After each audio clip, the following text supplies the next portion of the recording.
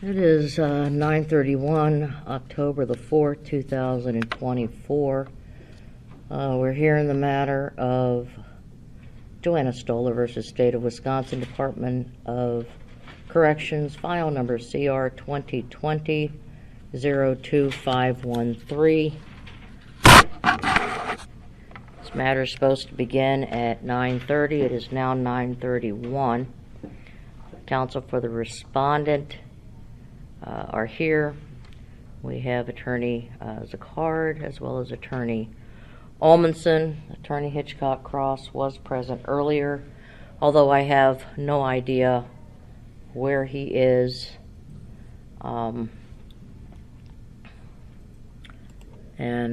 what the delay is.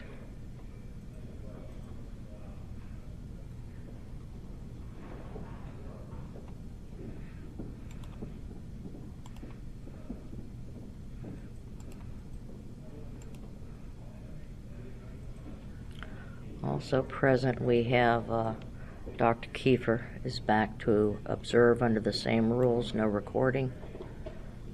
There we are. Okay, I have Attorney Hitchcock Cross has now entered the room, along with the complainant, Miss Joanna Stolar. If we could begin, please. I thought we always had time for police, Judge.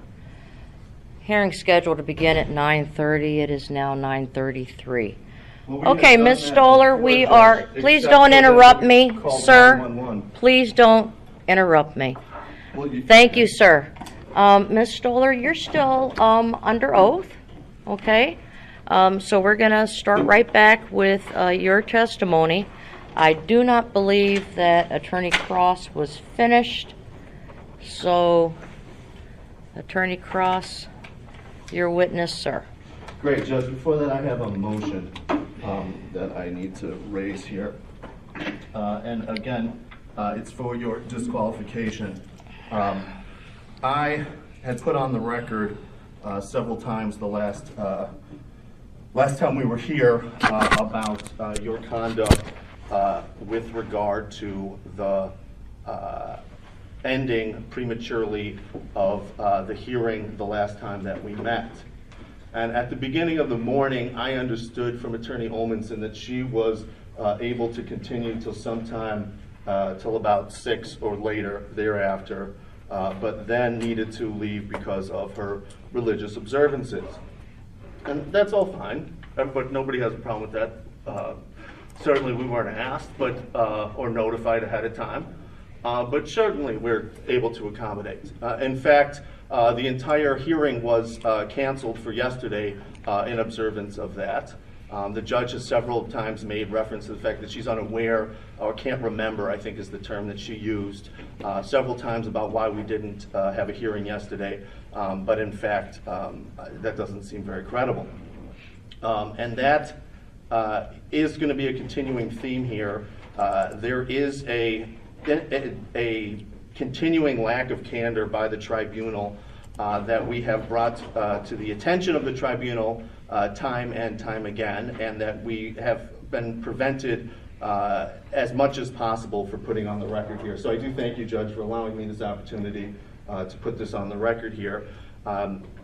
We were told at some point in the afternoon, and I couldn't understand why the respondent seemed to not be preparing to cross-examine the witness that's still here, that's Joanna Stolar, the complainant, at all during that afternoon. They didn't seem to be worried about it at all.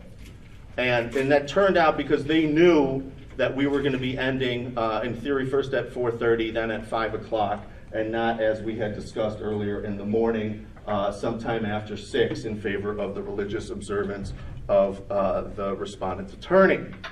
So, you know, that was troubling, because it seemed to me that they understood that they had some kind of advantage here and that they knew something that we didn't know.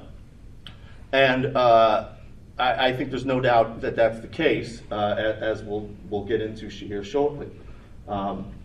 there does seem to be direct communication between, or at least indirect communication between the judge, the tribunal here, and the respondent's attorney, certainly Andrea Olmanson, because there is no doubt that we left yesterday early at the insistence, and I'm going to refer to yesterday quite often here, and I might do this throughout today. Remember, we were not in court yesterday in front of this tribunal yesterday. This is not a court. We were not here because of the religious observance of Andrea Olmanson. I was up in a deposition up in Eau Claire, and which went the distance, so I may forget about that. Nevertheless, we had quite a bit of back and forth between this judge and the respondents. And the respondents, even before the judge said anything, were pulling out statutes saying that we had to close at 4:30, and otherwise basically inferring that they understood what was going on. And again, the problem here, Judge, is that we, meaning the complainant, didn't know what your plans were. Because not only had you communicated them with the state of Wisconsin here, and I understand that you told us that they were communicated to you. I think the phrase that you used was, "I was told." Now, we brought this issue to your attention on Wednesday afternoon. You did several things. First off, you told us that you had no idea why we were ending early, and in fact it was the Capitol Police who had told you that we needed to end early. You also had an ex parte note from the Capitol Police that you showed us but refused to produce, and that apparently we broke at some time during the hearing, again on Wednesday, for you to contact the Capitol Police. I also understand, because I witnessed and videotaped it, that you went into Matt White's office I also witnessed and videotaped ALJ Carlson going into that office where you were, apparently for the purpose of discussing this case. That's also videotaped as well. Which again is problematic, because here it is, the state of Wisconsin in the guise of the ERD, or the state of Wisconsin in the guise of the Department of Corrections, or the state of Wisconsin in the guise of the Capitol Police. They all seem to know what's going on, but the actual citizens of the state of Wisconsin are prevented from knowing what's going on. The people with the claim, the people who have alleged that their rights have been violated under the Wisconsin Fair Employment Act, the only sole reason why you have a job here today, Judge, is because this complainant brought this complaint. And we've noticed here, because it's not just enough that you lied, Judge, and that you've lied repeatedly in this case, it's also that you've lied to the prejudice of the complainant here. And that's what we need to put out here and get on the record for our motion, because again, I understood that this was going to be a fair playing field, and we sent to you quite clear instructions from the law about what you could do with ex parte communications and how you're required to disclose them. But you have apparently decided to play otherwise. And that's, again, mandates your recusal here in this case. So the complainant overheard the respondent talking about trying to mix her up, and also that one of them had made a telephone call, and that they expected this hearing to end. Now that's interesting. It's interesting. We'll get her testimony on that today, I'm sure, so we can be clear on what was said there. The problem is that when we came and talked to the tribunal about it, the tribunal told us that it was the Capitol Police who told her that we had to end early. And that's simply a lie. And that is, normally in a tribunal such as this one, you wouldn't expect the tribunal to be saying things that are false, and knowingly false. And this is something, though, unfortunately, we have grown accustomed to in this case here, where the tribunal says one thing and then does another, and then comes up with an excuse for her reasoning for doing something that is completely at odds for the reason that she said in the first place. She also will then come up with a third reason that also does not comport with her first or second reason either, and many times is also diametrically opposed. That's what happened here. The judge told us that it was the Capitol Police who told her that we had to end early, again, to the prejudice of the complainant. Well, all that took to prove that untrue, and this is very similar to all it took to prove untrue the allegations of the state of Wisconsin respondent that Kevin Carr didn't know anything about this case, that this judge has accepted, all it took was for me to go outside with video camera in hand and just talk to the police officer. I think he's a sergeant, nice guy. You know what he told me? I think he told me the truth. And the truth is that he nor his deputy chief told this judge anything about closing early. And that in fact, it was this judge who told the Capitol Police that she was going to end early. And you know why I believe him, Judge? It's because we have a video of you having that conversation with the police officer. And so we took a lot of videos from Wednesday. We put them up on YouTube so that others could watch them. And somebody told me, hey, if you look at this video here, there's the judge telling the police why we're ending early. I couldn't believe it. So I went and watched it with my own eyes. And sure enough, that's exactly what we see there. Is this judge, Benitez Morgan, and she says we're going to end at 5 o'clock. Do you know why she says we're going to end at 5 o'clock? Not because of the police, not for any safety reasons, not because the building has to close or the preference of the ASD or anything else. You know what she says? Well, we've got it on YouTube. I guess the whole world will be able to watch it before you know it. But what this judge says is that we're ending at 5 o'clock because of the religious observances of one of the attorneys for the respondent. And that's what we got her. So she came in here and made ruling after, when I say here, we were in a different office before, ruling after ruling, stating facts that were simply false. We have the police on video telling us that her statements were simply false. We have the video of the judge making the false statement. And you know when she makes this false statement to the police, because I'm not that far away, you know what she does? She lowers her voice. Some might call that furtively if they were writing reports. They might say in a furtive manner. She told the police that it was on the benefit of the respondent. And what does that indicate? That indicates that this judge knows what she was doing was wrong. She knows that she prejudiced the complainant here for the benefit of the respondent and then lied to the complainant about why she was doing it and continued to lie to the complainant about it. And that, we suggest, prejudices the complainant because, again, she's here today contrary to her will and her understanding at the beginning of the day. And the judge, we told the judge, let's be clear, that this complainant was only going to be here for that one day and we were going to stay as long as necessary. We did that after the respondent's attorney, Olmanson, the one who had the religious observance, called 911 and delayed the hearing for at least 2 hours. The judge didn't say anything about that. This morning, when the complainant was apparently 2 minutes after the start time, she had a lot to say about that. But the 2 hours for the police, she said she can't get in the way of a victim calling. Nobody can stop somebody from calling the police. You know what you could do, Judge? You could have continued the hearing whether they were here or not. But you chose not to. You chose to leave the room in favor, once again, of the state of Wisconsin. So that's when we're talking about prejudice. It's bad enough to lie on the record, Judge. Many attorneys wouldn't do that. It's bad enough to tell people straight, this victim of the Department of Corrections, straight to her face, something that's not true. That's not cool. That's not professional.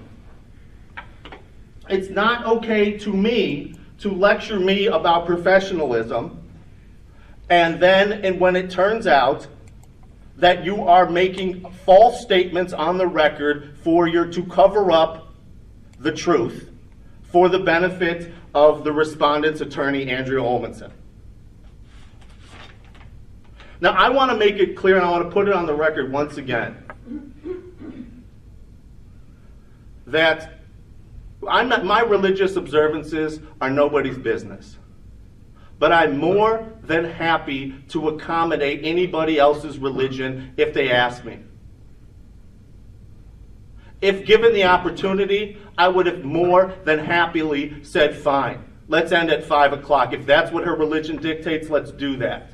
But nobody gave me the common courtesy of asking. You just went behind my back and made a decision and then lied about it.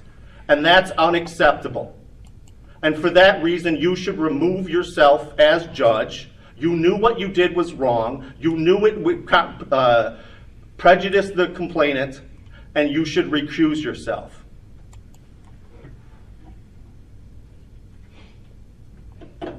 Are you through? Have this been recorded? Yes. Are you through? I'm done speaking for the present time. Thank you. I've heard your motion, and it is denied. The record will speak for itself as to what I informed the parties yesterday. That is also on the record, that I was being asked and told that the Capitol Police was asking the parties to exit by 4:30. I needed to get to the bottom of it, figure out who was doing what. I had informed the parties I'm always willing to stay however late we can. I've done that in every hearing, every mediation I've ever had. That's never an issue for me. It was, Attorney Olmanson, I didn't know why we were being asked this. I certainly didn't ask it. Sorry if I couldn't recall at the beginning on Monday as to why we weren't meeting on Thursday. I couldn't. I was reminded it was a religious holiday. I did make some inquiries as to what was going on. I requested, could we please at least stay till 5 o'clock? And, that's why we were, I was hoping we could stay by 5 o'clock. Everything escalated. The last 3 days of hearing have been either escalation, disruption, they've been extremely volatile. They've been 3 days of which, as either a practicing attorney, an administrative law judge, or a former circuit court judge, I have never encountered such disruption, such discourse in any proceeding. It's shocking that this is where we're at. Thus far this morning, I've been called a liar. I take a personal affront to that. Everything that I've done is documented, has been documented. It may be contrary to what somebody else may think, but I can only say what I can say. Things started escalating again towards the 4:30 time frame. I explained, Attorney Olmanson took it upon herself to pull up some statute. I have not had any discussions regarding this with Attorney Olmanson or anything else for, whatever you may think you believe, and these may be your understandings. I would like it noted that you can't read my mind. You can't see what I'm doing any more than you can see anybody else's, what's going on. Documents, communications, those sorts of things, you're always free to put it in a FOIA request and see exactly what was said to what. By the time we're running around, and then we have to deal with the issue of the witness now saying, Ms. Stolar, saying that she was only planning on being here for 1 day. And no, I do not have the authority, nor does anybody have the authority to prevent somebody from calling the police. That in itself is a crime. It's called intimidation of a victim. It is a Class A misdemeanor in the state of Wisconsin, punishable by a fine of up to $10,000 and 9 months in county jail. And I do not wish to participate in that. I had directed the parties to cease and desist, to stop. I was disregarded, as seems to be quite a bit when I've asked for enough. Let's just focus on this. I was forced. in June of 24 to enter an order ordering civility, calmness, no more of these personal attacks, and my order's been disregarded over and over and over again. It has been shocking. It has been truly shocking what has occurred during the pendency of this case. We have been delayed each and every day, repeatedly. We have managed to hear 3 witnesses, and we're still in the process of 1. On March 19, this matter was scheduled in conjunction with the parties, and however many days you need, let me know. I do this with every hearing. You tell me how many days you need, that's how many days you get. And we haven't even begun the respondent's case.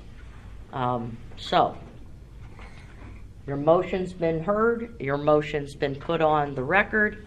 I am not recusing for all of the reasons that have been put on the record over and over and over again.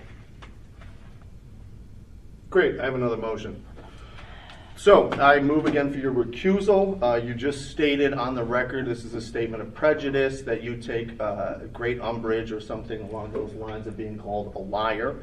That statement in response to my oral argument is a statement of prejudice and per se bias and grounds for your immediate removal from this case, which you need to do in good conscience here. Well, I will leave that up to Lurk. The fact that I don't like being called a liar has nothing to do with my being able to listen to the evidence presented. It doesn't matter who calls me a liar. I would take umbrage with that. I am able to separate evidence, testimony from my personal having been called a liar. I disagree with you. Everybody's entitled to their own opinions. We are halfway through this case. I realize that there have been a considerable number of delays that should have never happened, but they have. And once again, I'm going to deny your motion. You're welcome when you file your appeal to do so, but I would like this case to continue.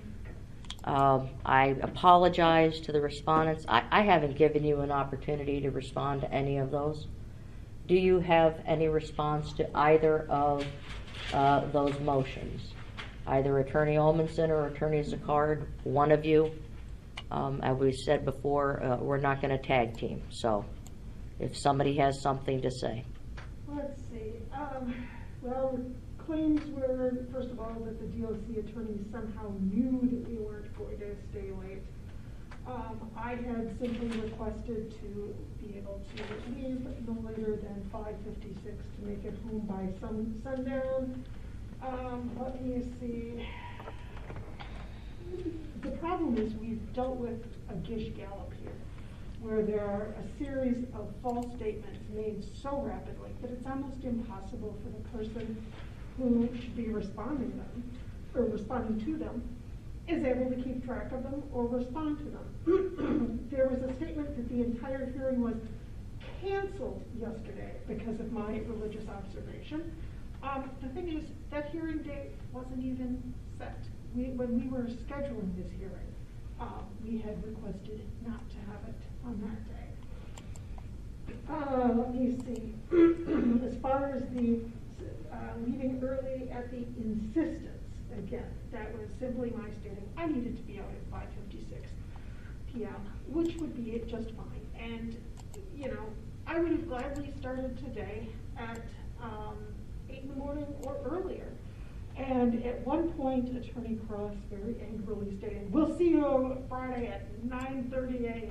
And, well, you know, there was all kinds of argument yesterday and wasted time that could have been devoted to examining Ms. Stolar until 5:56 p.m. And claimed he's suspicious that DOC attorneys were able to open or identify the statute that requires the state office buildings to close at 4:30. Maybe it's because I simply know that this statute exists. Let me see. He's complaining that the DOC attorneys didn't appear to be prepared for cross-exam, and therefore somehow we knew that the examination of Ms. Stolar would end before the end of the workday yesterday. Perhaps I simply happened to be very prepared for this case. I don't know what he's saying about trying to mix the respondents up. Let me see. Somebody made a phone call, expected testimony to end without having that entire call and testimony. Heaven only knows what that's talking about. Let's see here. He claims that we could have continued the hearing during the time that the police were there. The problem is that I happen to be a crime victim. I am the victim of attorney Hitchcock Cross's crime of disorderly conduct. And crime victims have the right to be treated with fairness, justice, and so forth under not only the Wisconsin Constitution's Marcy's Amendment, but also under our statute pertaining to crime victims. And it's very clear that the right to protection commences at the time of victimization. There doesn't have to actually be any prosecution. So I was entitled to be treated with fairness, which means not having this hearing continuing while I'm dealing with the police that were called because I was the victim of disorderly conduct. And let's see, there's some sort of thing about covering up the truth for the benefit of respondent's attorney Andrea Olson. You know, that makes absolutely no sense. There are three I stated quite clearly yesterday to Attorney Cross and I believe to the tribunal that I'm not particularly observant, but there are 3 days per year that I'm observant. I didn't even want this on the record. The world doesn't need to know what my religious affiliation happens to be. I think it's reasonable for an attorney to ask to leave at 5:56 p.m. one day. Again, I have not found the tribunal has lied or misrepresented or misstated anything like that. But these false allegations just seem to be part of a pattern and practice here. I would just as soon get going, examine the witness without any further disruption so that we have no further waste of time. Oh yes, let's see, email requests. Michelle Zicard has a separate motion that I won't be addressing, but it pertains to her email request yesterday regarding being allowed to leave early due to the videotaping and aggressive questioning yesterday after the hearing outside the building. Okay, and I guess what I was asking for, it was more in response to his attorney Hitchcock Cross's yet again motion for my recusal. Did you have a response to that? I think it is absolutely absurd. He should not be able to be rewarded by making false allegations and then say, aha, you're prejudiced and you must recuse. Okay. Thank you. Attorney Zicard? Thank you. I did send an email to the parties yesterday, and I just wanted to, again, request on the record that moving forward with the hearing, that when we're breaking or adjourning the hearing, I would just ask that respondents, witnesses, and representatives be permitted to leave the hearing room a little bit early prior to the complainant and Attorney Hitchcock Cross leaving so that we do not have an issue like we had on Wednesday evening after the hearing ended. And also, it looks like there is a law enforcement officer present, and we would just ask that that continue to remain the case for the rest of the hearing, just to ensure that the decorum and safety are maintained for all participants here. Attorney Hitchcock Cross, did you have anything to say on that? Oh, I'm glad it's not just a comment anymore. I appreciate that. I do have several things to say about that. I think we need to have, I've got evidence as opposed to just testimony of the attorney here. So I think that what actually happened there speaks for itself. And I think that it's very clear that just like the tribunal, the main thing that the respondent was focused on was the recording and not the questions that they only belatedly answered, but then they did answer, and that was the end of it. Their request is, I guess the main thing is it's just another example of the respondent and the state of Wisconsin using state power here to intimidate the complainant, and we're getting frankly tired of it. This statement here by the tribunal, I think, needs some attention here, that it would somehow have been a misdemeanor for the tribunal to have supposedly interfered. And see, that's just another example of something that nobody said. Nobody said you should have prevented the complainant from saying anything. Huh. Awesome. And nobody asked anything of any kind. What we simply asked for was for a fair hearing, and I think for the truth, which we have yet to get from any meaningful basis here, whenever the actions of the tribunal are put into review. And that, I think, is the main thing here. If we want to have an evidentiary hearing, let's have an evidentiary hearing. I need to cross-examine Attorney Olmanson if she's going to make these kind of accusations, and we can get to the truth of what happened there. But to have her testify is absolutely inappropriate when she's not under oath and not acting as a witness. Here, we need to get several things on the record. We need to get the video of the tribunal speaking with the police on the record. We need to get the video of their conduct after the hearing on the record. We got to get these videos up. And we're going to have some evidence to do that. You're going to have to open a WeBox.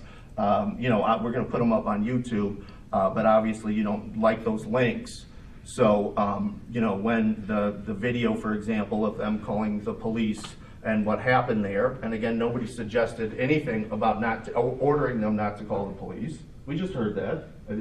What we heard was the hearing should have continued, which is the same standard you were holding us to at 9:32 this morning. That's what we did here. Then we heard from you once again, the same technique of I'm going to talk about something that you did not talk about. I'll defeat that straw man, and then act like I have actually responded to the issue. Once again, you haven't. You've only, and I appreciate that. Let's be clear for the record. We filed a motion with regard to your conduct and communication with Maria Selsor and other officials and agents of the Department of Workforce Development. We raised issues including that of Calvin Furman and other misconduct of other ALJs in corresponding cases, particularly in the Folleron case. and the recusal surrounding Calvin Furman. And what we've learned more of is that apparently the project ALJs were having their work supervised by Maria Seltzer. Nobody bothered to tell us that. We didn't know you were in training ALJ, Judge. We didn't know that all of your decisions were going to be reviewed and edited by Maria Seltzer for spelling and law, and some things taken away and some things added. Nobody told us that. We didn't know now you're a full judge and now your training wheels are off. Nobody explained that to us, Judge. You certainly weren't candid with us at all on that subject. And when we sent this motion to you, especially about Calvin Furman and Maria Seltzer and ALJ Gelhard and what we allege was misconduct by them in the follow-on hearing, you directed the parties to act with decorum. But that was specifically meant, shut up about ALJs and other DWD officials. I know you don't use that language, but that's what I took it to mean. Now, the respondent then filed countless documents calling the complainant and myself a liar. And and other ad hominem attacks on the complainant and myself, and sent 4 letters to us that assaulted us, if you wanted, something that we surely did not consent to, was to threaten and chill our free speech rights by Andrea Olmanson, if you want to get into crime victims there, and other ad hominem attacks. And we sent a motion to this judge demanding that she follow her previous order and limit their misconduct and instruct them to knock it off. Because she ordered everybody, as she just referenced. And the judge did nothing. Once again, the judge did nothing. And yet the misconduct, for some reason, the misconduct continues. And that, I think, is very clearly the problem here. Yet the misconduct continues. So what I see as nothing other than projection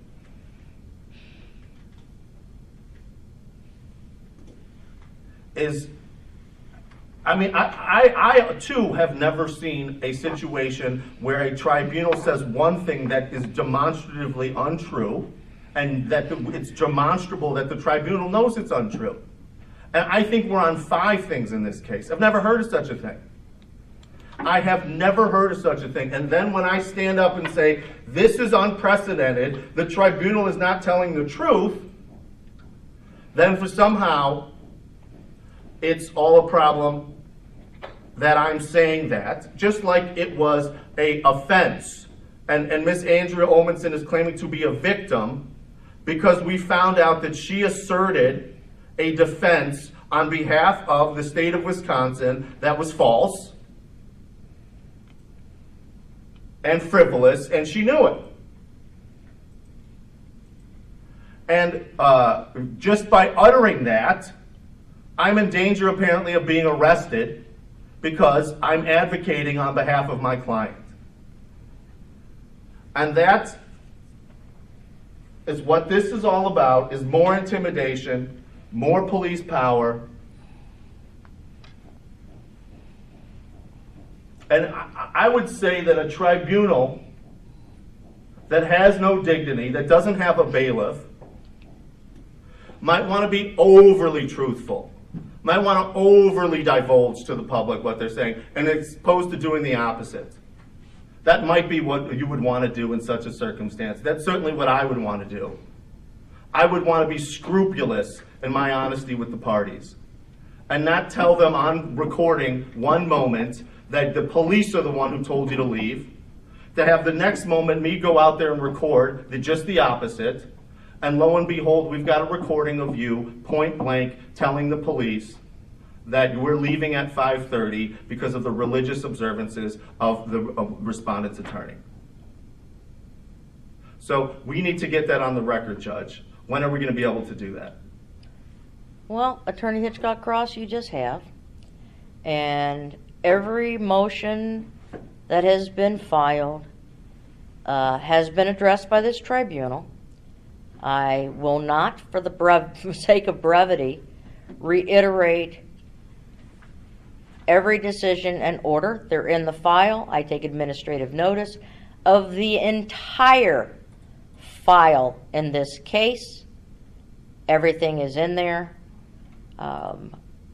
And the parties have been told, despite how many times somebody wants to try to goad me and try to divert attention to something else that is not before this tribunal in terms of an issue or another related case, or people are making, unfounded allegations and these types of things, that this tribunal will not respond. I have noted in letters to the parties the number of inaccurate statements, assertions, etc., and I will not go down that road. All it does is divert attention from the actual case that is before me. And once again, you have put your motions on the record. I have listened to them. Everything was done.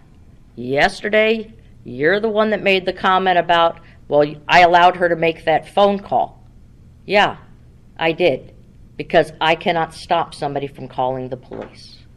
Now, in regards to Ms. Sicard's motion for what's going to happen here today, the party, she stated she sent an email.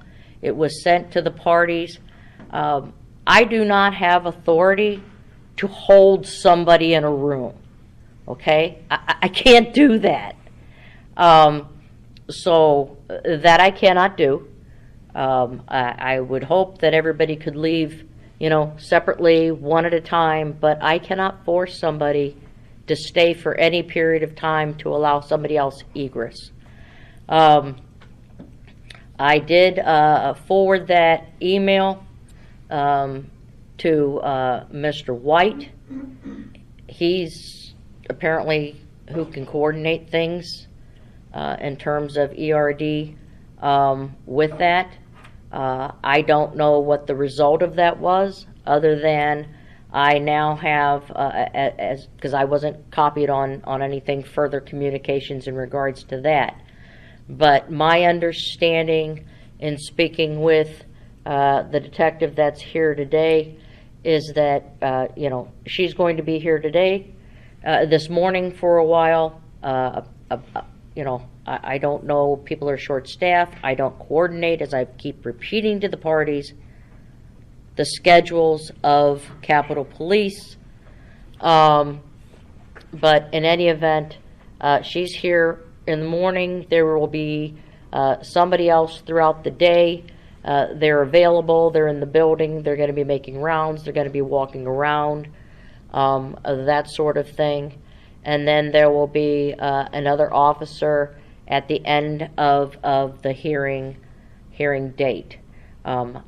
We had repeated discussions at the end of the day yesterday, as it was 4:30, getting closer to 4:30, and that's when we found out that, I mentioned that we're going to, Ms. Stolar's still on the stand. We still need to finish with that. She couldn't come on Friday, didn't think she needed to come back today. We had to have that discussion. I asked if we wanted to continue, but obviously we were not going to be able to stay as late as possible. I said I'm willing to come in as early as we're allowed to come in, today. Attorney Olmanson said, yes, I'll make the commitment to come in early. Attorney Hitchcock Cross wouldn't commit to that. Also noted that the notice says 9:30 is when the hearing starts. So unless everybody agrees to that, there is not notice to change the time start of a hearing. So that was brought up as well. Everybody wrapped up. At that point, I asked everybody to please collect all of their belongings out of that room before they left, because I didn't know who was going to be using that room yesterday. I collected my things. you know, when I left, there were still things in that room. I asked security if they could lock that door because I didn't know whose they were. I didn't go to them. I didn't look at them. I just noticed that some things were left behind, and that was that. That is all I'm going to say on this matter. I think the record's been made. I would like to start testimony, please. It is now 10:16. Ms. Stolar, you are still under oath. Great. I'm ready to begin. Judge, I just didn't hear in that, though, I sent you an email, because I think you said that last time we talked. The video of you telling the Capitol Police that we're going to end at 5:30 in favor of the respondent's attorney, Andrea Olmanson, because of her religious practices. I need a WeBox link so that I can upload that and make that part of the record here. I will forward your request for a WeBox. Thank you. All right. Everybody else ready?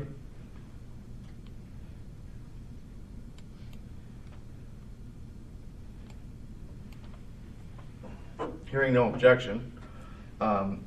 Ms. Stolar, do you recall your testimony from about 2 days ago?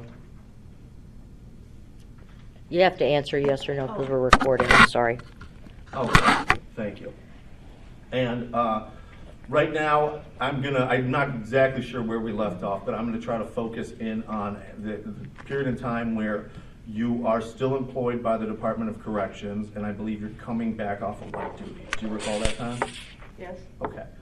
And at any period during that time, were you for lack of a better word, in danger of working with Officer Touton? Yes. Okay, and can you explain that, how that would have happened, or how you would have been in such danger? Well, again, the day I came off light duty, they were going to have me work with him in his pod. Also, during, we have to go through the lobby and get our bags checked, and then we're all like stuck in a little bubble, a little room between the doors for security. And what's that area called? Well, we just called it the lobby. Okay. But it's where everyone goes in and then they lock the doors and then they let them go through the other door. Okay, and we heard some testimony that Touton, after the fishing trip, was sent to another institution. Do you know if that's true or not? I don't know if that's true. I know it's not true, at least especially when I came back on light duty because I was supposed to work with him. Okay, and so, for my recollection of the timeline is, and correct me if I'm wrong, fishing trip happens, there's about a 1 or 2 day break between that and when you go back to work, the sexual assault and then having to go back to work, right? Yes. Okay, and then you're back to work for about a week there and then you go on light duty, is that right? Yes. Okay, or I'm sorry, are you out for a period and then you go on light duty? No, I was there after, and then I went on light duty. Okay, And then, yes, I was out of work until I came back on light duty. and your original light duty assigned you to work with Touton, the man who just sexually assaulted you, right? Yes. Okay, and then after you alerted, or let's put it in, did you do something to cause you to not have to work with Touton originally on light duty? I emailed and talked to people about it, that I was not supposed to be working with him, that there was no contact between us two. Okay, and then that's when you went out to Madison? Yes. Okay, now I got that. And then that was supposed to be 2 weeks, but it turned into 6 weeks, is that right? I believe so, yes, 6 to 8 weeks. Okay, and then you returned back to DCI at some point? Correct. Okay, when you return to DCI, Touton is actively working at DCI, is that fair? I believe he was still employed. Okay. And then describe to us this, like, how it would be that you would meet Teutons in this bubble or lobby area, if at all. In the lobby, again, checking in the morning, or if I was working in the lobby. And then we get stuck in those doors, all of us, when we come in the morning, and then we walk up into the actual prison, and then that's by the control bubble, and we again all have to wait, and only so much of us can fit through, so they go lock the doors, and then we get stuck in between the doors again in the bubble, and then we enter the actual prison. Okay, and is this a closed space or an open space? Very close. Okay, and from my understanding, what's going on is basically the guards are going through a security check. Is that fair? Yes. Okay, but this is their entranceway to the prison, and it's controlled, and at some period during that time, you're all together. Is that what I'm understanding? Yes, we're all very close. Okay. Now, but we're not talking about this actually happening yet. We're just talking about the potential of it happening. Okay, and that's you being in the bubble with Teuton. How does that make you feel? Scared. And why? Because he sexually assaulted me. Okay. And it's very easy. He could have done it anytime through those points also. Now, in the bubble, there's a bunch of other DOC employees, right? Correct. Well, wouldn't you feel like they would be protecting you from sexual assault? No one in the DOC protected me from being assaulted. Okay. So they didn't do it the first time, right? No. And in fact, they laughed, right? Yes. Okay. Now, let's just talk about actually seeing Mr. Teuton, okay? While you're at work at the Department of Corrections. How did that make you feel? Objection. Well, actually, I'm going to withdraw that objection. Thank you so much. Can you answer the question, please? I, again, scared, mad, upset. Okay. And that's, again, even though you knew that there would be other DOC employees around. Okay. Did that make you feel worse that there might be other DOC employees around? Yes.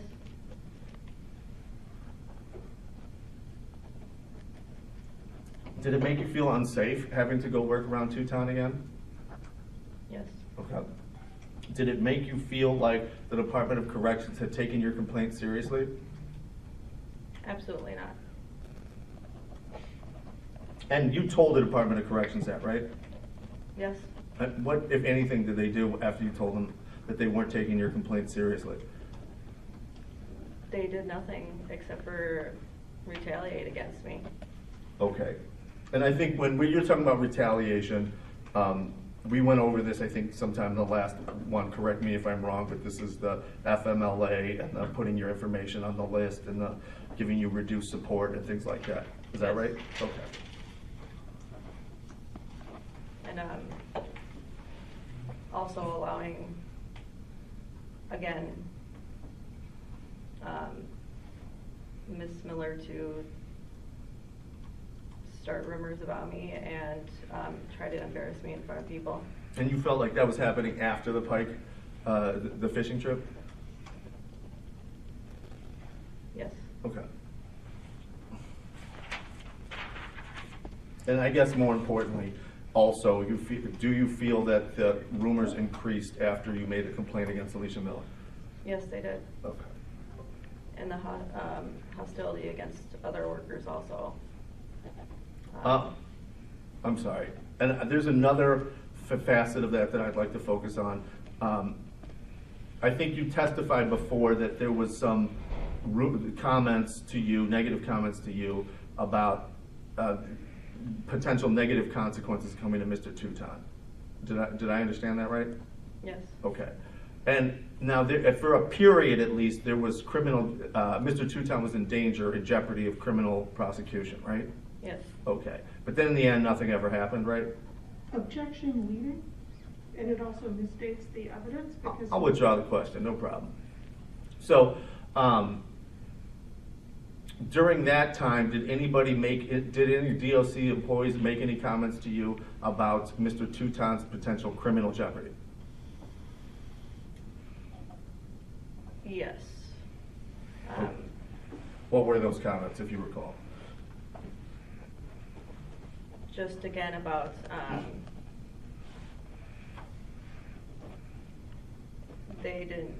they heard and or didn't believe why I would do that, why I filed a week after, and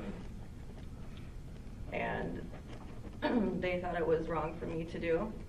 Okay, so, and let me just break that down. Did I understand you to say that that you were getting negative comments because you filed the charges in the first place?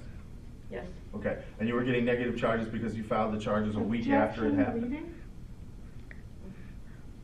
Judge, I agree it's leading, but I think he's asking for clarification, so I'm going to allow it. Attorney Cross, could you continue with that line? Thank you. So again, we're talking about a period in time, I'm just trying to find out what the negative feedback, the sources of, and why they're giving you this negative feedback. Okay, so we started, I think, with the charges themselves, and then I thought I heard you say that that something about filing them 8 days later after you got assaulted. Can you explain what you're talking about there? I'm going to interrupt. I don't want the record to be clear. She said it was a week later. She didn't mess it. 8 days, a week, not 8 days? Is that what Yeah, you're saying? she said a week, so I don't want it. Fine, I'll rephrase the question. Just, was there a period, was there negative comments towards you because you filed the charges sometime delayed, other than instantaneous after the event happened? Yes.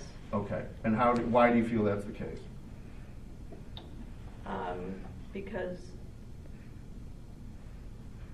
they didn't agree with it. They thought it was wrong. They thought that it was okay for him to sexually assault me, basically. Okay. And that I was a liar, that no one files something a week after. Okay. And did you feel that the DOC respected your rights as a crime victim at that time? No. Do you feel that they were being fair to you as a crime victim at that time? No, not at all. How about Touton? Do you think he was being fair to you as a crime victim? No. No, okay.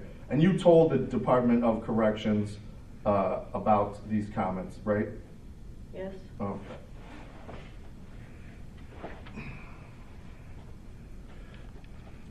Now, there was an objection before, and going back to that time, I think there was other comments that I may have missed, negative comments, right? So I think I covered the fact that you filed a complaint, the fact that you filed a complaint something other than instantaneous. Were there other negative complaints about the potential criminal charges that Touton faced?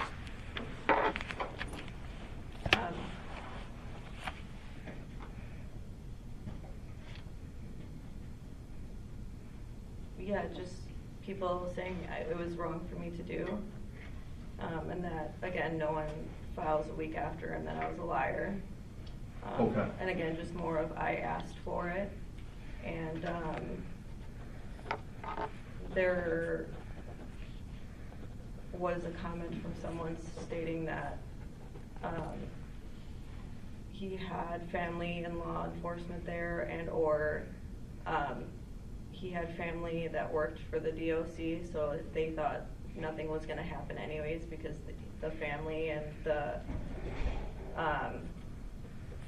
what's the word called,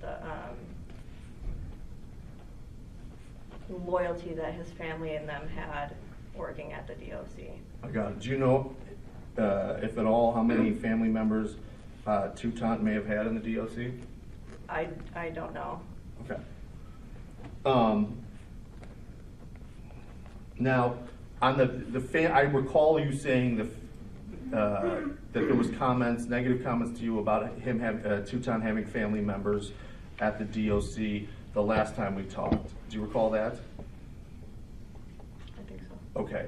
And the clarifying question I'm trying to get to is simply this. I'm trying to make a distinction here between the light duty transfer, meaning they were keeping you two away at the DOC, anything the DOC would have done, and criminal jeopardy. Do you understand what I'm saying? Yes. Okay. And so I just want to make sure, so we're clear for the record, that the issue with the comment about Teuton having family at the DOC, that both related to whatever actions the DOC might take and whatever actions the police might take. Is that fair? Yes. Okay, I appreciate that clarification. And then, hey, you might want to hear this one. What did you mean when you said that they thought you asked for it?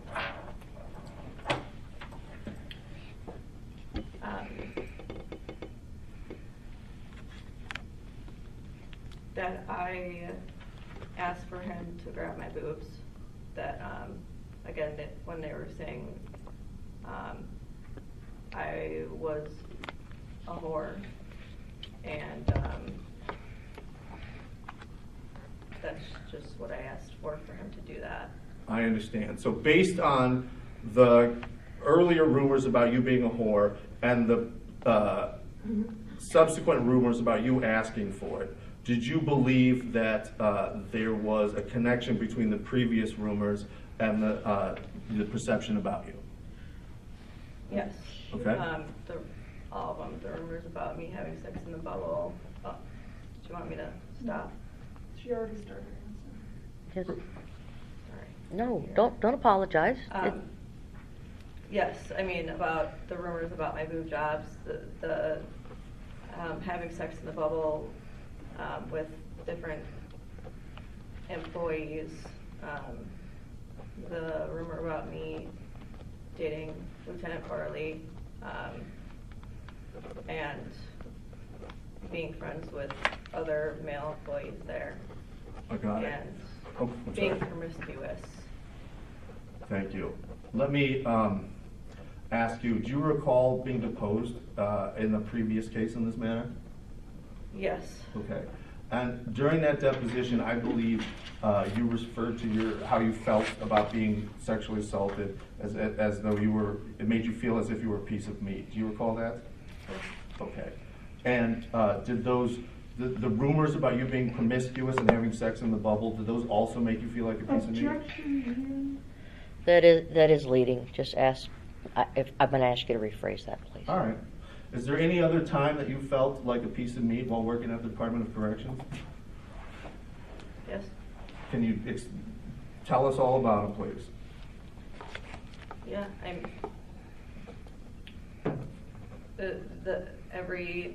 the boob job comments, do you want another back rub comments, oh, I hear you're having sex in the bubble with this person comments, the comments about just being promiscuous or sleeping around with people, and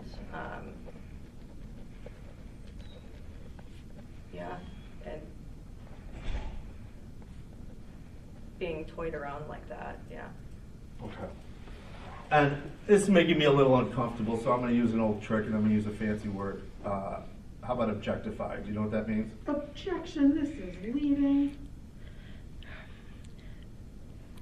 Just, Attorney Cross, could you just ask her the question? If she doesn't understand what the words mean or she doesn't understand, she can always then ask you, and then you can, try to help her that way in terms of defining anything. It's not relevant to know whether or not she is aware of what the word objectified Well, why don't means? we ask her? Why don't you just ask her the question? If she doesn't understand the question, then it's her. Then she needs to let you know that. We started that at the beginning of everybody's testimony. So, okay. just ask the But question. there's nothing wrong with my first question. It's just that there's another question that might be better. You started off with the leading question, sir. I asked you to rephrase the question. That I recall, and then I rephrased it. Also recall that. Okay. Well, then let's go. Ask the question. Well, I'd still like an answer to my actual question. At which this is- point, the entire. You can ask her, do you know what a term means? Just ask that plain, simple question, and then get her answer from that, and then ask the question with the phrase, but Okay. don't combine them both, because then it all becomes leading. Great. So, when you felt like a piece of meat while working at the Department of Corrections, did that make it easier or harder, or possibly something else for you to perform your job for the Department of Corrections?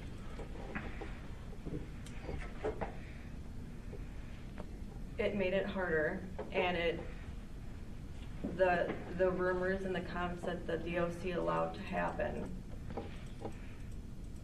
made it easier, and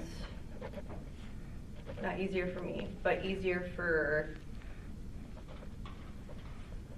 me to get assaulted by allowing it to continue to happen and let men think that I would allow that to happen. And allow men to think that they can treat anyone that way just off rumors and what they view is okay. Now, you heard the testimony, or maybe you didn't. Did you understand that Carrie Beyer, the head HR person for the Department of Corrections, said that Kevin Carr made the ultimate decision to give Toutant a 1-day suspension? Yes. Okay. And you understand during this case that the Department of Corrections told the judge and judges that Kevin Carr didn't know anything about your the Toutant discipline, right? I'm going to allow the question, please. So, right, are you aware of whether or not the Department of Corrections asserted that Kevin Carr didn't know anything about the Toutant suspension? Yes. Okay.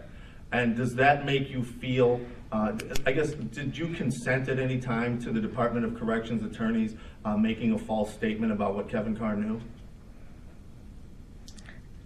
No. No, okay. Does that make you feel victimized when you learn that these attorneys here made false statements about what Kevin Carr knew about the discipline in your case? Yes. Okay. And based on your knowledge and understanding of the false statements that the Department of Corrections attorneys made in this case, and the fact that Kevin Carr knew and participated in the decision-making about Toutant, do you believe that you've been re-victimized by the Department of Corrections?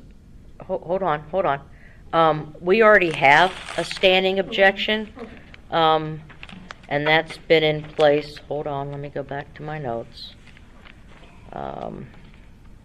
Just so we could just have that. Hold on.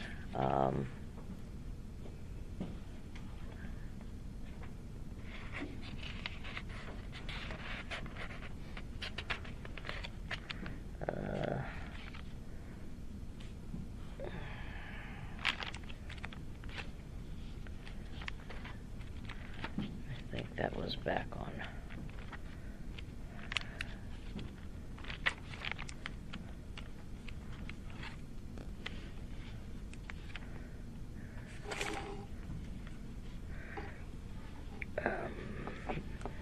I believe this was us. We were still on. It was beginning of day 2. Respondent had moved for a standing objection in regards to any misstatement of law and fact by the complainant. So Thank you. that's covered under that. So you can just say my standing objection, and then I know which one you're referring to. Okay? Can we be continue? admonished to not interrupt the questions going further? Anybody can make an objection at the time. When the question's finished though, right? Not in the middle I of the would question. prefer it when the question's finished. Great. Because it's hard for me to, because I try to write down the question as well as the response. Right. So, and then I think everybody gets mixed. So I'm going to say, yes, let's all be able to ask the question in full, and before you jump to an answer, if somebody wants to object, then do so at that time. Once I make the ruling, then you can answer. Okay? Did you hear the question? Did you recall what it is? No, I don't really recall what it is either. I wonder if that was part of the purpose of that interruption. Move to strike. Yeah, I will strike that.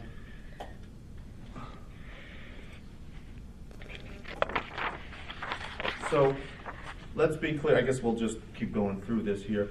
When the Department of Corrections attorney, and we'll just say Andrea Olmanson for shorthand, asserted to the judge, in this case, that Kevin Carr, and to us, to you and I, and scratch that, let's start over. When Andrea Olmanson signed her name under oath to the assertion to you that Kevin Carr didn't know anything about the case and it was unethical for us to continue to go forward in the case, were you aware that she made that assertion?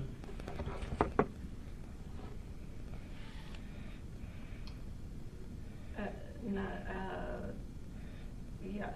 Okay. And did you consent to her making that assertion anytime? No, okay. You didn't consent for her to threaten you, your attorney, with bar charges, for example? No. No, okay. You didn't consent to threaten her to threaten her attorney for consequences for their family, for example? Did you consent to that? Absolutely not. Okay. How about, did you consent to Andrea Olmanson threatening your attorney's career? Objection. This is also outside of the scope. I mean, this is not relevant to the issues here. And of course, it pertains also to my standing objection. Well, it does pertain to the standing objection. How so?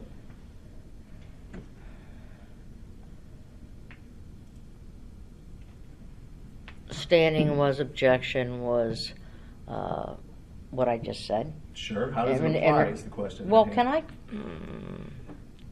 See, this is a problem we run into, is when I'm in the middle of trying to explain something. You interrupt me. So that ends. That's what I'm trying to get to. She's saying this is part of her standing objection, and the standing objection went to regards to misstatement of law or fact.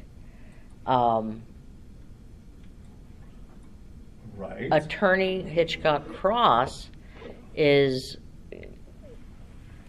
stating things that indeed there's record of those statements from him throughout the entire, off and on throughout the course of this hearing. I have made no ruling as to whether any of that is true, not true, fact, or whatever, so I don't know that I can say that that falls within the standing objection in terms of that. So I need to go back and now look at, because now your second part is, it's also irrelevant. I don't know. I mean, look, rules of evidence are somewhat lax. We've already gone through this. As long as testimony has a reasonable probative value, I'm not sure where we're going with this in terms of it being, how probative it is to the issue of this case. Definitely, anything. I'm sorry, am I interrupting? No? Do you feel like you're interrupting? Just working like everybody else is working. Okay. I don't. So definitely, it's probative. It has probative value as to anything related to Kevin Carr, I believe. But the only things I really should be excluding would be something that's completely immaterial, completely irrelevant, unduly repetitious, that sort of thing. So as long as we don't keep, go astray of that, I'm going to not strike that. I'm going to allow it in. Can we continue? Yes, Attorney you can, Hitchcock with Bowen Cross? and Fowler Tech and Oh, my Burton, all those things in mind, we can continue. Thank you. So, I'm sorry, and you're a witness here in this case today, right? Yes. Did you feel intimidated when you got letters from the Department of Corrections threatening your attorney's career? Yes. Okay. How about when they threatened your attorneys? Are you aware of whether or not the respondent's attorneys threatened you with libel? Objection, relevance? Yeah, now I'm trying to figure out what that has to do with Witness with the issue. intimidation, Judge. Witness intimidation. Yeah, but what is that doing? Witness intimidation, Judge. Witness intimidation. Well, you've said that Right, well, four but- times now. No. So let me please just take a moment to think. Great. Let's do that. Excuse me, I'm going to use the facilities. I,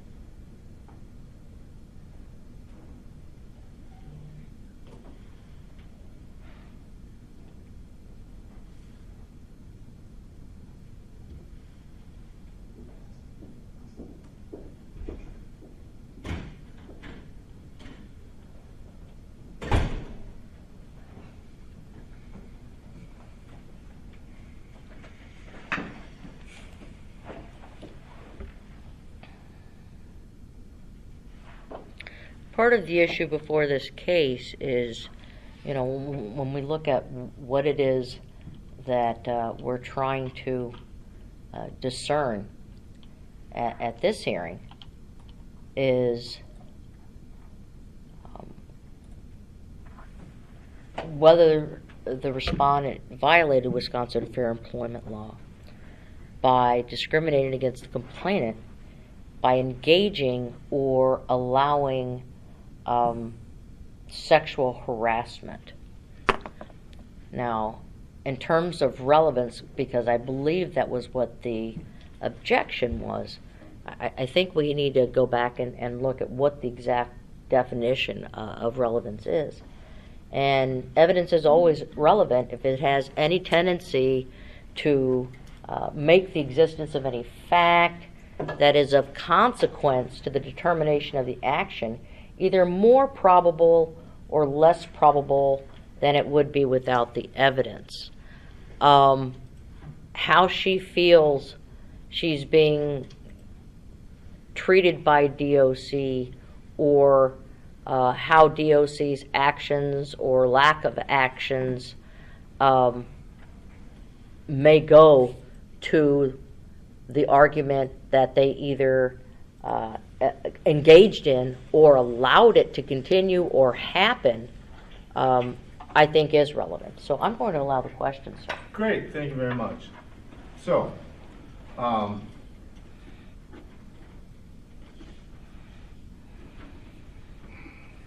do you think that the actions by the respondent's attorneys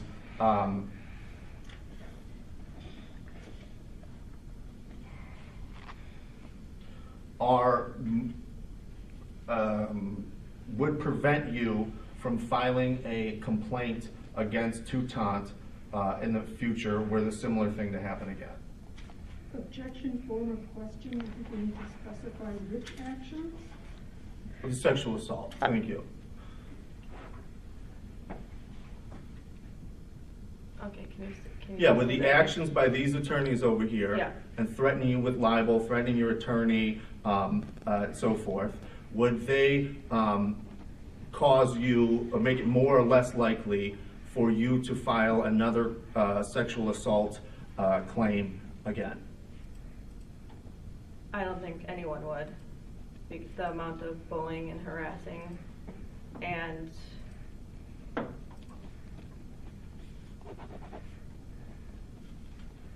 hardship on me and my emotions and my physical and emotional strain from all of it. And you had another hearing, right? Yes, And that hearing was canceled? yes, Okay, before you got any witnesses on, right? yes, Were you ready to appear as a witness for that hearing? yes, How about Mr. Grabinski? yes. Objection relevance? Yeah, that, Okay, I'll move on.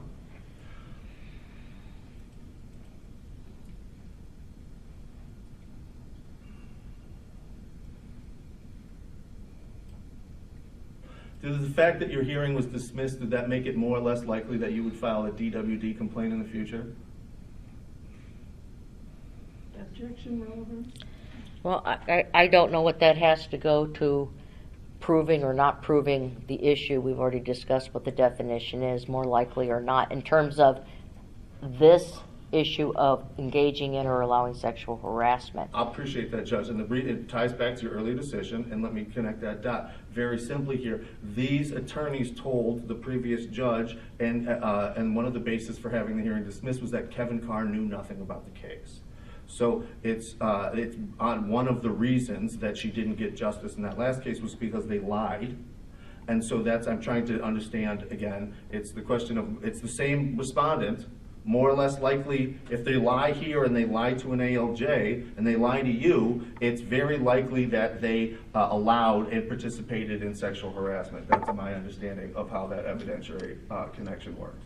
Your Honor? Okay, well, there hasn't been a finding that anybody has lied. Again, those are your arguments and your motions that you have put forth, and those are on the record as to what happened. So I think she has testified that, Okay. and perhaps I have it wrong, but what I understand from her testimony is that this entire experience has made it less likely that she would want to file a complaint with DOC. It's not, I didn't hear that, Judge. I heard that the actions, that was the question they had, the actions of the respondent made it less likely. Okay, so we're not talking about whether Gelhard made it less likely. We're talking about if the actions of the respondent lying to Gelhard made it less likely that she would go forward in the future. That's what we're talking about here. Well, actually, the question was the action of receiving the letters from the respondent make it more or less likely that you would file a complaint again? Her response was she does not think anyone would. Great, all right. I will move Ms. on. then. Almanson? I'll withdraw the question and move on. There is an affidavit of Kevin Carr in the record. I'm having trouble finding the second one, if there was a second one. However, the first one that would have been filed in December stated that... Whoa, we're not we can't just introduce evidence. You can't just introduce evidence without a witness. The tribunal This- take judicial notice that I am being accused and that Michelle Zacard is being accused of lying when it is not true, and I would like to place the language of that affidavit in the record right now. Well, that is exactly what the respondent has been accused of doing, the respondent attorneys, through your questioning. Through my exhibit, Judge, we admitted an exhibit with Carrie Beyer that had a letter from Andrea Olmanson stating that Kevin Carr doesn't know anything about the case. That's what we're talking about. That's admitted and on the record here today.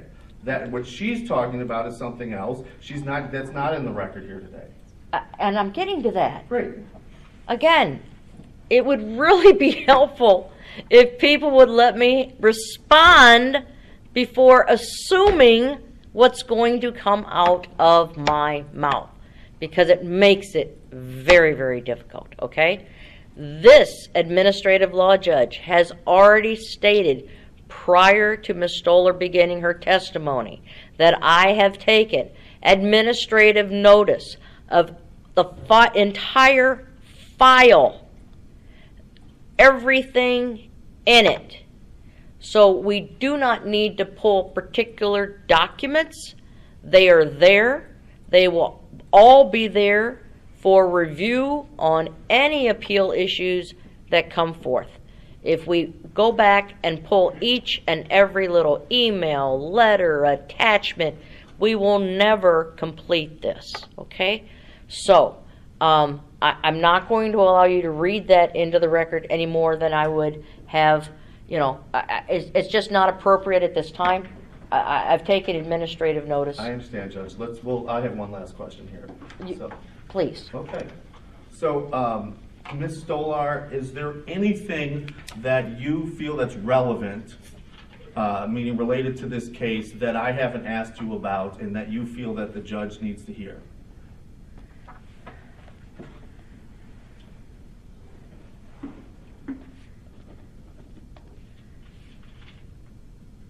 Well,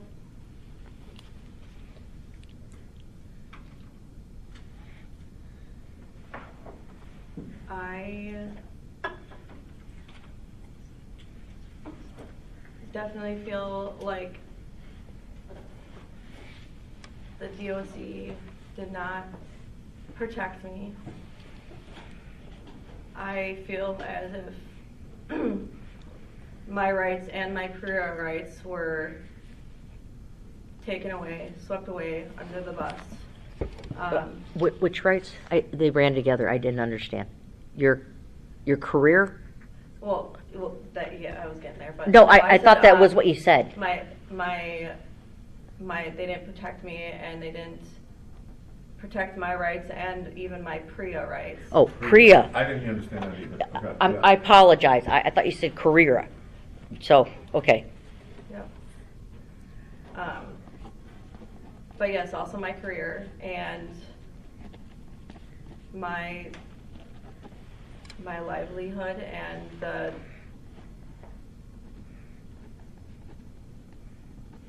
job I actually really enjoyed as the job. I feel like they specifically went off of just the fact that he had police contact and that he was being charged instead of actually charging him under my PREA rights in the prison.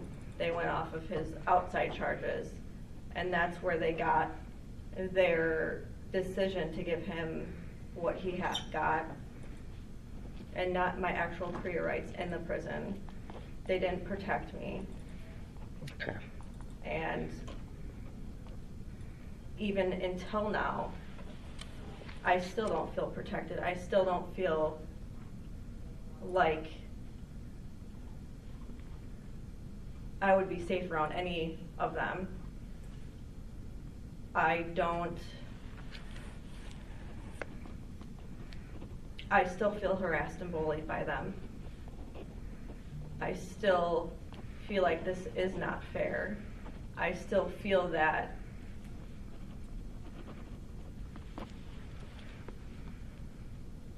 they are doing things and coming with questions and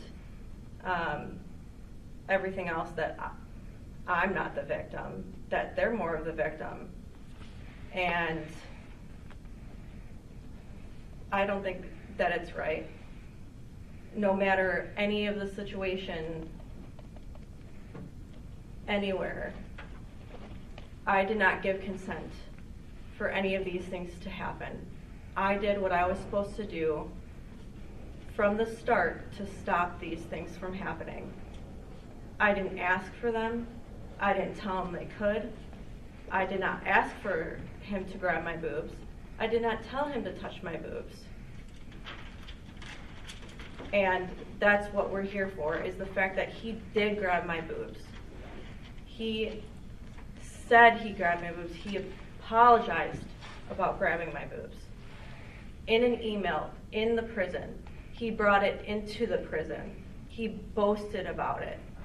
He made fun of me, the fact that he grabbed my boobs. No one did anything to help me or prevent me to do it. From that time, still, even before, with all the harassment that I was getting, they still made me look like the bad person. And not the facts of, yes, he did grab her boobs, he admitted it. And all the other harassment that everyone knew about. It's not right. And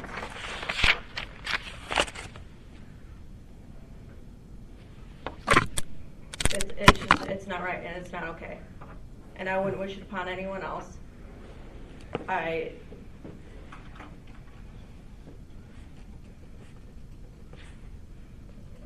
just wouldn't. Thank you for that. I just have a Thank few you. follow-up questions from that I think something I never even considered before. I think you said he brought this into the prison. Did I hear that part right? Yes. Can you explain a little bit more about what you meant by that? Well, he emailed me while we were at work saying that he was sorry. He talked to other employees and was boasting about it and laughing about it.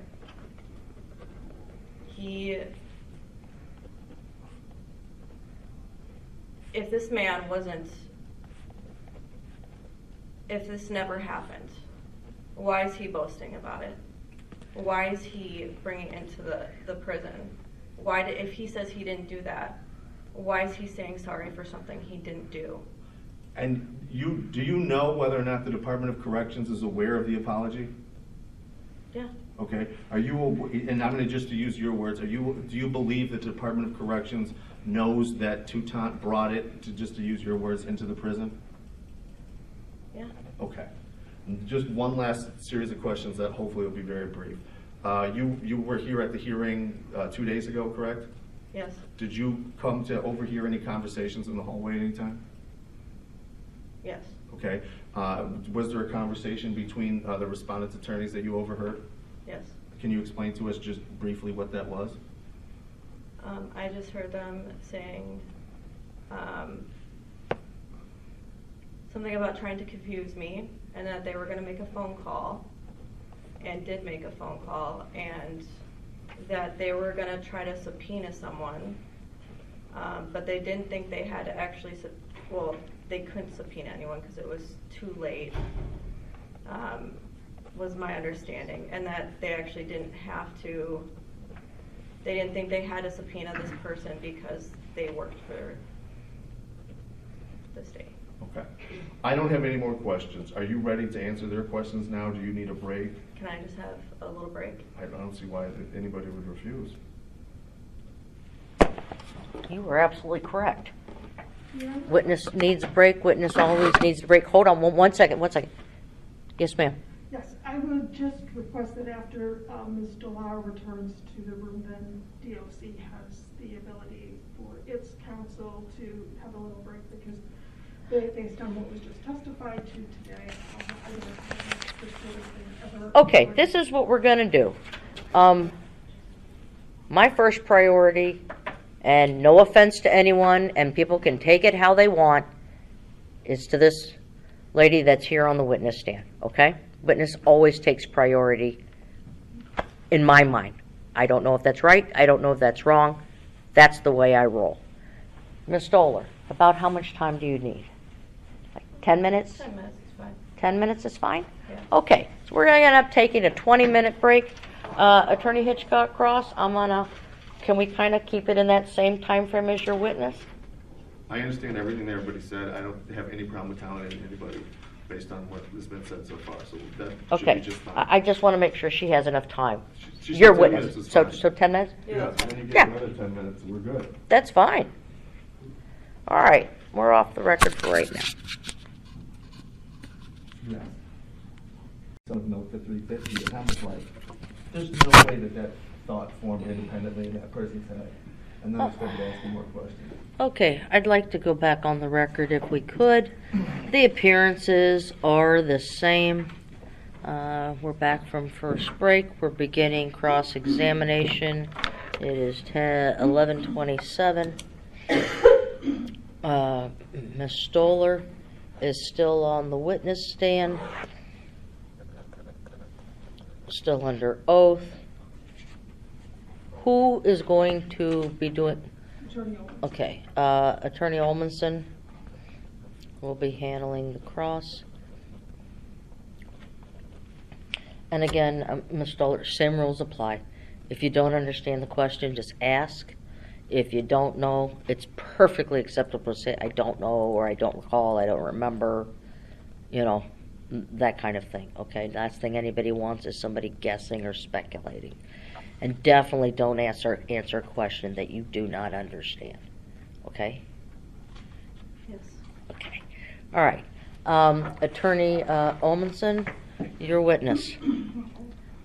Ms. Stolar, on Wednesday of this week, you were observed to be looking at some index cards during your testimony. Is that correct? Yes. Okay. Where are those index cards today? Good question. I don't know. I put them on the table, You put them on which table? the table we were sitting at. On Wednesday? Yes. So you mean the table that you and your attorney were both sitting at? Yes. Okay. Who prepared those index cards? Well, I was just writing them down while I was, me, You prepared them? yeah, And when did you write them down? while we were sitting On what day? there Wednesday. And you did it in response to what? Objection, form, foundation. Well, she's laid this foundation that of the date and the time, and that she's the one who prepared them. I think the question could be better. Okay. Why did you prepare them? Just so I could remember what we were talking about. But who was talking about? What I was, like, when I was being questioned. Or, like, the timeline of what we were questioning them. Okay. Did you prepare them before your testimony? I don't remember. I don't think so. So you were writing things down during your testimony? Yeah, I mean, I was writing. That's why I had them. But I don't know if I wrote anything down beforehand.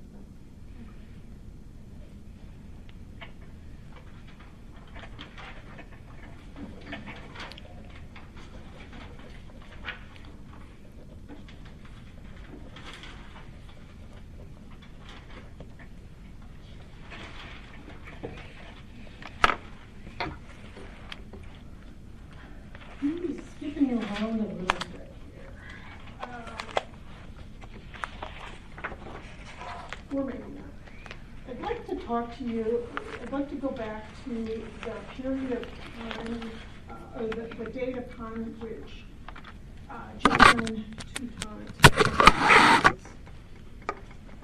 That was January 27th, 2004, correct? No. No. Excuse me, January 27th, 2000, correct? No. When was it? It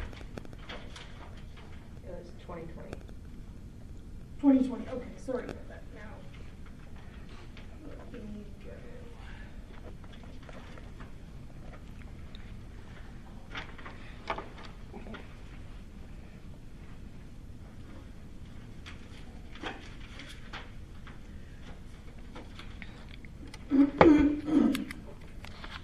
I'd like you to please describe any and all efforts that you made to report discriminatory harassment to the respondent from January 27, 2020 until you quit. Objection has been answered. I'm going to overrule that. I think, first of all, I'm going to rephrase it. Please identify each person to whom you reported discriminatory harassment. Strike that. Please identify each respondent employee to whom you reported discrimination or harassment from January 27, 2020 until you quit. Objection has been answered.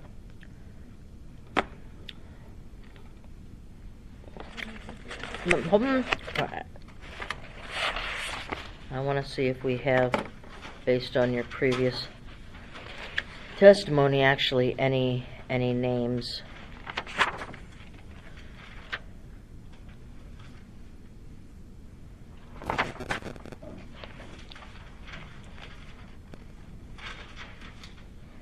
believe I can tell you what I No, saw. Hold on, hold on, hold on, hold on. I can't hear anything yet, okay? All right?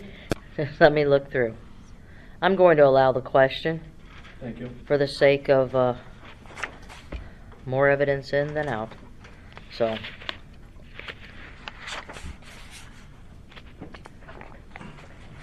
Well, I know I talked to Captain Theander about it.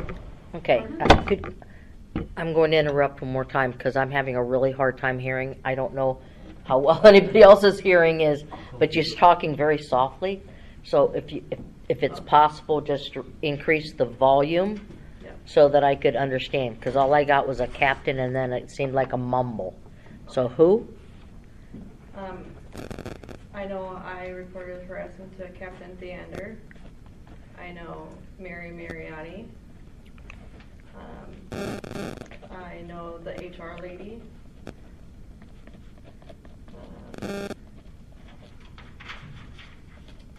I know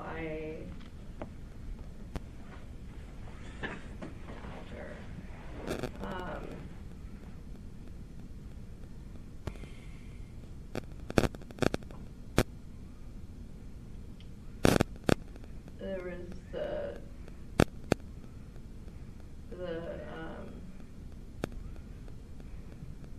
captain or lieutenant, I don't remember his name, he was newer. I think his first name was Jeremy, but I don't remember, and I know Lieutenant Beck.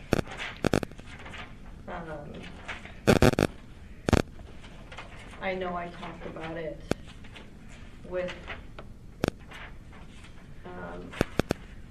another captain. I don't remember his name, but he was in charge of I know he was in charge of our training,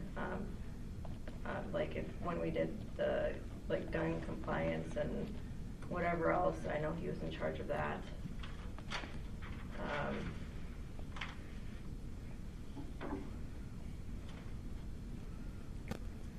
What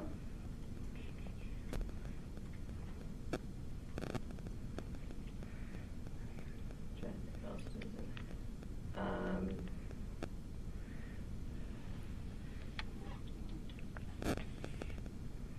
And the warden, Okay.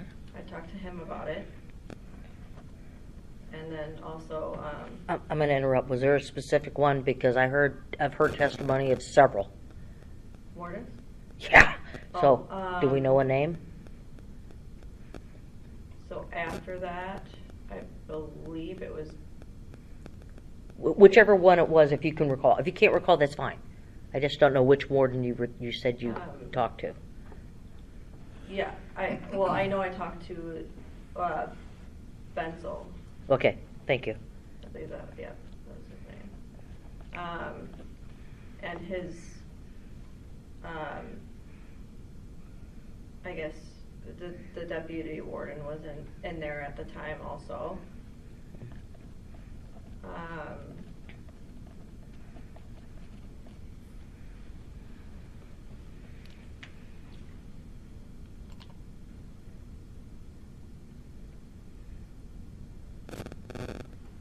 I know that I talked to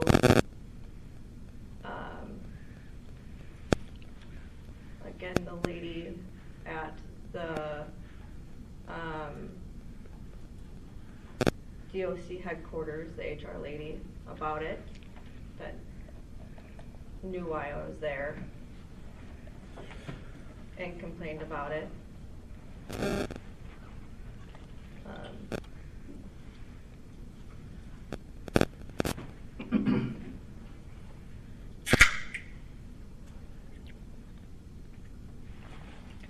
That's all I can remember right now. Of names. What did you say to Captain Theander about discrimination or harassment? Objection asked and answered. I'm going to overrule that. The question had been name each and every employee that you reported discrimination or harassment to. She just listed a large number of individuals. Now the question is, what, if you recall, did you specifically state? Judge, and I understand your ruling, I appreciate that. I just want to be clear, when I'm saying asked and answered, I'm saying that I already asked that question. That's just for the record, thank you. Thank you, sir.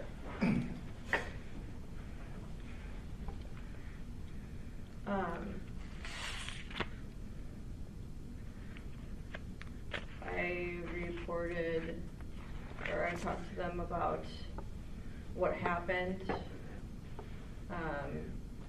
I talked to all of them about the rumors and how. Objection, strike, because we aren't talking about all them. I want to talk about Captain Leander.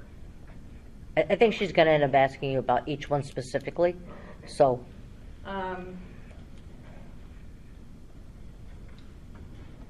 I talked to him about the rumors and how they wouldn't stop, and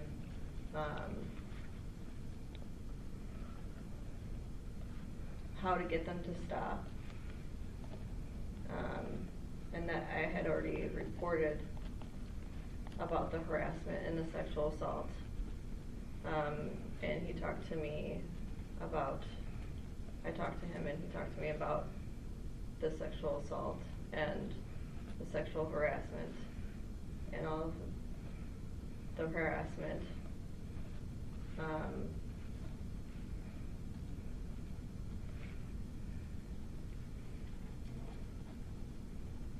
And all I remember is him just saying it wasn't right.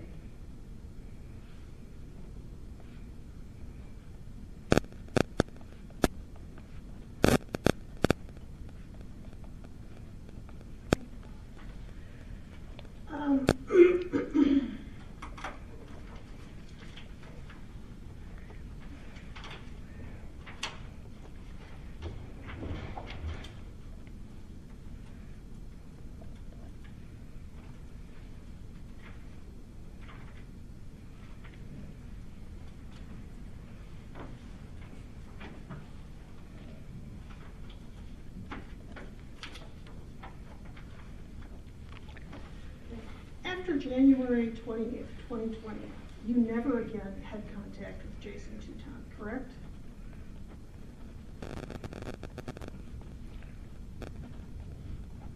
Say that again? After January 28th, 2020, you never again had contact with Jason Touton, correct? Objection vague.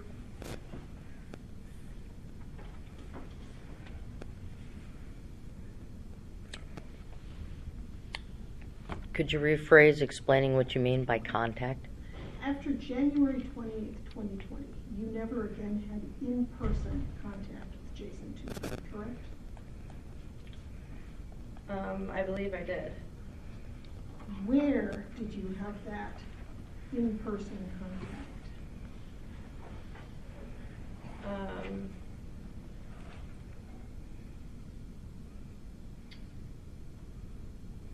I believe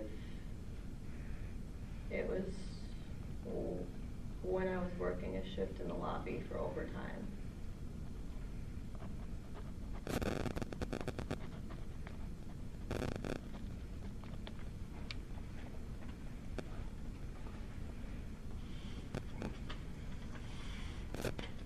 Was this before or after you went out on FMLA in February of 2020?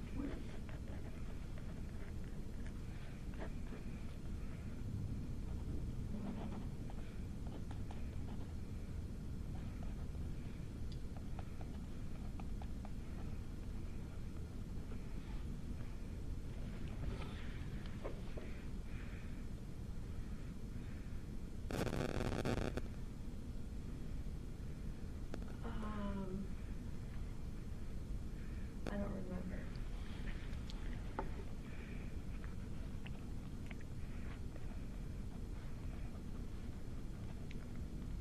And was this when he was coming in to work at Dodge Correctional Institution?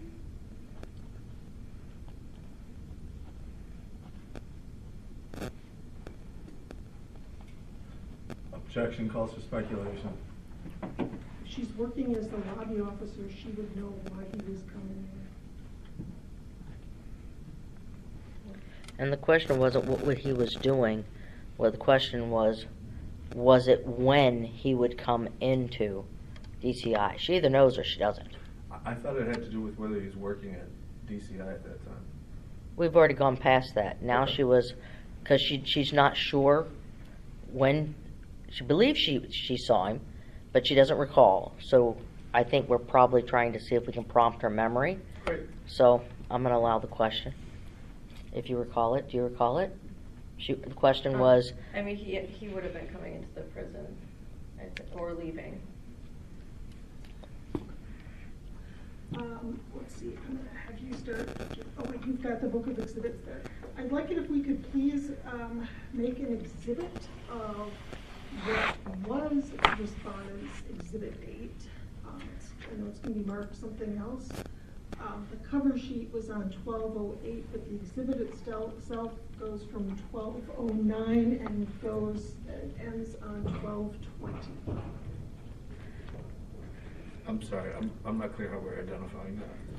ERD number. I haven't given it a description yet. I want to get to the page, and then I'll tell you what description I think makes sense for us all to find it. It's in respondent's exhibit pack. Sure. It is ERD bait stamped 1209. So I just go to this 12 tab. It had been respondent's exhibit 8. Excuse me, but it's that when you say it had been, that's what's throwing me off. Okay, well, that's what it's marked as, but then it became bait stamp, so it's gonna become something else. Thank you. I understand that. Okay. So you're looking for on the top of the page, Yep. it should be an ERD number. You might start with maybe tab 8, and then you're looking at ERD number 1209, and that should be at the top of the page. Okay. And then going all the way to 1220. Once I get to...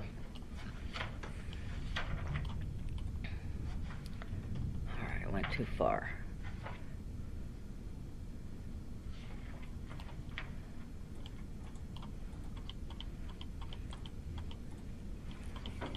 Oh my goodness.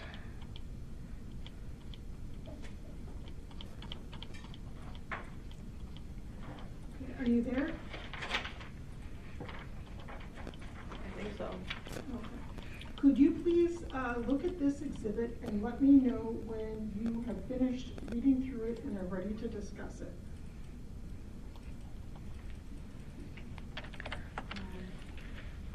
I mean, what, ERD 001220, right? No, 1209 through 1220. So Oh, you're basically okay. looking at 11 pages worth of stuff. Okay. I'm going to label this as complainant employee assignment report schedule.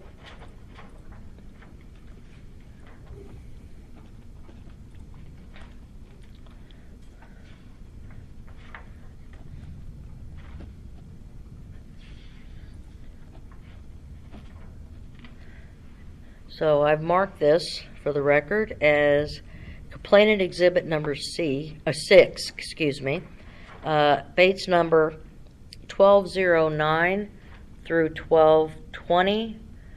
So it has been marked. Attorney Olmanson, are you offering this into evidence? I am. No objection. Hearing no objection, it is admitted. Okay, so, I mean, I understand what it is. You do, and can you please tell me what it is?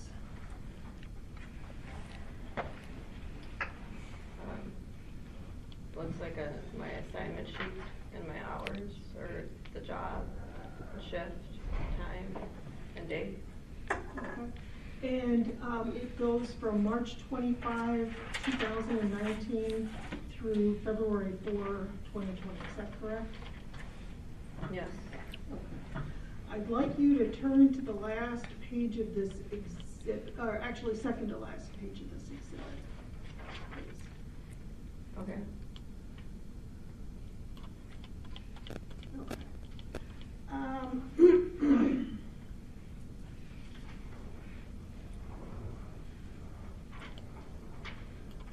Let's see here.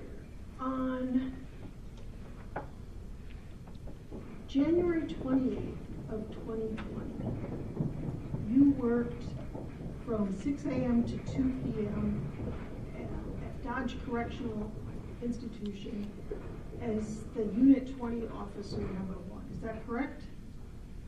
Looks like it. Okay. And can you tell me what exactly your duties were as the Unit 20 Officer 1?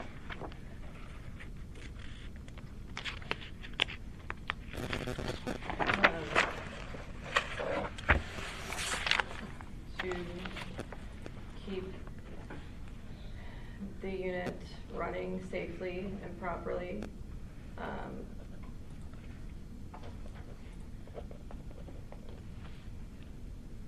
To make sure that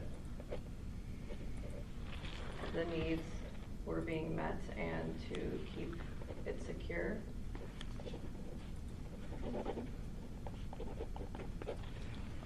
Let's talk a little bit about you're going out on FMLA. Am I correct that you went out on FMLA on February 4, 2020? I can't say for sure without seeing anything around there. Could you please look at the last entry on dates, page 1220?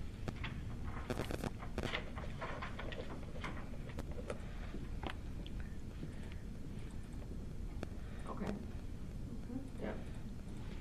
And you went out on FMLA then, correct? That looks like a yes.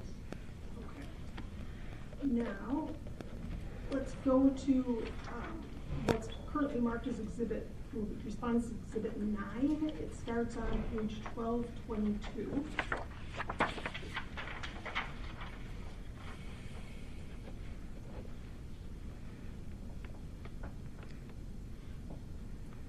And it goes through 1229. Can you please look through that and let me know when you're ready to talk about that?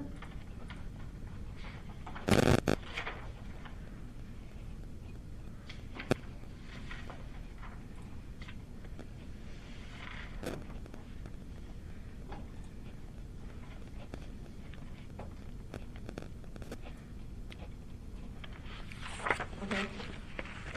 Okay. Can you tell me what this document is?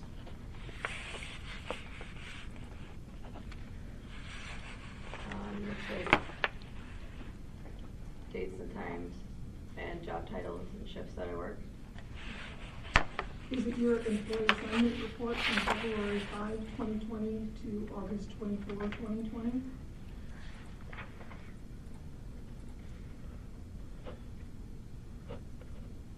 February 5th, you said? Yep, Okay, yeah. that's what it is. Looks like it. And I move for admission of this particular exhibit. None? I have marked this as Complainant's Exhibit 7, ERD number 1222 through 1229 as the complainant's employee assignment report. Only this one I'm going to date from 2/5 of 20 through 8/25 of 20. And It's been marked and offered. Any objections? No objection. It will be admitted. now, does this document reflect that you were out on FMLA until you came back on February 25, 2020?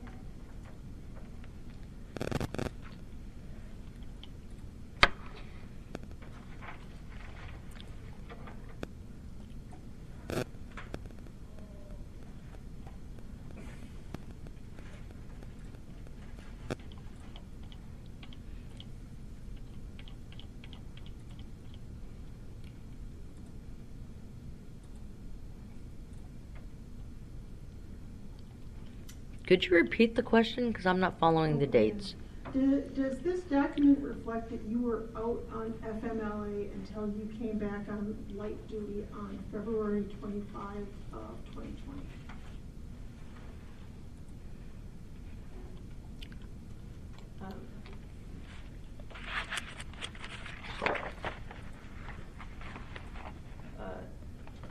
Can I ask a question?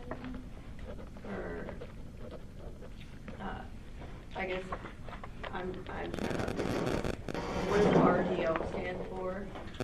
Excuse me, there's some noise here. Can she just be instructed on, it seems like she's grasping if she can ask a clarifying question or not. Oh, absolutely. If you don't understand something and you can't read that chart, by all means, let them know. Because I had to figure it out myself. So I get it. Okay. What does RDO stand for? Do you have something that was known as a regular day off?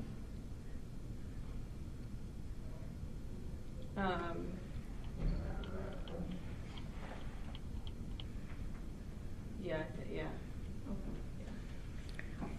Does this document, okay, let's talk about, it's been marked as complainants exhibit 7. Does this document reflect that you were not working for the Department of Corrections until you, in February, or from the beginning date that this document reflects, which was February 5, 2020, until you came back on light duty on February 25 of 2020?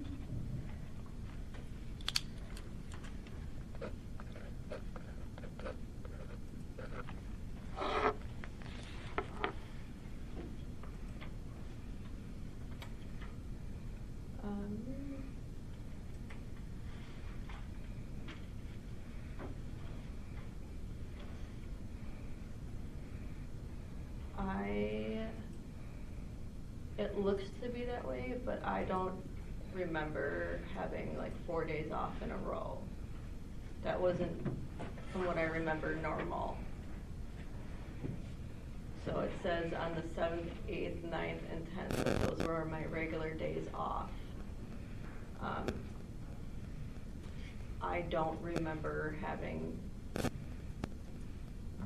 those, I guess I would say, regular days off. So I'm not sure, because it goes from leave, then 4 days off in a row, and then leave again, and then 2 days off, and then leave. So did you have some surgery on February 5th of 2020?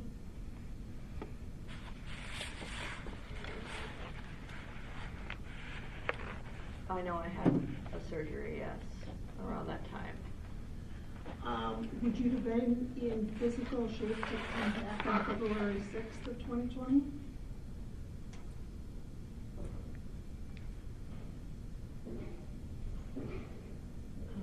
I mean, not if I had it on that day, no. How about February 7th? Would you have been able to come back to work if you'd had surgery on February 5th?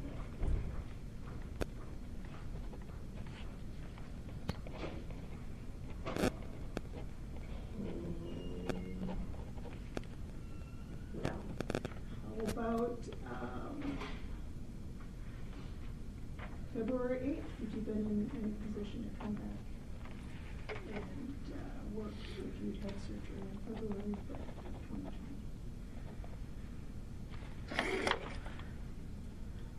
No. Would you have been able to come in and work on February 9th of 2020? No. How about February 10th of 2020? No. Now, you testified that you had come back and done at least one day of light duty at Dodge Correctional Institution. Is that correct?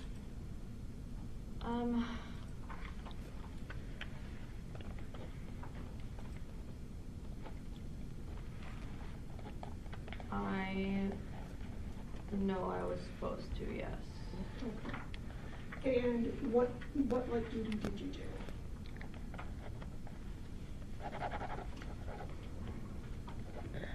Well, I know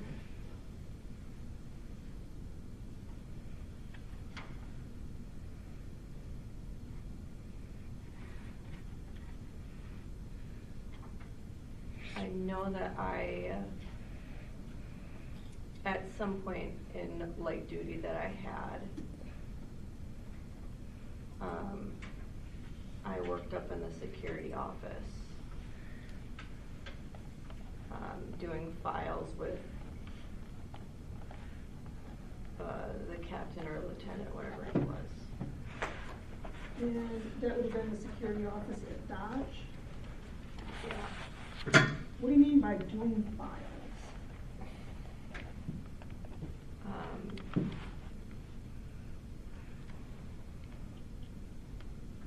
Going through inmate files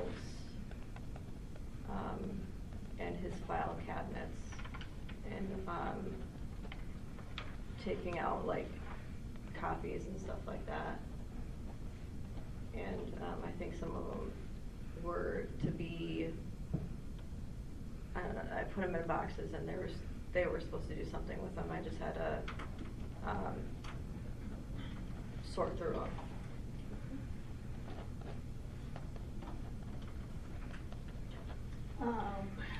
Did you see Jason 2 times on that particular day? I don't remember. Do you recall being interviewed on or about February 27th, 2020 in a conference room regarding the January 27th incidents with Teutons and Hearts on?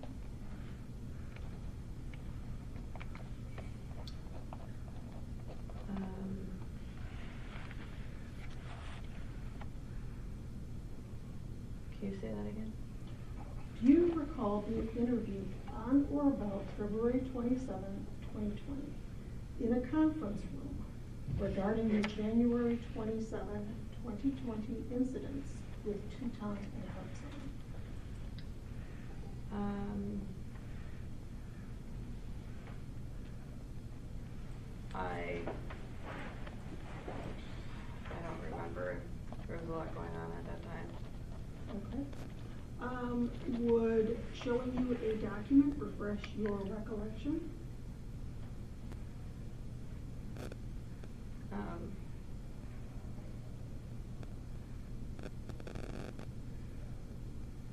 Maybe. Okay. We have a document. It starts on ERD 1290, and it goes through 1296. Can you tell me the document, the exhibit number, please? It's part of the Teuton investigation. Oh, okay. And And it's the interview of Joanna Stolar. I got it. Can you now tell me what page that would be on? It starts on 1290. Thank you. Goes through 1296. I'd like it if you. 1296, okay, I'm gonna mark this as Claimant's Exhibit 8. It is ERD Bait Stamp 1290 through 1296. And Your Honor, it's actually Respondent's Exhibit. The other two we didn't make, we just. I understand Okay, that. I see what you're saying. Whoever the person, I don't care who it came from, but if you're offering it, I'm marking it as Claimant's Exhibit, and then we're gonna go to the bait stamp. Is it in your packet of bait stamps? It is, Your Honor. Okay. Because otherwise I have to direct another means to get to it. All right. It's been marked. It's been offered. Any objection, Attorney Hitchcock Cross? I'm gonna need a second more, sorry. No, don't And apologize. this is, from what I see of this is a 135-page exhibit marked on the top as Respondent's Exhibit 11. Yes, but I'm only offering, there's only those 6 pages are going to be marked, not the entirety of it. I didn't understand that. Is that accurate from the respondent? Yes, at this point, I'm only offering 1290 to 1296. Okay, and then I'm using the discrete exhibits because it's easier for my computer. Are you able to tell me in that exhibit what page numbers we're talking about? it starts with 47 of 135. Perfect. Okay. Great, and I'm familiar with this, no objection. Thank you. Okay, it's been marked, it's been offered, and admitted without objection. I'm going to entitle this as I did another one we looked at earlier in the week, and this is going to be called investigative interview of Joanna Stolar. And Judge, excuse me just for 1 second. I said no objection. I just want to be clear for the record. I have a standing objection that would apply to this document here. I understand that it's standing, but I just want to make sure that when I said no objection, we weren't inferring that I was withdrawing the standing objection. And which one of those standing objections? This is after 4:30, standing objection. So it's my understanding that this document was filed after 4:30. Oh, yeah, that's, let me make a note of that Thank you. this falls within your standing objection. Yes. Judge. Okay, so, let me continue. I can make a note at the same time. Let's see here. Okay. Now, could you please read through this and then tell me when you are ready to discuss this interview and the questions that were asked or answers you gave and so forth?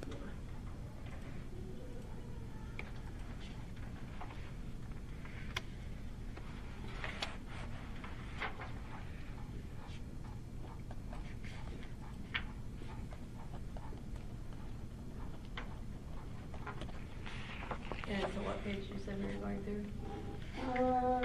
1296 at the very top.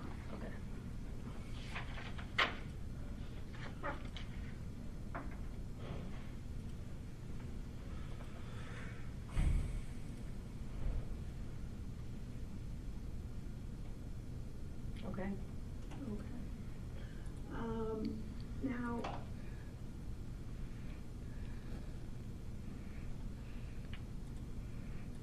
just a sec here.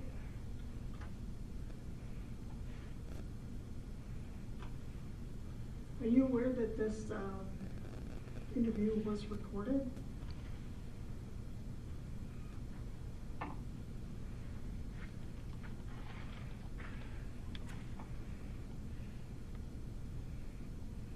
I don't remember any of that.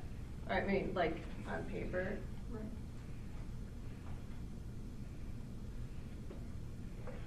I'm sorry, I'm going to object to that last question on the grounds that the document speaks for itself.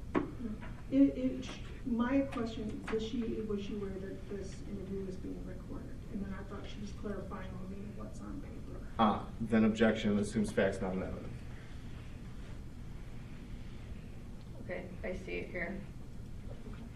I'd like to go to the bottom of what's been marked as bait stamped ERD 001294.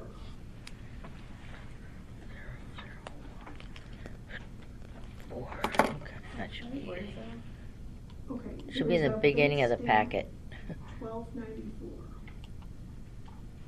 What page in Exhibit 11? It would be page 51 of 135 if we're going by the marked numbers. Okay. But at the top it says Bates 1294. The word I read on there, it says, like you should probably, like ask me. Is that at the top of that page? That's at the top. Thank you. All right. Okay. Fortunately, I'm not able to scroll as fast as everybody else. The bottom of the page also, or the bottom of the preceding page says 50 of 135. On the bottom of that page says 51 of 135. Okay, thank you.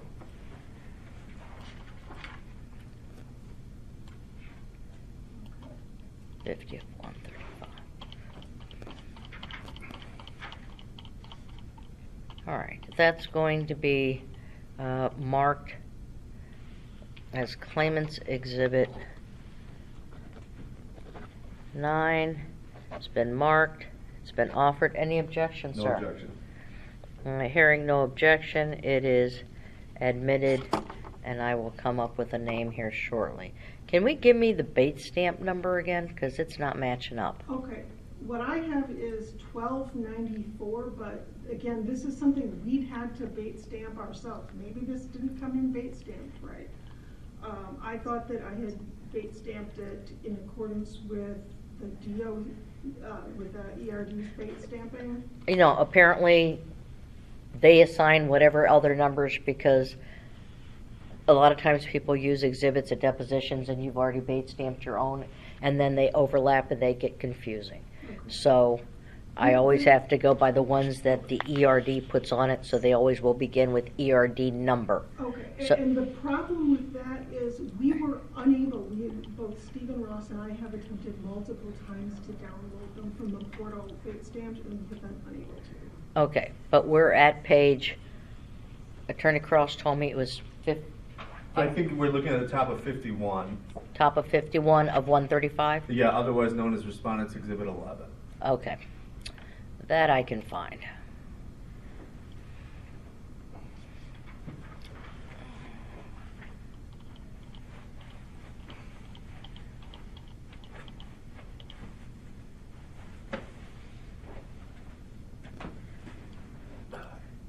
Perfect. Is anybody else cold? Mm-hmm. I'm not, but I don't object to somebody trying to do that. Yeah, I have no clue where it's, oh, you found it.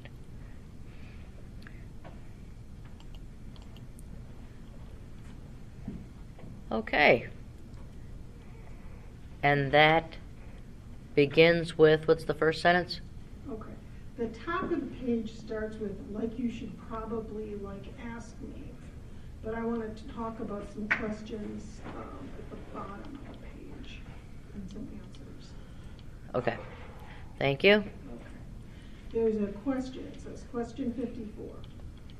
Okay, then who witnessed this occur? Answer 54. Samplowski, Steve Brabinski, which is my dad. Geez, I don't know. Dirksen was there. You know, all the white shirts were there.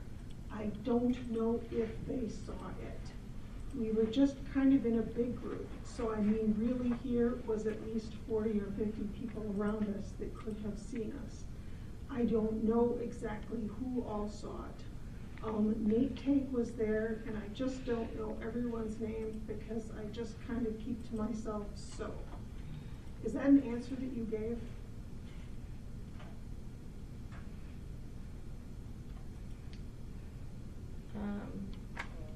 According to this, yeah. Okay. What was Dirksen doing immediately before Tutan grabbed your breasts? We were all just talking. What was Dirksen specifically doing? That was almost 5 years ago. I don't remember specific things like that. How about Tank? What was Nate Tank? What was he doing specifically before the breast grab occurred?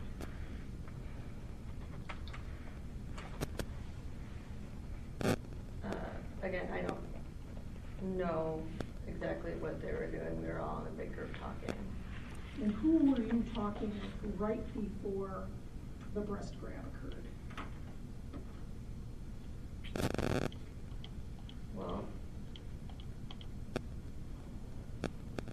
again, I know Drabinski was standing next to me, Samplowski was standing next to me.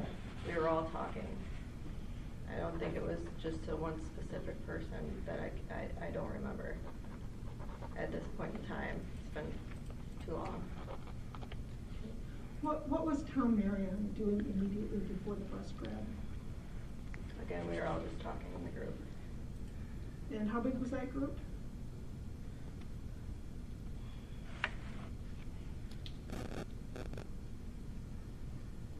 I would say still at least 40 to 50 people. 30 to 40 to 50 people, yeah. Now, I'd like to go to question 55. Did Mr. Toutant contact you after this incident? It says answer 55. Yeah, the next day he emailed me and said he was sorry that it was inappropriate. I emailed him back, but then I do remember. I totally forgot. I did call him and I was like, listen, it's not appropriate what you did. I appreciate you apologizing, but it would have been better of an apology in person and an actual, like, sincere apology, not a joking apology from what you gave me. And that was the end of the conversation. Is that what you stated to investigators when they asked that question?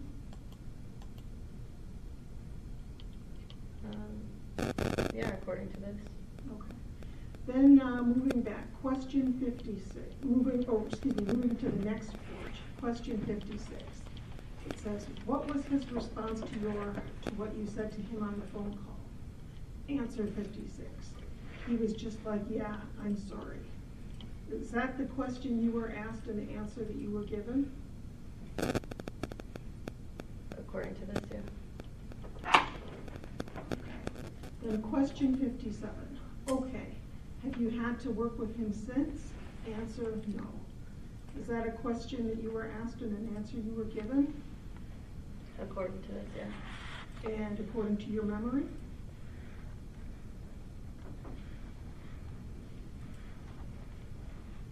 I can't remember all that stuff. No. Okay. And then there's a question 58. It says, okay, and so has he ever done or said anything to make you uncomfortable before this incident? Answer 58. No, I've never talked to him before. This was the first time I ever talked to him or even seen him, know his face, anything like that. Is that a question that you asked, is that a question you were asked and an answer that you gave? Yeah, according to this. Okay.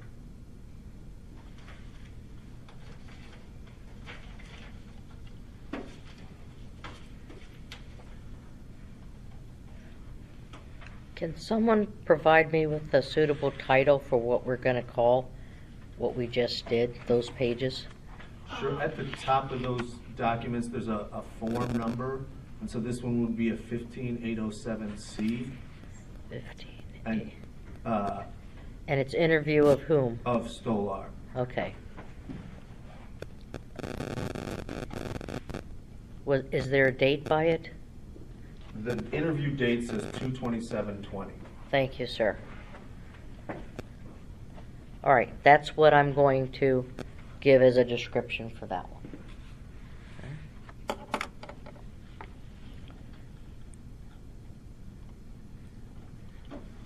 I'm going to go back to an earlier question. Because we were talking earlier, before I went to this, we were talking about people to whom you had reported alleged harassment or discrimination. Let's see, so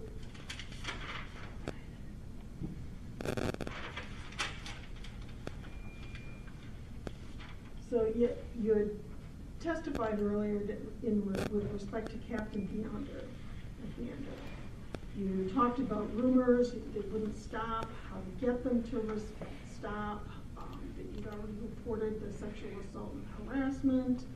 You talked to him about the sexual assault. He said it wasn't right and so forth. What exactly did you say to Captain Beyonder about the rumors? Didn't I answer that? The last one? When What? we went through that?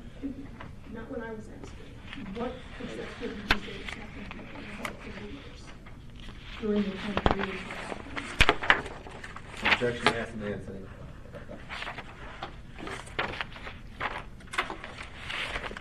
Let's see what exactly we talked about.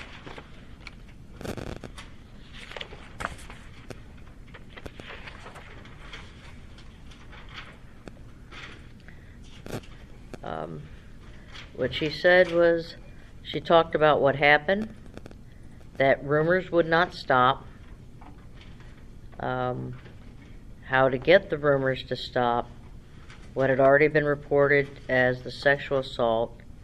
He talked to her about sexual assault and harassment, and She remembered him saying it was not right, but as to the specificity of what those rumors were, that has not been answered. Thank you. I understand. Please continue.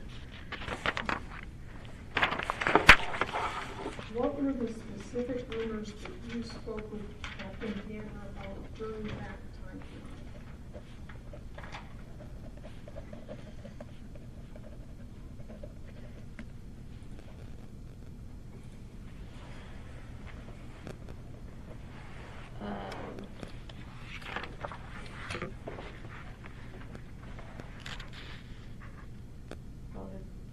About the rumors about the sexual assault, the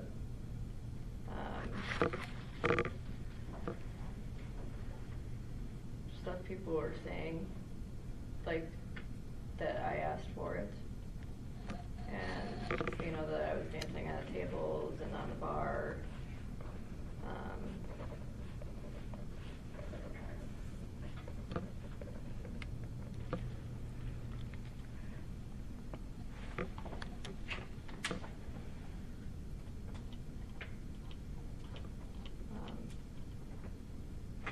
I know there's probably more, but I don't remember all of them.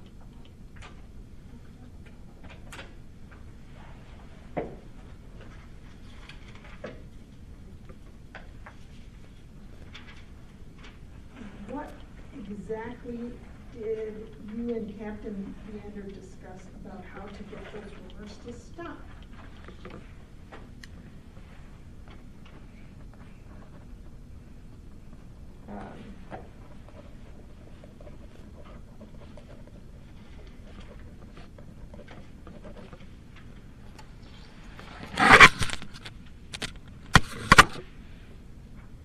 I think it was just to keep reporting it. I don't specifically remember.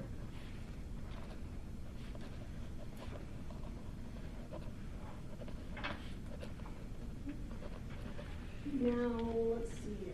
Mary Mariani, what did you report to her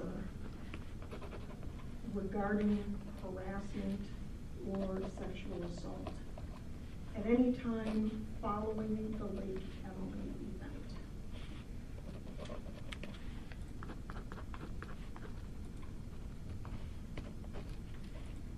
The fact that he grabbed my boobs. And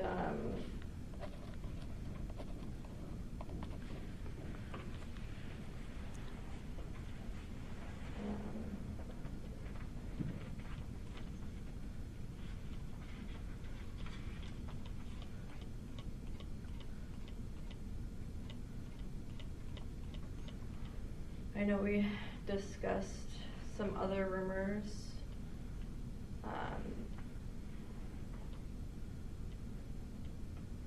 Trying to remember.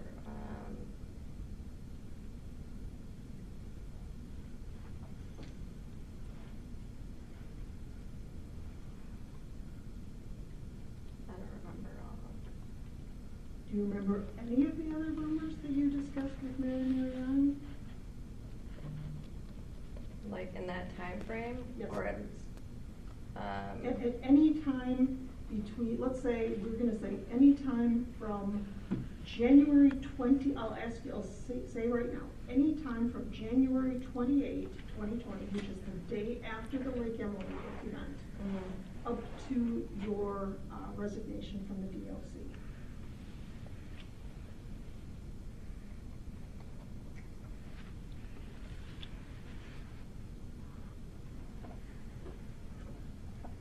can't remember at this time.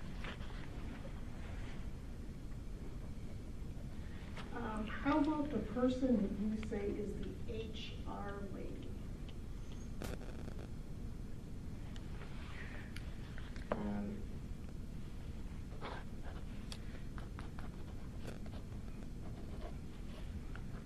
I mean, I know I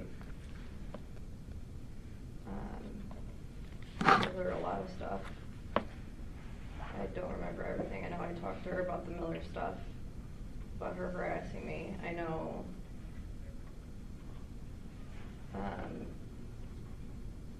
I talked about the retaliation with her because I wanted it to be reported.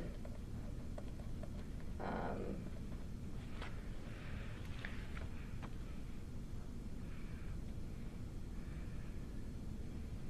can't remember every single conversation I had with her. Okay. And how was Lieutenant Miller retaliating against you following the Lake Emily incident? Well, I had already put a harassment on her too through the Department of Corrections. And after that, I don't remember if it was still going on at that time or if it had just gotten done, or when she had just found out. I don't remember exact timelines, but I immediately started seeing retaliation from her. The specifics? There's so much.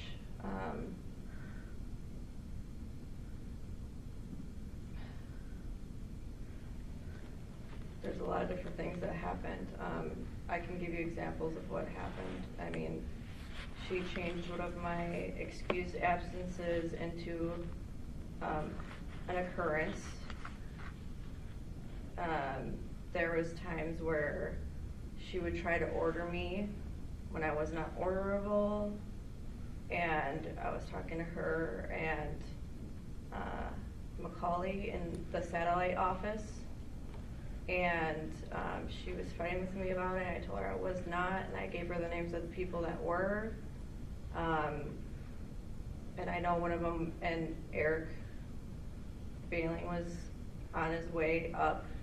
I said Bischoff was, and there was one other person. Bischoff was right there by the door about to leave, and I said Bischoff's right there, and she just kept saying, well, you cannot not work your order. I said it's not my order because I'm not orderable.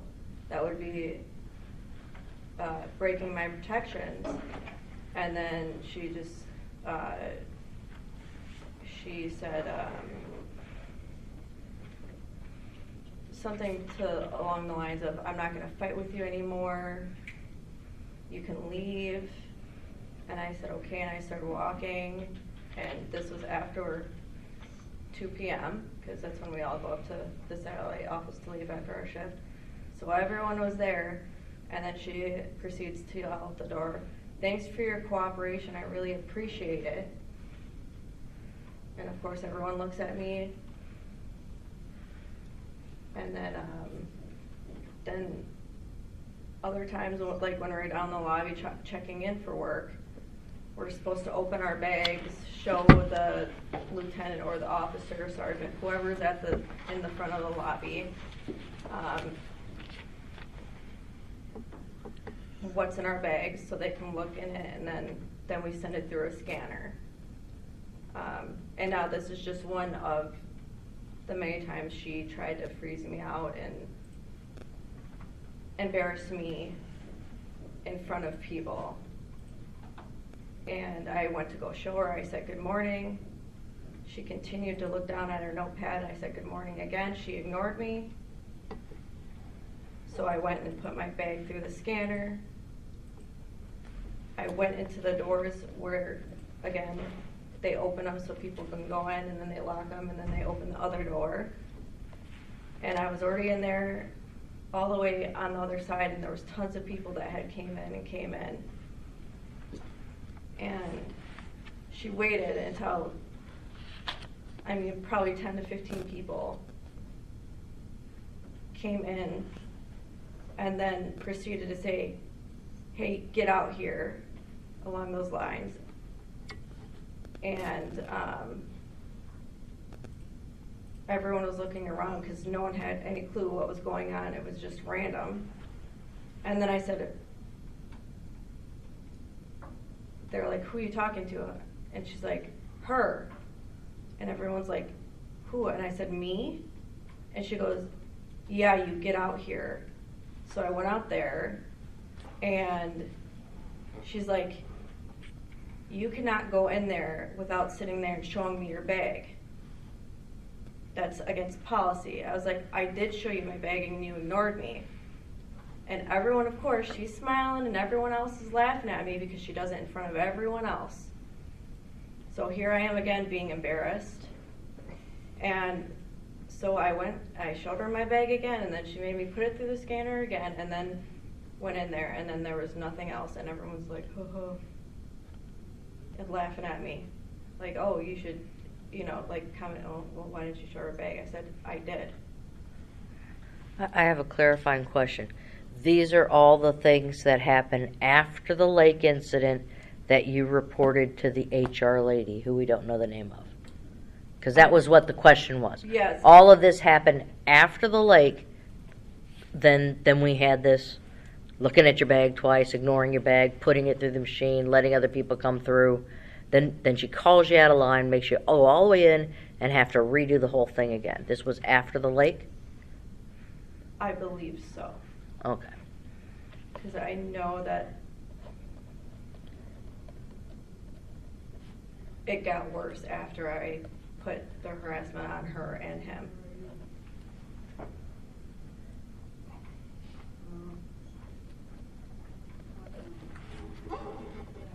I would have to, look back, but.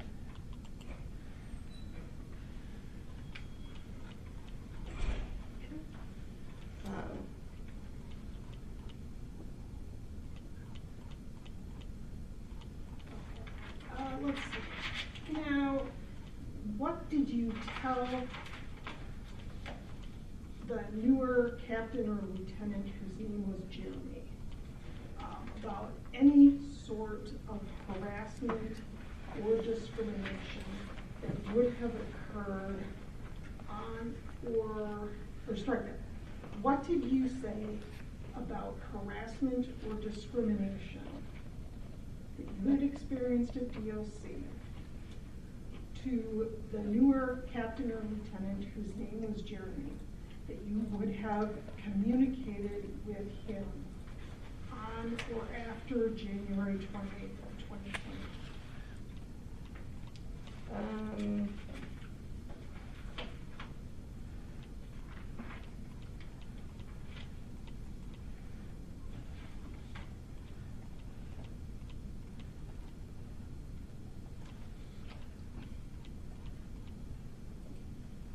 It would have just been about, I don't remember specifics, but I know we talked about what happened. And then, again, I know a big thing at that time was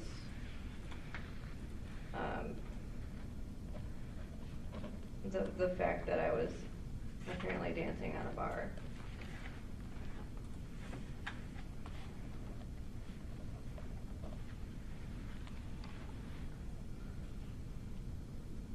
What did he say?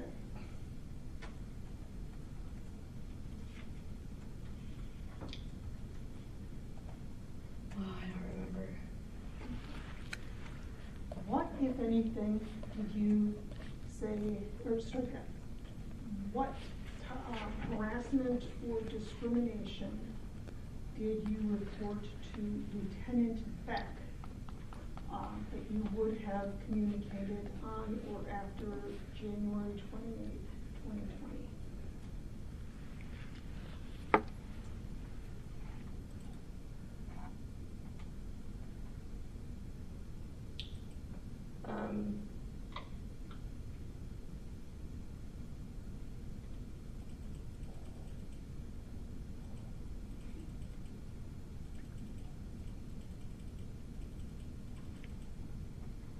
I don't remember specifics. I mean, we talked about, again, sexual assault, all of that stuff. But I told Lieutenant Beck, and we talked about all the time about the rumors and how the people were harassing me. So I had many conversations with him about the rumors and the amount of harassment I was getting.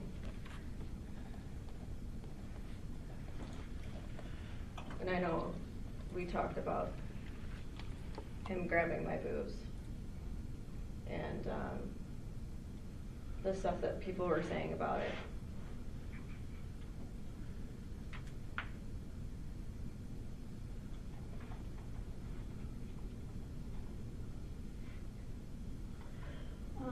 That other captain in charge of, well, first of all, what did Lieutenant Beck then say in response when we were telling him about this?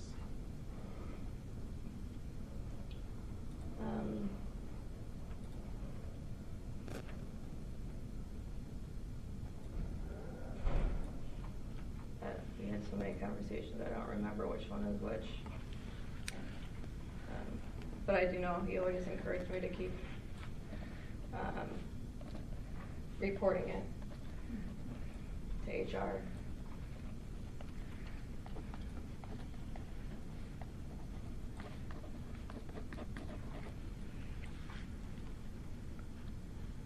Now, there's another captain in charge of training. Can you describe him in detail, please? A big buff guy. Okay. He's loud. Okay. The color hair, for example? I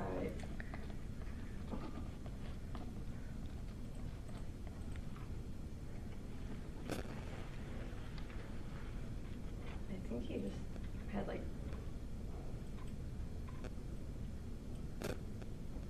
a salt and pepper hair.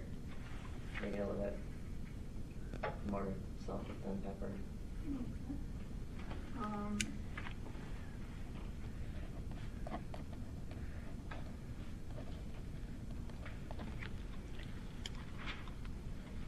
Tell me everything that you please said to the warden, you said Warden Benzo and the deputy warden, who you said was in there at the time. What did you say to them? Objection compound. Well, the only thing that was compound was the fact that the complainant had said that she wasn't in the room with him alone, there was somebody else. Okay. So if did you just make general statements, or were there things you said specifically? And if there were things you said specifically to one and the other one was just in the room, could you clarify that so we know who you're talking to? Yeah, well, I do know I already answered this question, because I did bring that up the other day about being in the office, talking about my FMLA with the retaliation, because that's why I went to go see him. Right, but the And, question is, she wants to know what happened after the lake incident until you're leaving in February. So we're literally talking about a time frame from January 28th, the day after, until February 4th. Oh, I thought she said until, Actually, until her resignation. yeah. I don't know when that was. Oh, that was in August of 2020. Oh, August of 2020. Okay, so Yes. from during that time period, you said you spoke to him. Yes. She's just asking, what did you specifically talk to him in regards to the harassment and the discrimination? I did. I know, but okay, what well, was said? If you remember. Yeah. I mean, okay, I'll answer again.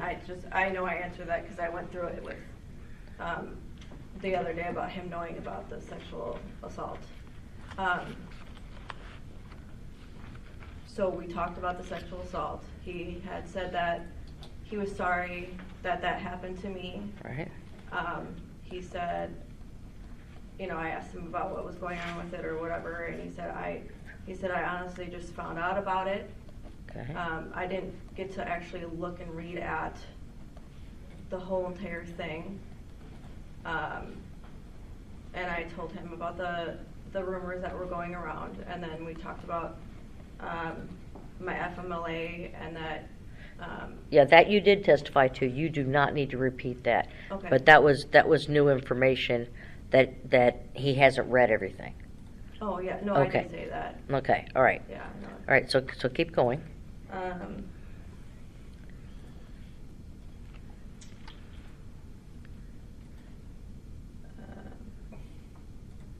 That's all the specifics I can actually remember at that time.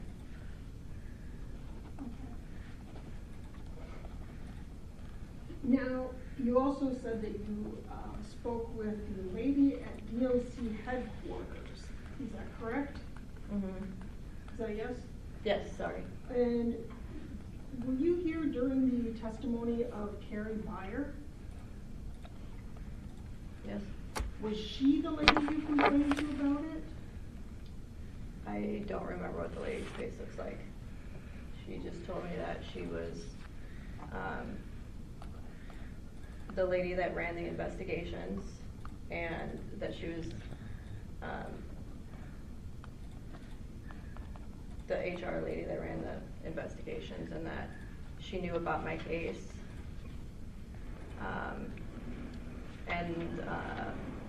She obviously, again, like I said before, knew my face because she had my picture in my file. And again, I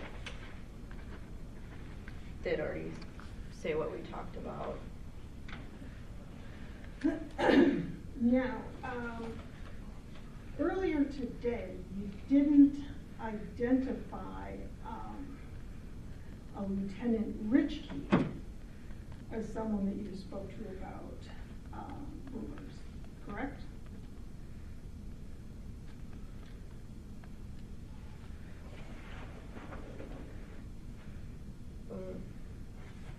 Yes, I didn't say Richie. And did you in fact speak with a Lieutenant Richkey on or after January 28th of 2020? At any time from that date up to the date of your resignation about any sort of harassment and discrimination? I can't give dates on which, I don't remember what dates. So you don't know if you spoke with Richkey before or after the Lake Emily incident, for example? Oh, well, yeah, I talked to him about the harassment that was going on. Yes. What did you In say general. to him?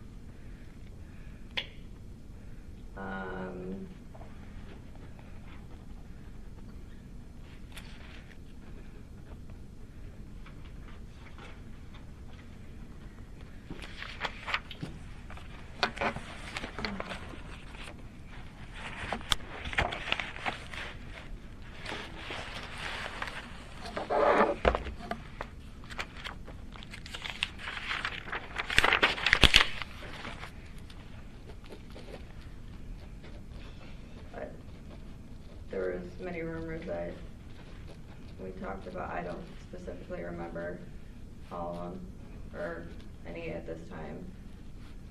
It was, yeah, that was too long ago.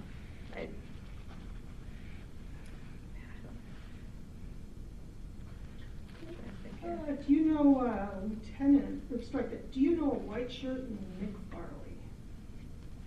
Yes. How do you know him? I met him at the DOC. Did you at some point enter into a romantic relationship with him? Objection, relevance.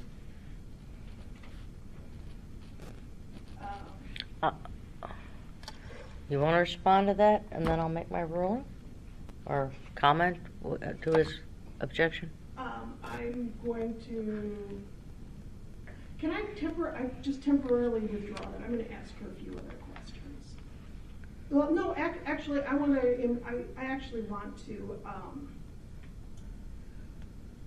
impeach her credibility with her inability to forget or to even remember his name at one of her depositions, and also her discussion of the alleged assaults and harassment with him when his name didn't come up today.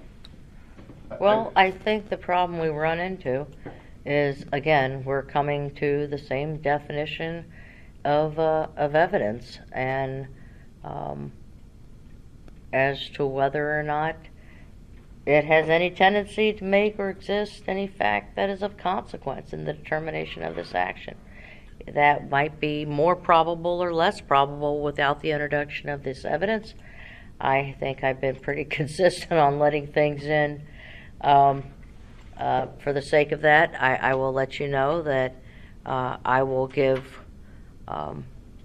whatever evidence is ever admitted into this record, the weight that it should be once this entire case is completely resolved. But I will allow this line of questioning, but I'm going to ask that it be treaded very carefully.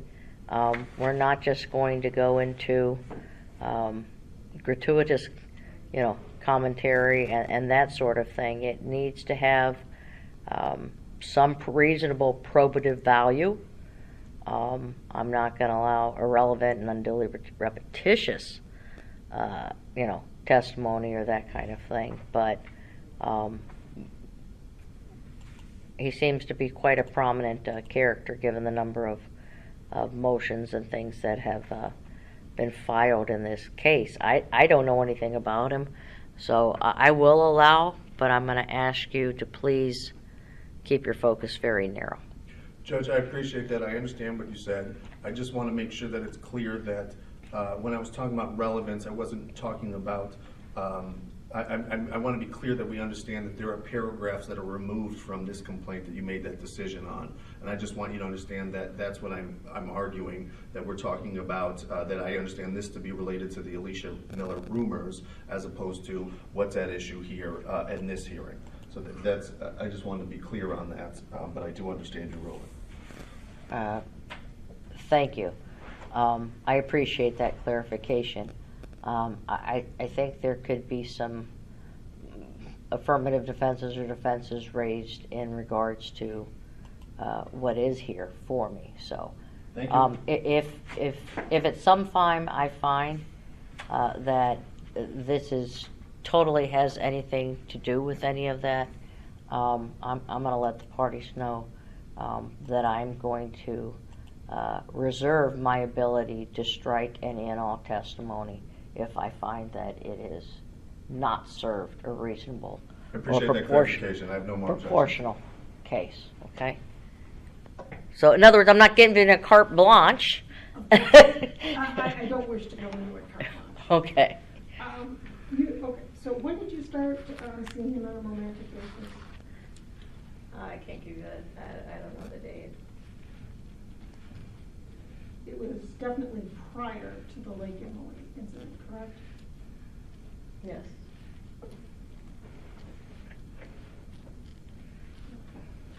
One of the complaints about rumors that you had were related to rumors about you having a romantic relationship with Mr. Farley, correct?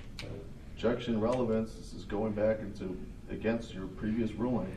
Well, she's the door's been wide open for the amount of harassment she's had to endure from rumors from we've heard it all, and testimony from one of the other witnesses, from the complainant has testified that there were rumors that pertained to her having relationships with Mr. Farley, that she's promiscuous. We've called her a variety of foul names.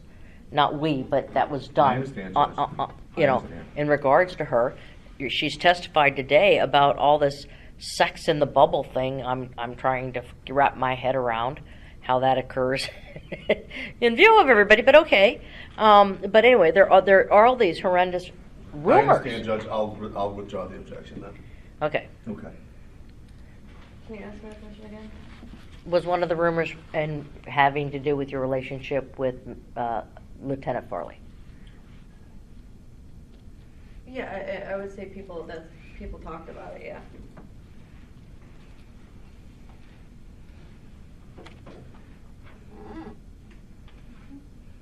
Now, was Lieutenant Farley another person that you spoke with about Toutant grabbing your breasts at Lake Emily?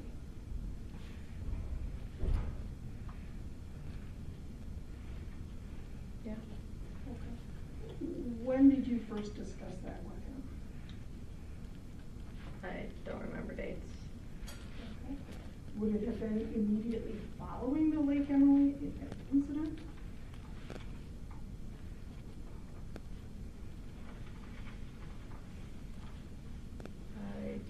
remember the dates. Okay. And what exactly did you tell Farley about it? Probably that it happened and what he did. And what was Farley's response to you?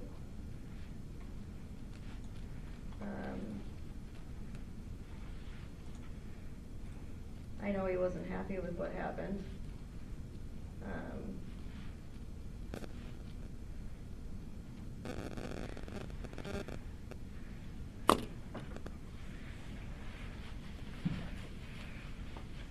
I'm sure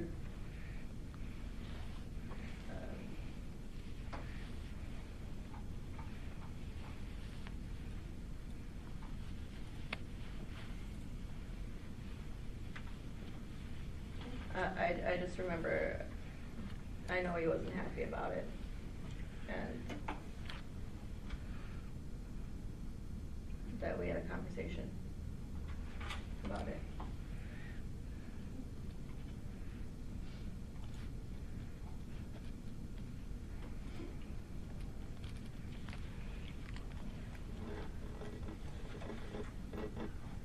Let's start with,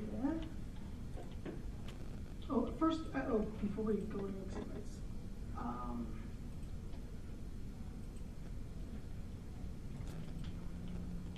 how much alcohol did you drink? Start that. Between arriving at the fishing hole and leaving for the bar or restaurant, how much alcohol did you consume? Judge, how does this in any way add or subtract from the fact that whether or not the Department of Corrections allowed or sexual harassment to occur? Well, I think it also goes when we're looking at credibility and what she can and cannot remember. These same questions were asked of the other witnesses. So I see no reason why she should not have to answer the same question. It is relevant to what she can and cannot recall. Thank you, Judge. If you remember. I remember it wasn't a lot. I know I did drink, but it wasn't. Maybe 2. How much alcohol? Oh, pardon? I was just saying maybe. Maybe 2? Maybe. Maybe more?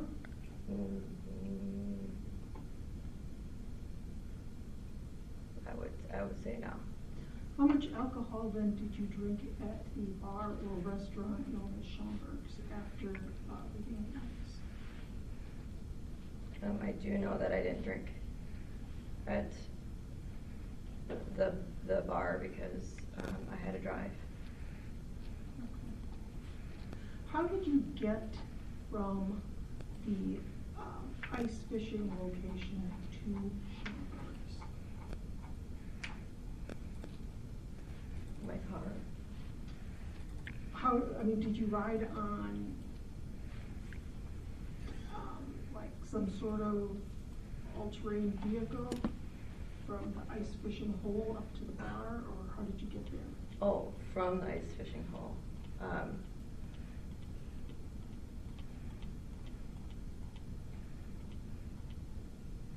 Some of it I walked, because I remember I helped people get unstuck with all their stuff.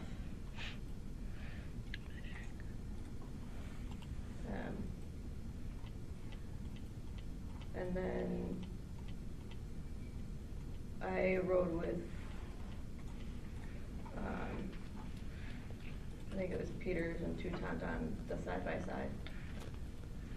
And what's a side-by-side? It's a UTV.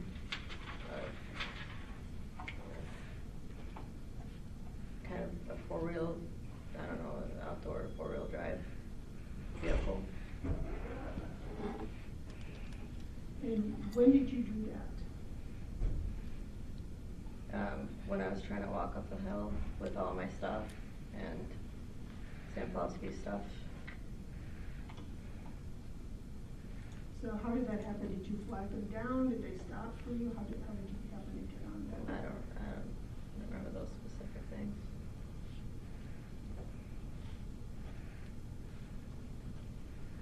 Okay. So who was driving that UTV that you somehow got on? That's who Tom was. And was Peter also riding on it? No, Peter was also riding on it at the time?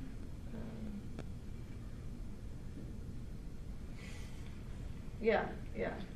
I don't remember specifically if it was Peter, so I think it was. Okay. And did you get between the two of them then?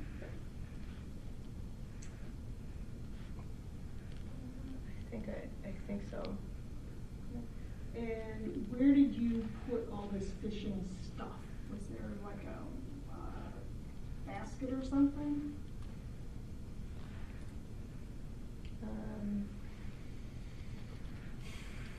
I don't remember where we put all of it. I know I was holding stuff, and Peters was holding stuff.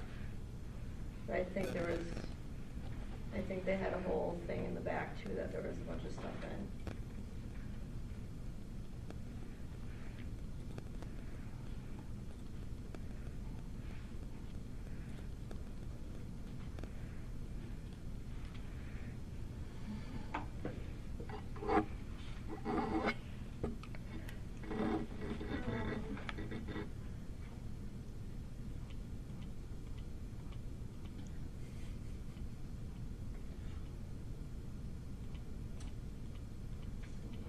Yesterday, you had testified that at the restaurant, you and Steve did some of the prizes. Is that correct?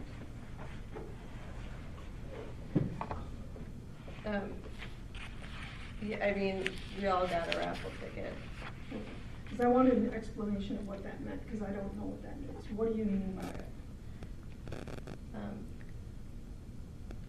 Like, we got little tickets, and if you want a prize, they call out your number. What types of prizes were these?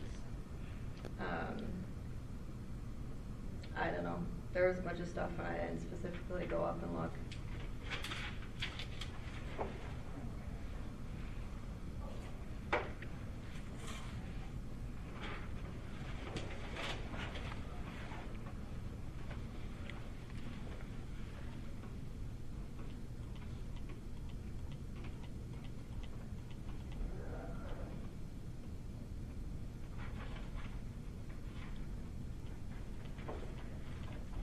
I'd like to go to the exhibit binder, please.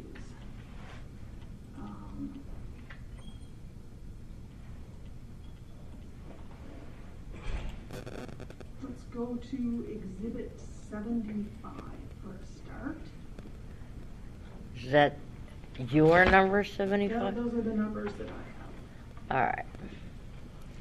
That helps.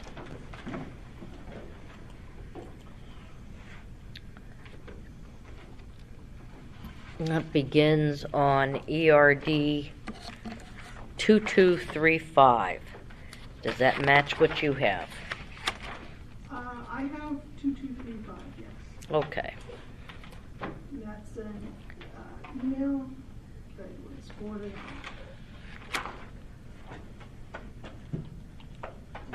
Did you find it, Attorney Hitchcock Cross? I think so. It says Ross Stephen R. DOC at the top. Yes, sir. Okay. I'm going to mark this as Complainants Exhibit 10, Bates number ERD 2235. This is an email from Ms. Stolar to... All right, this is a number. Oh, my eyes. 920-948-0208 at pm.sprint.com. So That's I'm the just thing. gonna label it as, because I don't know who this email is, belong to this person, and I'm very funny about personal information. So I'm just gonna call it as the January 28, 2020 Stolar email. Does anybody have any objection to that? I would suggest Stolar forwarded email. I would agree. Stolar forwarded email for Yes, that please. date? Okay.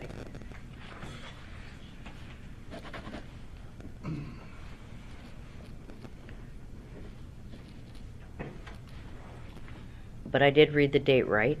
January 28th, the font's too small. January 28th email? Yes, ma'am. Okay. 2020. Okay. 1/28/2020 email. All right, that's been marked, it's been offered. Any objection? No objection. Hearing no objection, it is so admitted. Okay. Could you please look at this exhibit, Ms. Taylor, and let me know when you're ready to talk about it? Yeah. I'm ready. You ready? Okay, can you please tell me, well, first of all, is this an email string, like you got an email from someone and then you forwarded it to somebody else?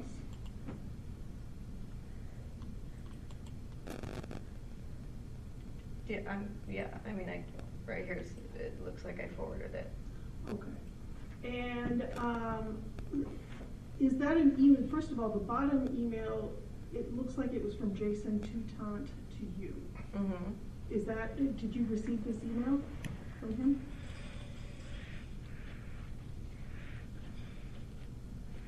Looks like it, yep. Okay. And did you then forward it to this phone number that's listed up at the top, it's a Sprint number? Looks like it, yes. Okay, whose phone number was that? That is Nick's. Okay, Nick Farley's? Yes. Okay. Now, let's see, I'm gonna move for admission of that exhibit.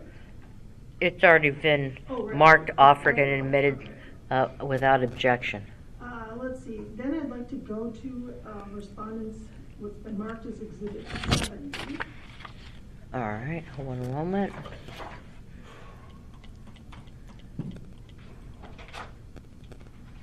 And that would be a PRD 22, or I think it's a 2225, I'm not positive, because I had to.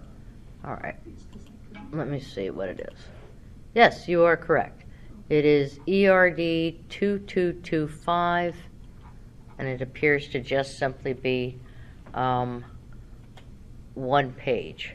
So, should I again label this as Stolar forwarded email? I like I'll- piece of mat email is probably better. I'm sorry, this is what? It should say piece of meat email is probably a good description.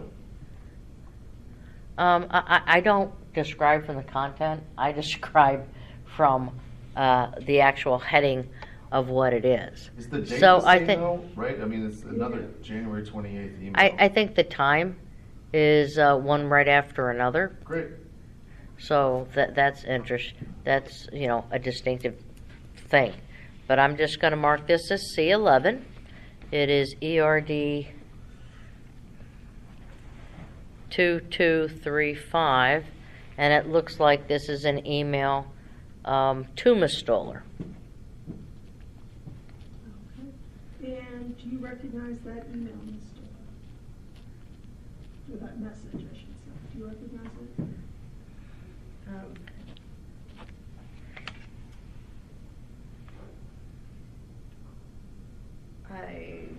Excuse me, Judge, is this, I mean, for whatever, it's not clear to me if this is hearsay or not. Well, we're first trying to identify what it is. It's an email sent from the same individual that she had forwarded the email to. She's already identified that number Okay. as, that's who she forwarded to, that being Mr. Farley, or Lieutenant, is it Lieutenant? Lieutenant Farley. And now we have the same email address now sending an email to her on the same day, just shortly after the first email that she sent. So, Okay, no objection. okay, well, it's been marked, it's been offered, it's number 11. single page 2235. No objection to it is it's so omitted without objection. Did we turn the It's heat? 2225, correct? Yeah, he did because he got cold. But there's like 4 thermostats, so I'll see if there's one, but I'll turn the one on. Might be the one closest to her. That's what I'm doing. Okay. All right. So the question was, I believe, Ms. Olmanson? Okay. This document, this message between a phone number and an email that's been marked as C11 and it has dates 2225 at the top. Can you please look at the sender and the recipient and tell me what that is? Okay, well, it says it's from Nick to me. Okay. And what, tell me in context, what is that? What is he sending to you? Maybe you should say I forgive you. Just don't appreciate you guys viewing me as a piece of meat. Or math, I should say, math, but And so he It was was me. Nick Farley was giving you a suggestion regarding how to respond to Jason Teuton's emailed apology to you, right? it looks to be that way, yeah. Now let's go to Respondent's Exhibit 72. I think that's dates 2229, I hope it is. It is. Okay. This is one page, same date. It appears from the same number, which we now know to be Lieutenant Farley, to Ms. Stolar, January 28, 2020, 10 o'clock, so within 2 minutes of the last one. I'm marking this as exhibit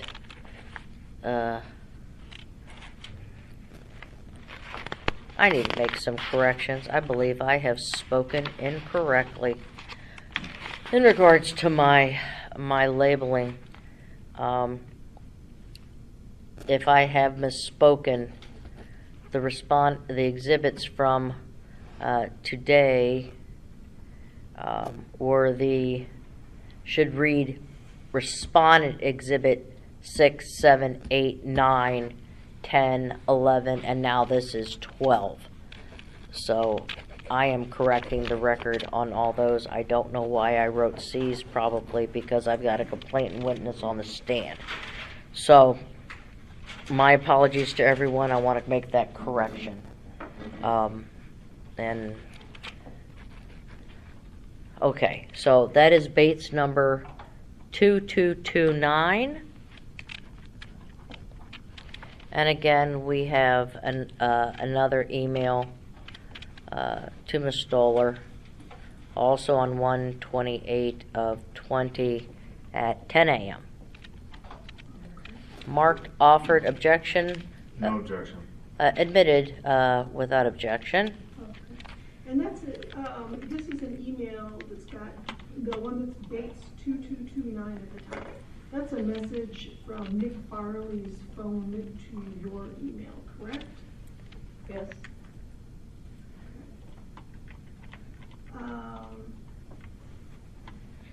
Now, let's see here.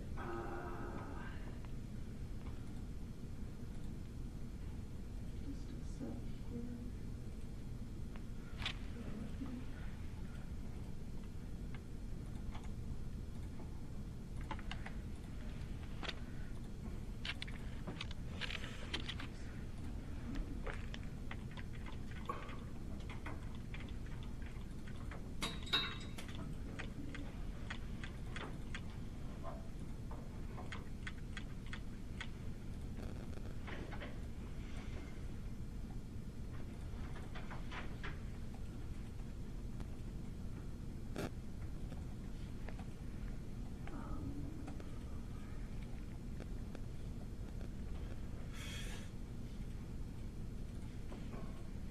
So,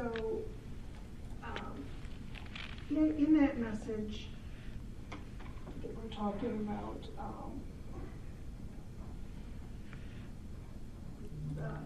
Nick Farley told you to forward your response once you sent it to Mr. Chief, correct? Looks like it. It's going to Exhibit 76.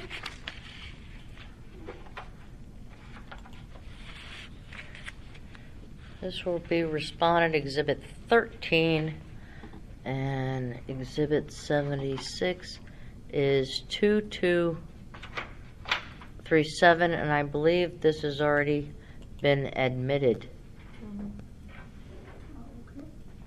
Okay. Let me double check.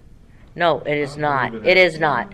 We went from 2235, 2225, 2229. Now this is 2237. No objection. Thank you, everyone. Marked Marked offered admitted without objection, and this is another And can email. you please tell me what that exhibit was, or what this document is, Mr.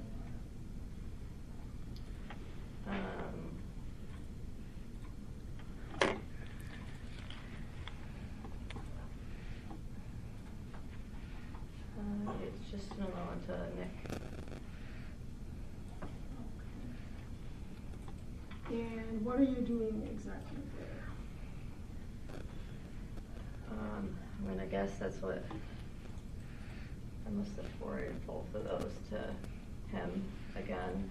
But the one in the blue, it says, "I appreciate the apology." It's all good, let's move on from it. Just remember, I'm not a piece of meat. And then I'm gonna guess I was on the same thread or accidentally forwarded it or something.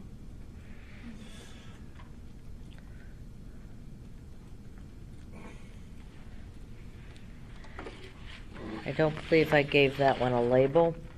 In looking at these two emails, one sent immediately after the other, I have labeled this as email from Farley to Stolar and from Stolar to Farley. Looking at the date stamps, it appears the one at the bottom is the beginning of the thread. Show me what you send when you send it, and then we've got the top one.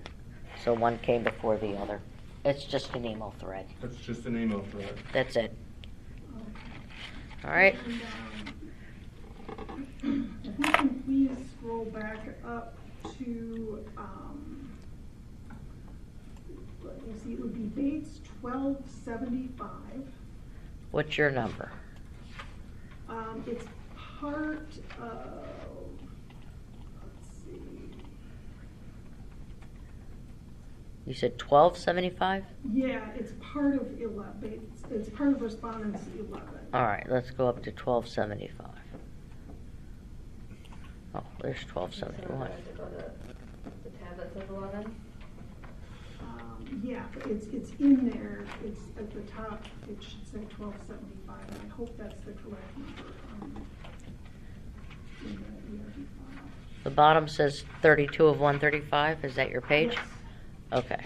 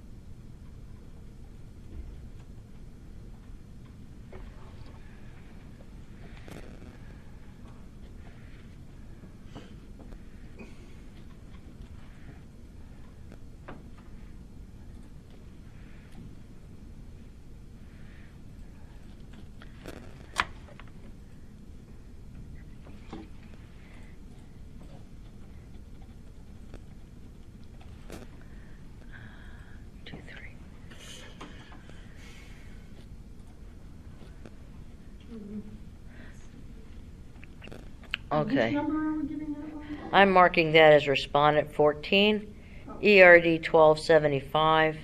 It's the email thread with Toutant and Ms. Stolar forwarded to a Statmuller on February 3 of 2020. Now, when we look at this document, it's dates 1275 and marked as R14. The first email here, the bottom email, is Jason Toutant's written apology that we've already talked about, correct? Yes. Okay. And then you replied to him that day at 10:06 a.m. and said, "I appreciate the apology, exclamation mark. It's all good, let's move on from it, exclamation mark. No, not let's. That says, just remember, I'm not a piece of meat, exclamation mark," correct? Yes. There's no smiling face here, right? No? Okay. And you sent that response to Mr. Toutant on January 28th at 10:06 a.m., right? Looks like it. And then you forwarded it on to a Jennifer Stadmiller on February 20th, 2020, or excuse me, February 3rd, 2020, at 12:31 p.m. Is that right? Looks like it. Who was Jennifer Stadmiller, if you recall?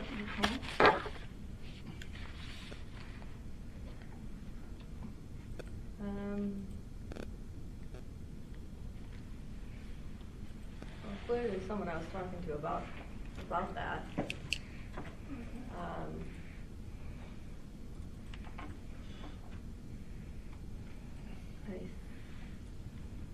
I think she was one of the ones that,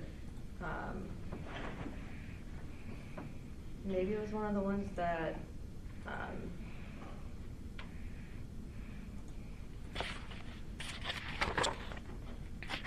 helped me with the report. Or the, whatever you call it.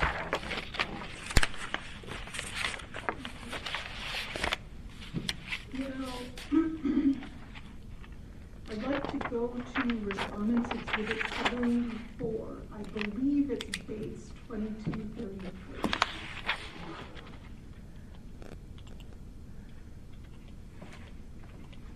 What's the respondent's number again? 74?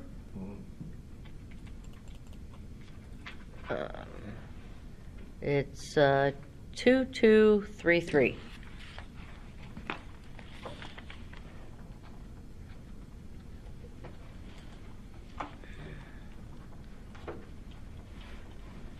That would be Respondents Exhibit number 15 and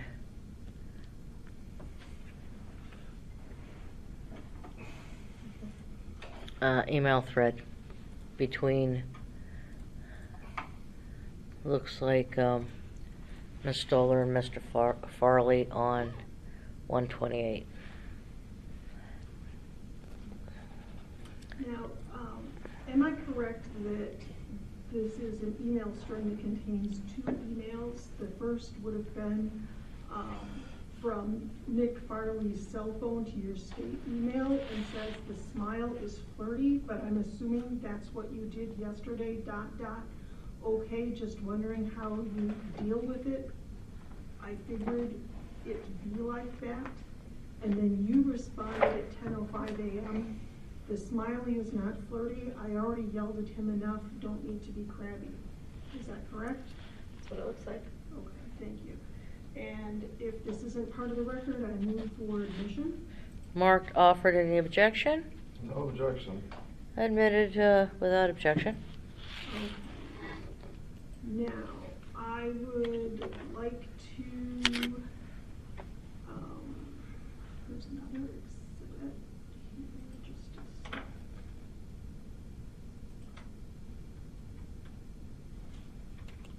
I'd like to go with, I'd like to go to Respondents Exhibit 69. I believe it's 2223.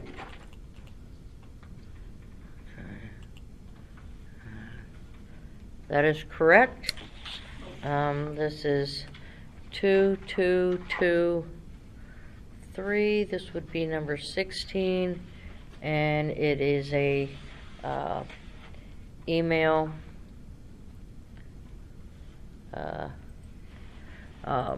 from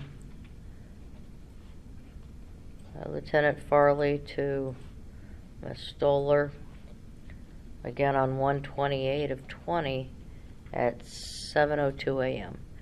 Objection? Yes, at this point, we're going to object that this is cumulative, repetitive, and unnecessary.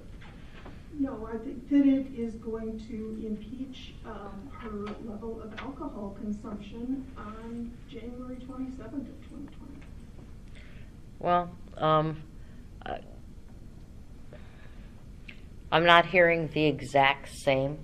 When I think of cumulative or repetitive, I'm getting the same information over and over and over and over again. So far we've had, did you say this? Are you going to say this? Let me know what you say, when you say it. She sent something to somebody. I don't even know who. I don't think we've figured out who the Mueller person is. And now this is an email prior to all those other emails occurring. So I'm going to overrule that. Again, I'm keeping in mind if any of this is really relevant at the end of the day. You know. No, I understand Yeah. exactly, Judge. Yeah. I just, again, now that we move relevancy, I just made a cumulative. I understand your ruling, and we'll move on. Okay. So I'm looking at a message from Nicholas Farley's cell phone to state email address, Tuesday, January 28, 2020 at 7:02 a.m. And it appears that he wrote to you and said, "How are you feeling, drunky pants?" Is that correct? Looks like it. Do you have any idea why he called you drunky pants? Objection calls for speculation. I asked if she had any idea why. It would be speculative. However, she either knows or she doesn't. You cannot guess. So if you can't see into his mind like the rest of us, then you don't know. Yeah, I don't remember.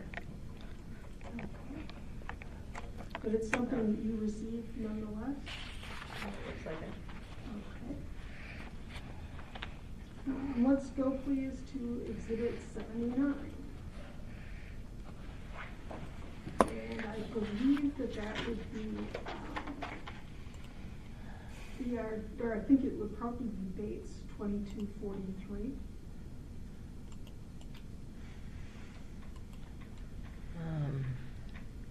ERD 2243 is Exhibit 79. I think so. I could be wrong. Like I say, I had to put some Bates numbers. Yeah, in. that's one of one. It's ERD 2243. Again, it's appears to be an email thread between. It's the reply to the email we just did. Right. No objection. Thank you. And will this be R17? This will be R17, marked, offered, and admitted without objection. Ms. Stolar, it looks like there are two emails on here. The first one is the "How You Feeling, Drunky Pants" email that we just discussed.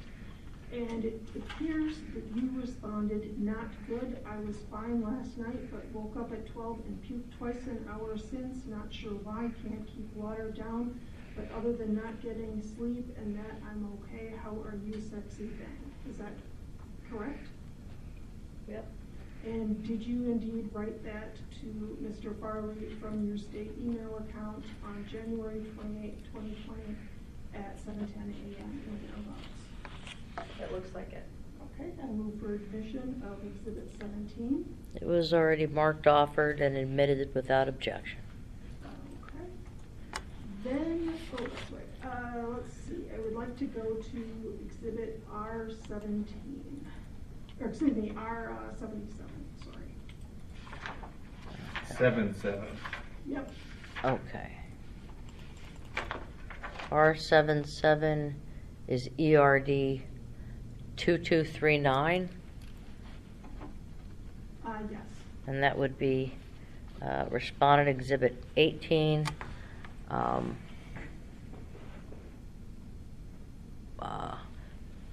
It seems as if this is another email thread and another reply from Ms. Stolar 2 minutes after the one we just went through. Objection? I mean, nothing other than I'll note that these all could have been combined for ease of reference and speed of efficiency, but other than that, no objection. I won't offer my opinion as to whether they could have been combined, but yeah, I will. They could have.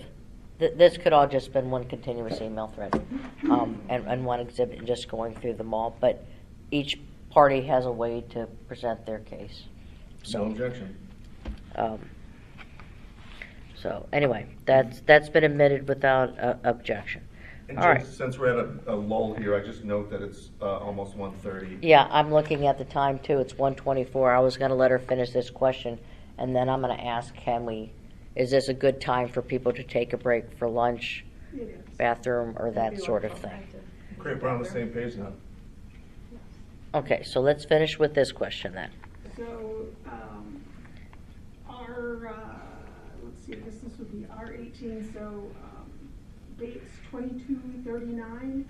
The top email on there says, which is just weird, because I felt okay and drank like 6 bottles of water and I was okay going to sleep. Is that a message that you sent to Nick Farley from your state email address on the time and date it states on the email header? Looks like it. With permission? It's already been marked, offered, and admitted as a respondent exhibit 18 without objection. As we just discussed prior to having that question, it is now 1:25. I think it's a good time for us to take a break. We'll be back. We will resume cross-examination after that. I don't know how much further you have with this witness, Attorney Almanson. So that's probably going to dictate how long of a break we take today. Okay. So I'm at least thinking a minimum of half an hour, Mhm. but I'm inclined to go 45 minutes depending on the questions and the numbers of questions. Because once again, I don't know how far people are having to go for food.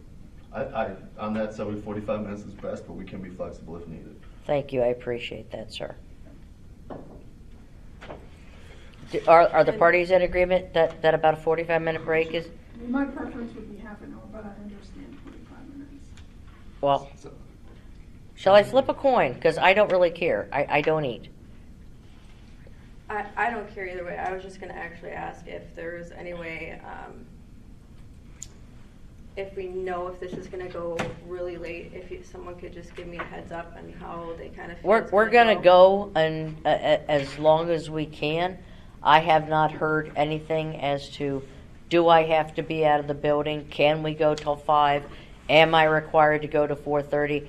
I'm still requiring a response from somebody because it was all news to me yesterday. And I'm fine. still I here. I just like if she knows, like, You know? if we're at So- 4 o'clock and she's like, oh, I got another 2 hours. Could I just know that because I have to get kids places? to Oh, make sure I just absolutely. need like a heads up, like, Yes, I can do that. hey, it's 4 o'clock. I We'll got No. have a 4 check-in. hours. We'll have a check-in. Oh, no, Yeah. we'll have a check-in. That's all I'm asking. I don't care. Like, Families, you know. kids, daycare take priority for a variety of reasons. So- So let's compromise and let's go 40 minutes for break. It is now 1:27. Everyone be back in 40 minutes, please. Okay, we are back on the record in the case of Joanna Stolar versus State of Wisconsin Department of Corrections, CR 2020-02513. I'm just seeking some clarification from the parties as to one of the exhibits. I was having difficulty locating it during testimony. It was marked, offered, and admitted without objection as Respondent's Exhibit 9, but I want to make sure I have the Bates stamps correct because it seemed that we were referring to a page 55 of, or 51 of that exhibit, which ran into questions 55 and something else. I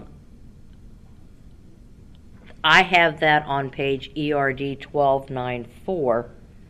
Are those the bait stamp numbers the parties have? And if so, I don't know why we needed to mark it as a separate exhibit, since 8 was already 1290 through 1296. But I've done it for numbering's sake. I don't want to have to redo it, but I just want to make sure I have the correct page number for the record. Great. Could the parties verify that for me, The please? 51? Yes, sir. Okay, my understanding was 51. Okay, so that would be ERD 1294. And I believe it ran into, that was it. Okay. I don't think it ran into page 1295. Okay. What is the base number? 'Cause Bates number is ERD 1294. okay, and that is the start of the Joanna Stolar interview? Well, no, it's like question number 45. Top of that page reads like you should. Okay. And then I guess I'm not clear, is it your intention to Yeah. just even do, because I thought we were talking about in the broader investigation, there's just the one investigation of Ms. Stolar. Are you talking about just doing the smaller set of a few pages in the sub-investigation, or the sub-interrogation? I'm confused. Maybe Well, you should just I give the page think numbers. that's what got me confused, because the prior exhibit 8 encompassed the entire interview. Right. So, and then we want to Oh. go specifically, and then it got marked as a specific page, and I don't think that's necessary, since we had already admitted the entire interview of 1290 to 1296. So, Judge, I understand, I think what you're saying now. can I get rid of number 9? It's my preference that we keep it. I'm flexible, but I just think for the record, it's better to have two if we're referring to two different ones. But It's the same interview, but a specific page within it. I don't dispute that at all, So I would like to keep 9 right? as that specific page within it, as an exhibit. I think that's the thing to do. Okay, that was my opinion. I just wanted to make sure I had the same page, and there were no objections to me doing it in that manner. And So- I didn't mean to interrupt if you were going to speak. I just don't think I was clear. Now I think I'm clear. No, I asked you Okay. because I wanted to make sure you and I were on the same page as what we were looking at. And now I'm going to the respondent to make sure we're on the same page as to what was asked on that page. It was 1294. Right, that's correct. Okay, so Exhibit 9 is simply going to be page 1294 and not a range. And that's what got me confused. So I apologize to everyone for my confusion. Thank you for letting me clarify that. But I'm very funny about exhibits, and I like them to match up. Okay, that being said, we're good. We are back on the record, as I stated, and we are still in the cross-examination of Ms. Stolar, your witness.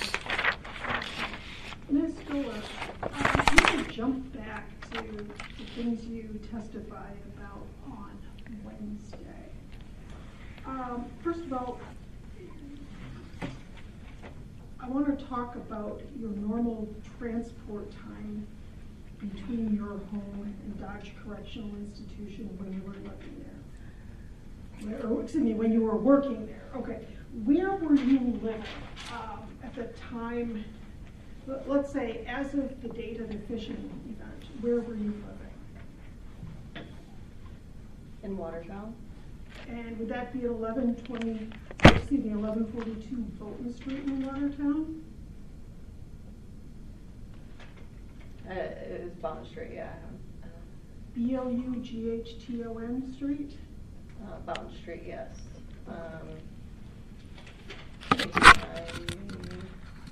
Did it have an apartment number on there? The building would have been at 1142 Boughton Street, correct? I don't know. I've lived on that road, or on that street, 2 different times. Okay. I thought it was 1153, but Okay. I don't know.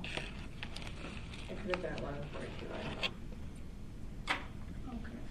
how long would it take to get you from 11, let's say, we'll start with 1142 Fountain Street to Dodge Correctional Institution? Driving. And I already answered that yesterday. Yeah. How long did it take to get you from that specific address, 1142 Fountain Street, Watertown, Wisconsin, to Dodge Correctional Institution, which would have been at 1 West Lincoln Street in Waupun?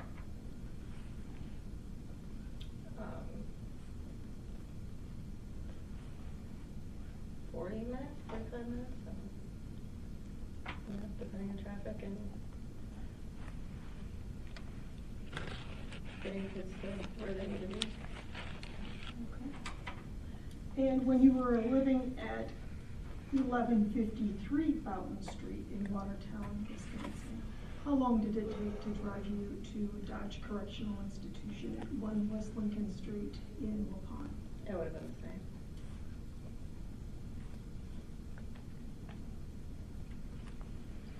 Now, how long did it take to drive from 1142 Fountain Street, Watertown, to 3099 East Washington Avenue in Madison? Over an hour. How did you drive? What trip did you make? What? What streets did you use? I don't know. Would it surprise you that it could take between 45 and 47 minutes? Maybe if traffic was good.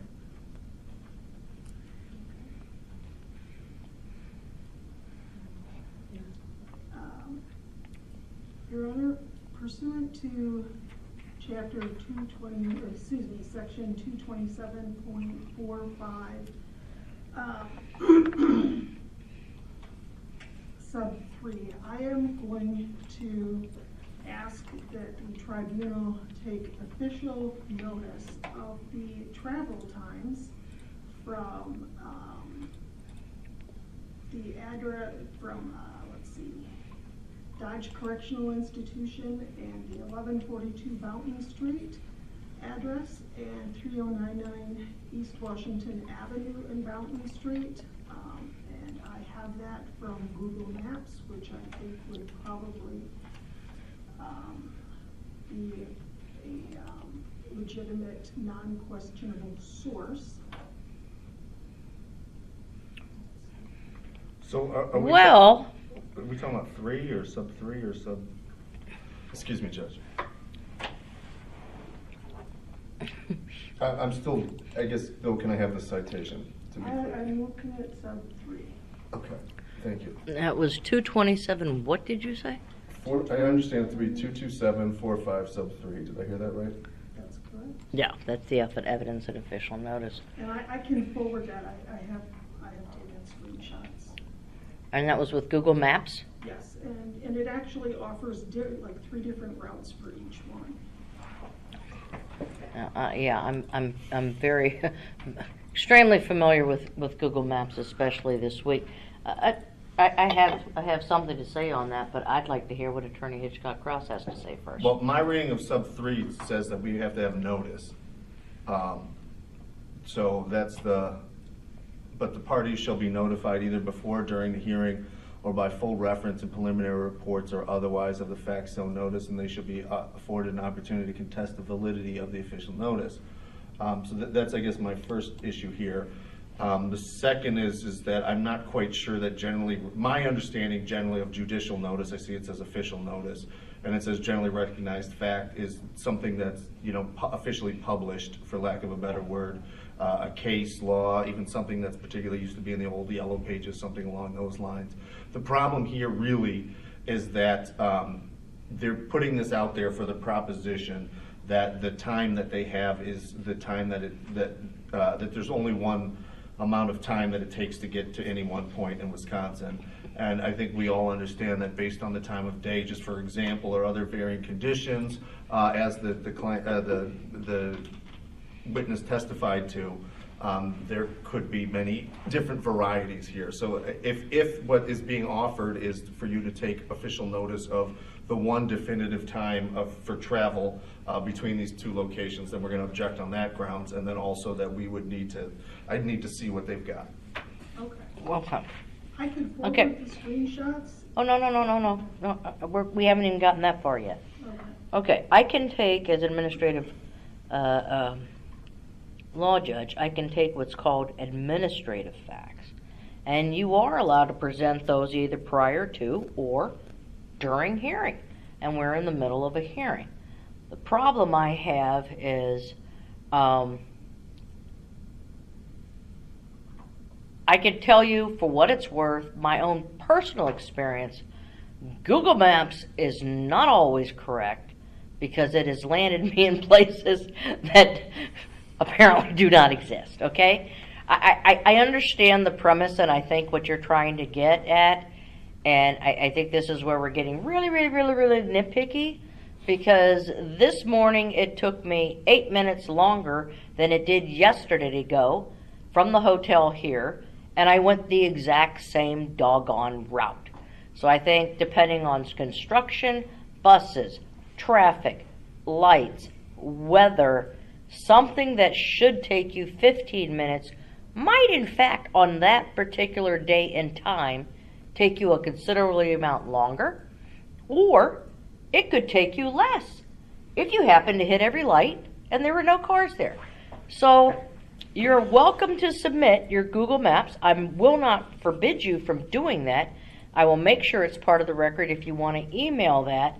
I think what I'm going to say, the only thing I will take is the testimony that's been presented, that it takes her approximately 40 to 45 minutes to go, regardless of where she's going, whether it's to the one address on East Washington or the one to, DCI, that it has taken over an hour. I have no reason to dispute that on a particular day it has taken over an hour. I mean, we're literally talking a difference of not even 13 minutes, okay? So that's how I'm going to decide it. I don't think Google Maps is infallible.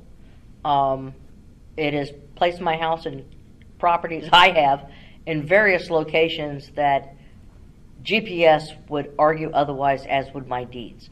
So, I'm sorry. It's at one point I think it was kind of good, but we got so much traffic and construction. So that's how I'm going to handle it. Basically, she came to work. Sometimes she was able to get there in this amount of time. Sometimes she was able to get there in this amount of time. And that's it. Okay?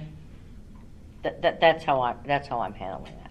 But anything you want to email to all the parties, I'll be more than happy to place it in the file. I'm not going to mark it as an exhibit.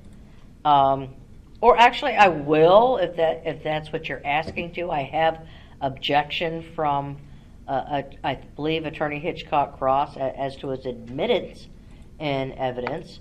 But again, I'm more for, it all in as opposed to out. But I will give it the weight that I feel is appropriate for a Google map. I understand. And for the record, Judge, I have received an email from Ms. Olmanson that purports to be the Google Maps from that. It looks like you were copied on that as well. If that's what you're referring to, I don't have an objection to that being placed in the record as you indicated. Yeah, because I'm taking official notice of the entire record.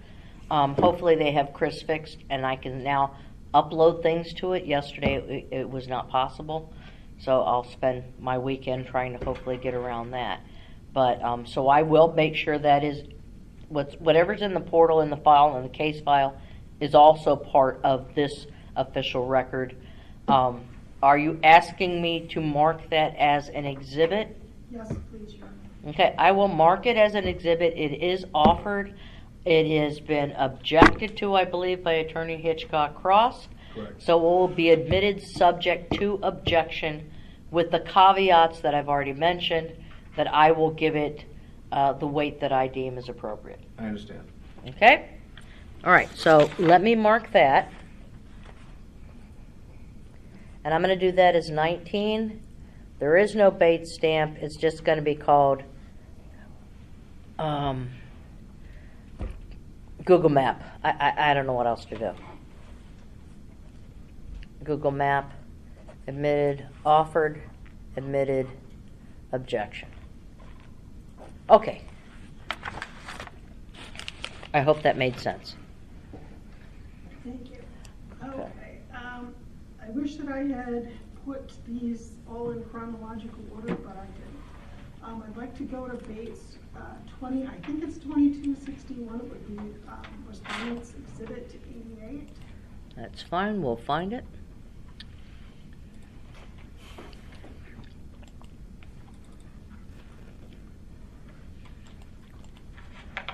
No Attorney objection. Hitchcock Cross, since you seem to having the same difficulty I have, they've marked it as 88. I have ERD 2261, sir. I don't have Bates, I'm just going from their respondents exhibits, but it's an email dated for, same string, but it's at 4:40 p.m. is the sent time. Yeah, and this is, the date's different though. Oh, okay. Oh, this The one's 29th. correct, sir, at Yep. 4:40 p.m. So, No objection. okay, I'm going to mark that as 20. 2261. And this is an email. Well,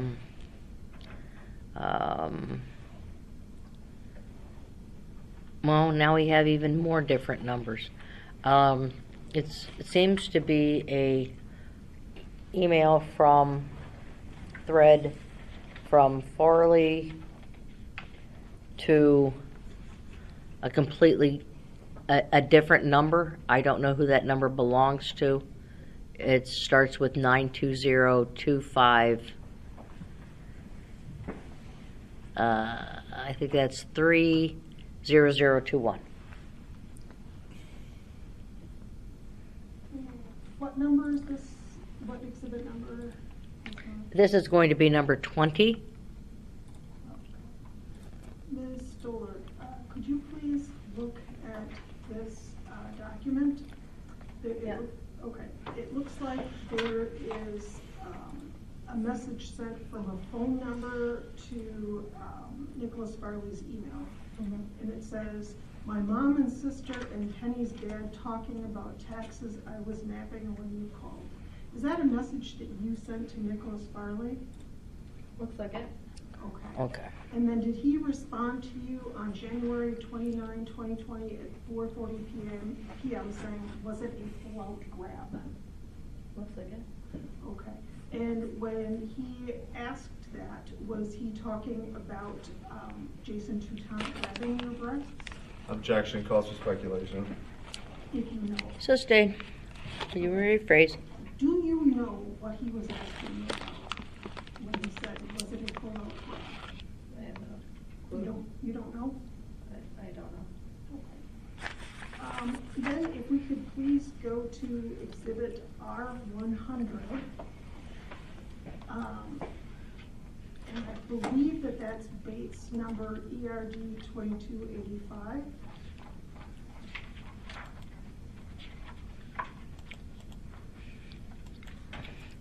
It is 2285, and it appears to be an email from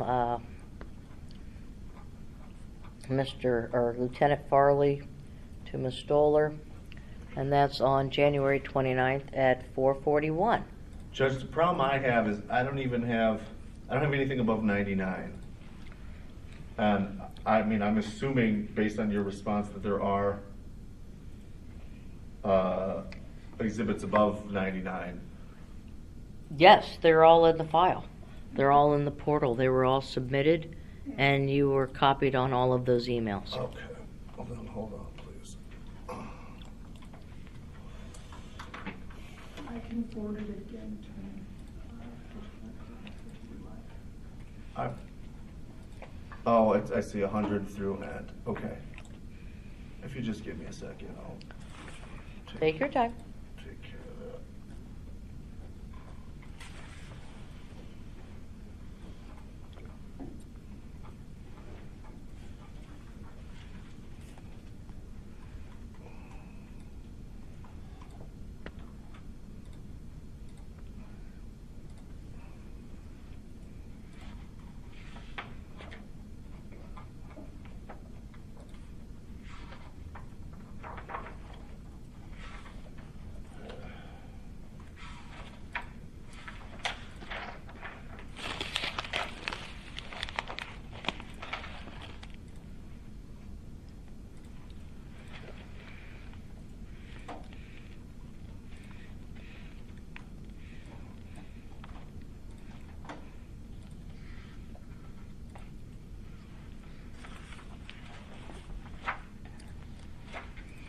Okay, no objection.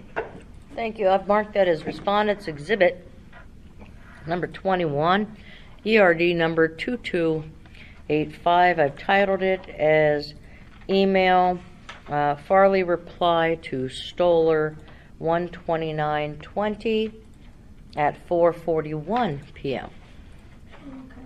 Ms. Stolar, have you had a chance to look at this exhibit? Yeah. Okay. And it looks like it is a message string between you and Nicholas Farley. Is that correct? Yeah. Okay. On January 29, 2020, at 4:40 p.m., you wrote to Nicholas Farley, "I told you you grabbed them," right? 1 second. And do you recall if this would have been pertaining to Jason Teton's Redding arrests?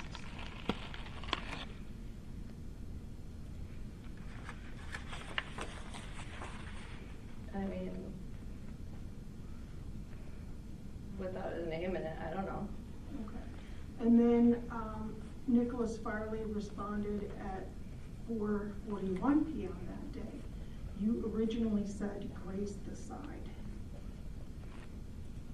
Does that help you remember what this was about, what this exchange pertained to?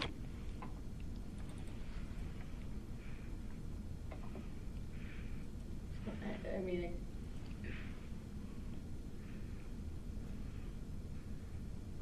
it could be.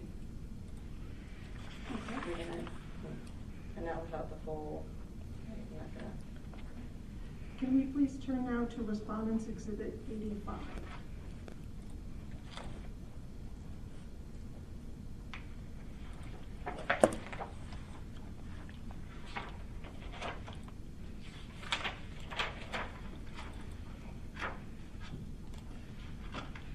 And I believe that says that that's Bates 2255. That is correct.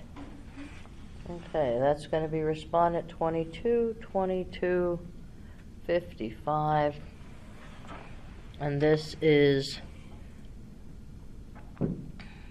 same date for the last two. We're dealing with January 29th of 2020. The original was from Ms. Stolar to Mr. Farley, Lieutenant Farley at 4:42. And then the reply from Lieutenant Farley to Ms. Stolar at 4:46 p.m. No objection. It's been marked, offered, hearing no objection. It will be admitted. Okay. And now, this appears to be another email string, and it appears that on January 29th, 2020 at 4:42 p.m., you messaged Nicholas Farley's statement and said, "No, I said he went on my back and slid them up. He was saying he accidentally slid his hands and grabbed them because my back is so small." Is that something that you wrote to Nicholas Farley? Yes, looks like it. Okay. And then and then it looks like Nicholas Farley wrote back to you and said, "Well, have fun with all that. Glad the story changes." You said basically got to the side, not it's a full-out grab. Okay. Is that correct? Looks like it. That he sent me that. Okay. And then, if we could please go to 92.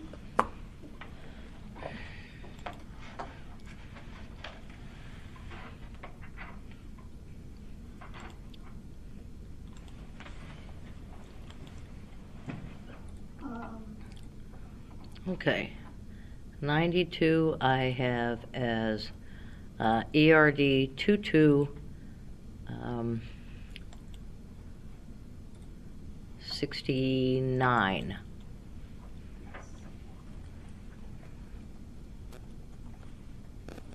And that would be 23. And I don't know what this is yet. And the respondent's number, I'm sorry, I missed it. Oh, I'm sorry, sir. It's 22 Okay. 69. And this is Respondent's Exhibit number 92. Oh, Is what they 90, okay. called it. Okay. Appears to be an email message. And this is a text message that you sent from your phone to Nicholas Farley's state email address, correct? I mean, if you could tell me what I'm looking at, I guess it doesn't look like all the other ones, or even my email, so I guess I just don't know what I'm looking at. Who's I mean, I see my phone number, and then in his little thing, but I don't get, it says notepad. It does say that. It looks like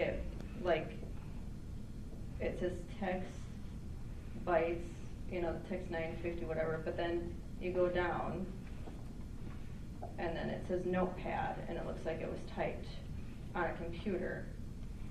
So I don't know, I mean, if I sent him that, it wouldn't look like that anyways. Okay. So that's, I guess I don't know really what I'm looking at. Okay. Did you, tell me how you, we'll start that. Regarding the,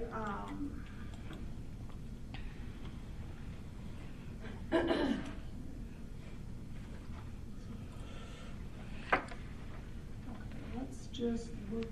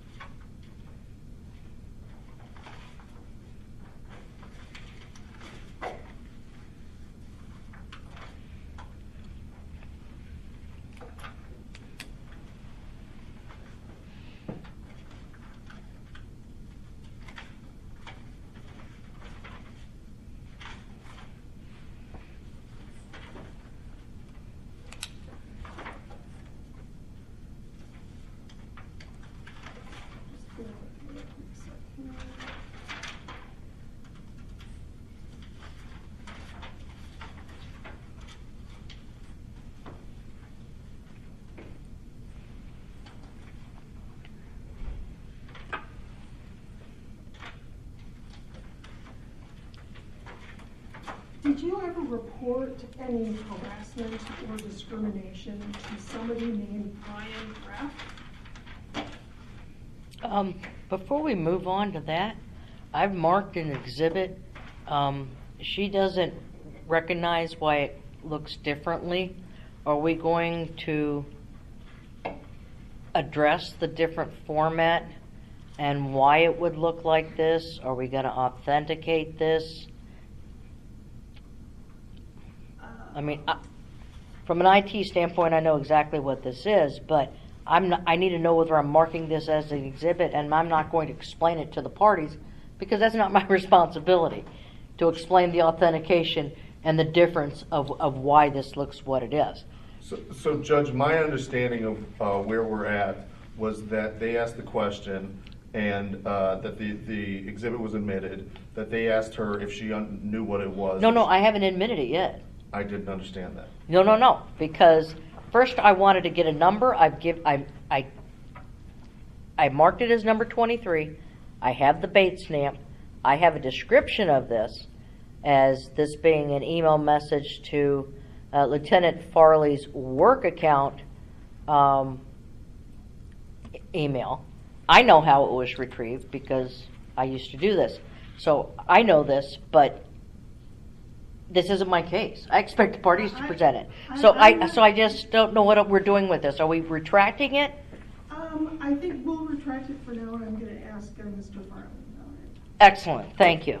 So it's not marked. Now I understand where we're at, thank you. Yeah. Let me get back to where I am.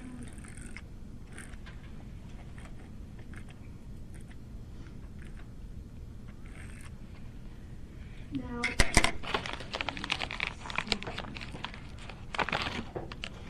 who is a person named Brian Graff, if you know? Could you repeat that a little louder, please? I'm sorry. Oh, who is a person named Brian Graff? Do Okay. you know? Yeah, he was the security, I think it was security director in the prison. Okay.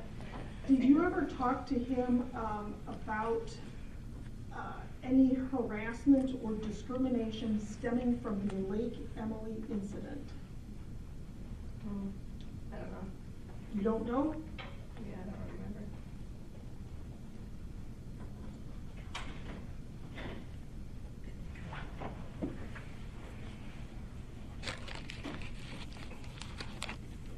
Okay.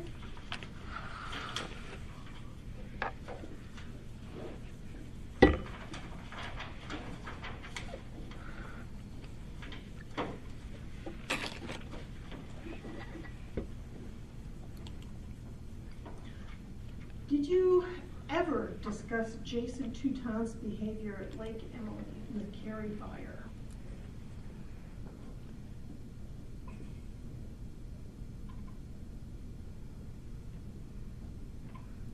Check the foundation.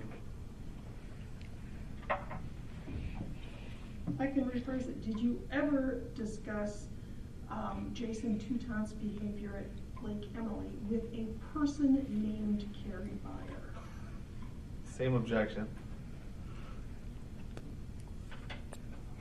I don't think that there's any. I don't think there's a foundational It's already in the issue. record that there's a Um, person named Carrie Byer. And Do we didn't know that she? she knows who Carrie Byer is?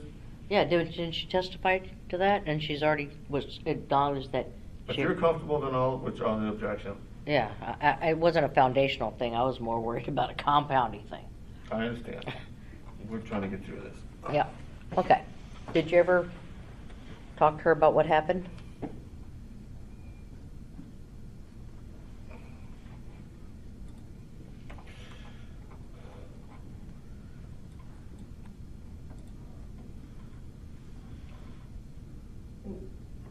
That's the HR lady, correct? She was the person who was testifying earlier this week. The HR lady.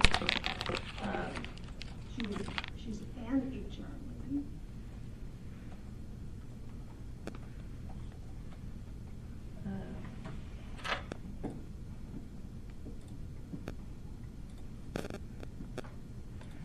I talked to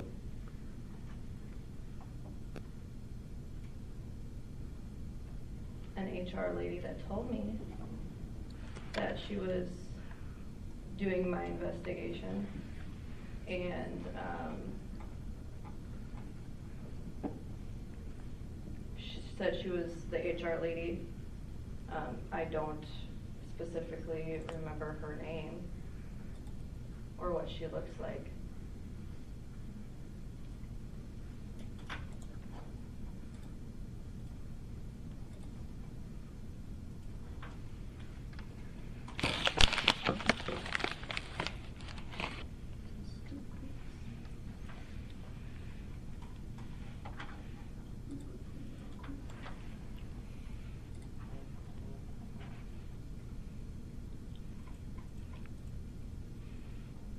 I'd like to go, please, to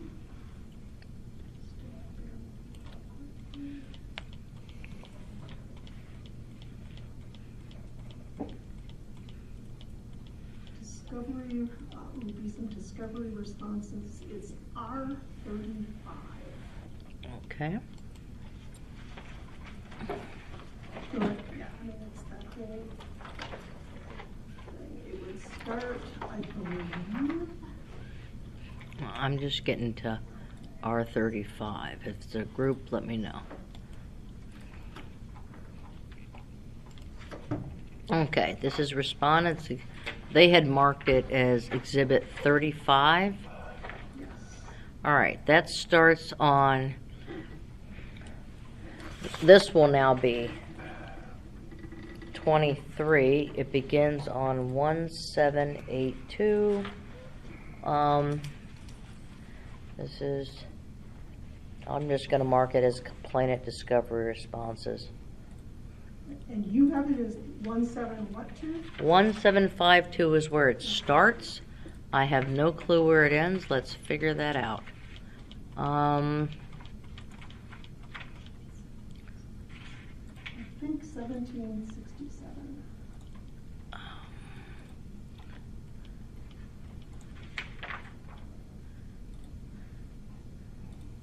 I believe that is correct. So 1782 to 17, no, that doesn't make sense, a number. Was it- I think it's 1752 to 17. Yeah, 1752 to 1767. This is the complainant's discovery responses? Yep. Yes. Their response to requests for admission and interrogatories. Sounds good. Correct. Any objection? No. Okay. So these can be admitted? This is marked, offered, and admitted without objection.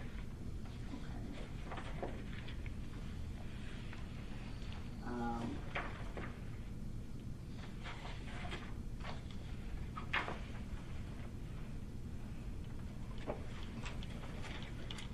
I'd like to go to what's been marked as base. It's at the top, ERD, I think it's the top. ERD 001764. 1764, that would be page 13 of 16? Is that what you have? Correct, yep. Okay. That's part of that grouping. And could you please look over interrogatory number 1, the answer, and the amended answer.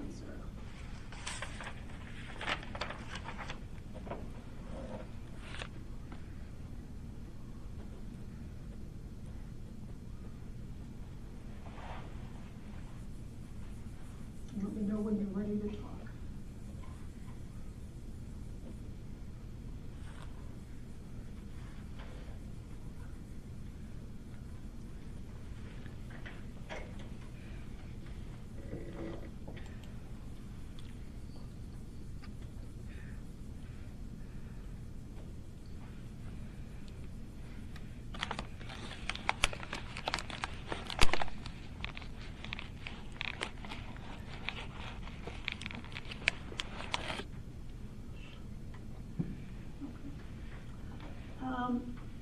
I'd like to go to your, first of all, interrogatory number 1 was please describe any and all efforts you made to report discrimination or harassment to the respondent during your employment with the respondent. And in the ERD file, there's additional information that provides instructions, but they're not included in here. Your initial answer after the objection was, notwithstanding any objection, a complainant talked with captains and lieutenants about this. And she also filed harassment complaints and sexual assault and sexual harassment complaints with DOC, HR, and the local police. Is that your initial answer for this? Object as to form.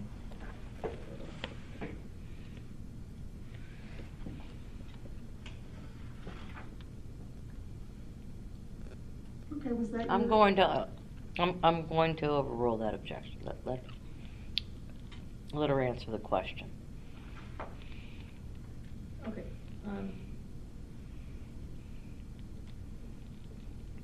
That's what it looks like.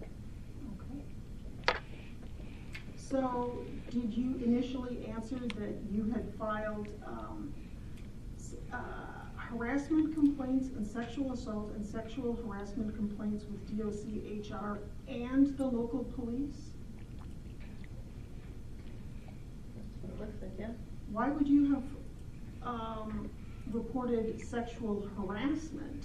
I'm not talking about sexual assault, I'm just talking about sexual harassment complaints with the local police.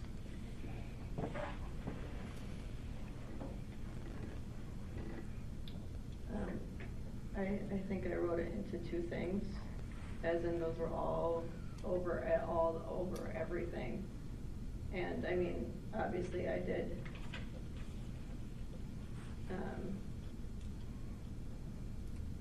I believe I talked about with the cop about the sexual harassment, but I think I meant that as like overall.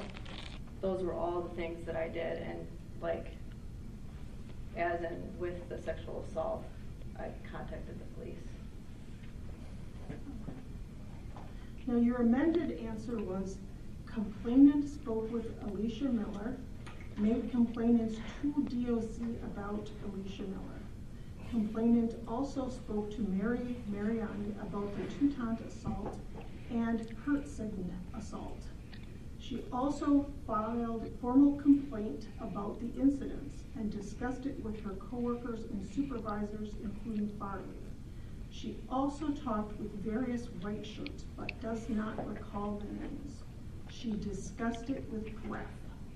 Complainant consulted DOC HR on more than one occasion, but does not recall when. She discussed it with the IA investigators and Carrie Beyer, who told the complainant that Carr and Pihatchik knew about the investigation and decision on Toutant. Was that your answer to interrogatory number 1? Or your amended answer to interrogatory number 1? Looks like it. Okay. Let's scroll to the last page of this exhibit.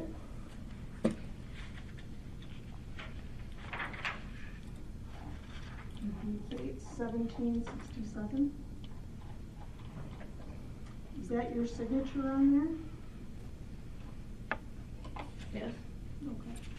And it says verification.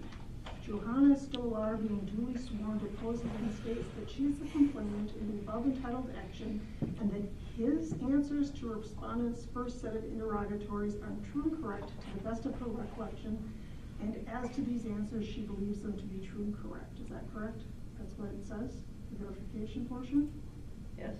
Were you indeed sworn before you answered this interrogatory, or before you signed your name here? Yeah. Yes? Yes. Okay. Do you know, let's see here.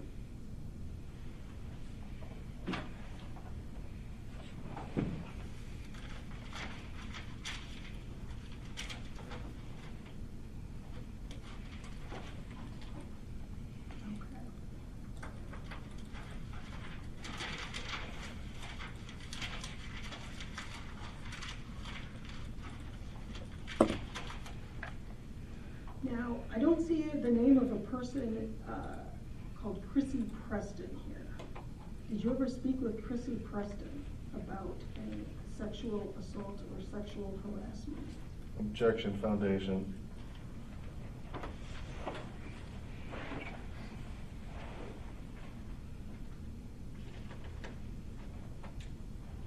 Well, she's gone through the interrogatory that she answered the interrogatory. She agreed with the amended.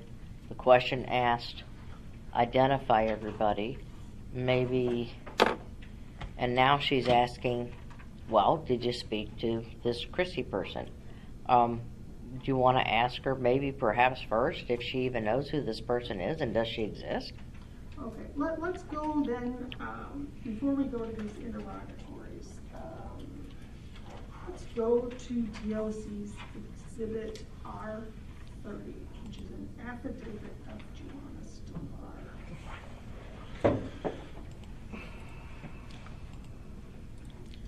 Okay. All right, that would be respondents number 30. It is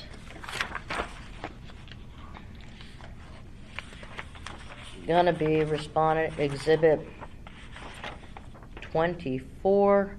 It begins on page 1572 ERD number, and it continues through ERD 1574, and I'm going to mark this as affidavit So Judge, of Stolar. excuse me. It's been marked. It's been offered. The objection here is that this was filed and is in the record in the no probable cause case. It was entirely filed for that purpose, and per your earlier directives that you didn't want to hear anything about the previous case, that is to the extent of our objection. I appreciate that. I would also like to note, as also part of this record, that it's been filed in motions by the complainant as exhibits in their own motions, in your motions during the course of this thing. It's already in the record because I've taken administrative notice of the entire file. So Okay, I understand, thank you. I will admit this subject to objection from counsel in the view of more rather than less, and for those reasons. So it is admitted subject to objection. Okay. Ms. Stolar, could you please read through this document? It's an affidavit. On the first page it says affidavit of Joanna Stolar, and on the final page it appears to contain your signature. And then when you're done reading it, can you please let me know when you're finished and you're ready to discuss it?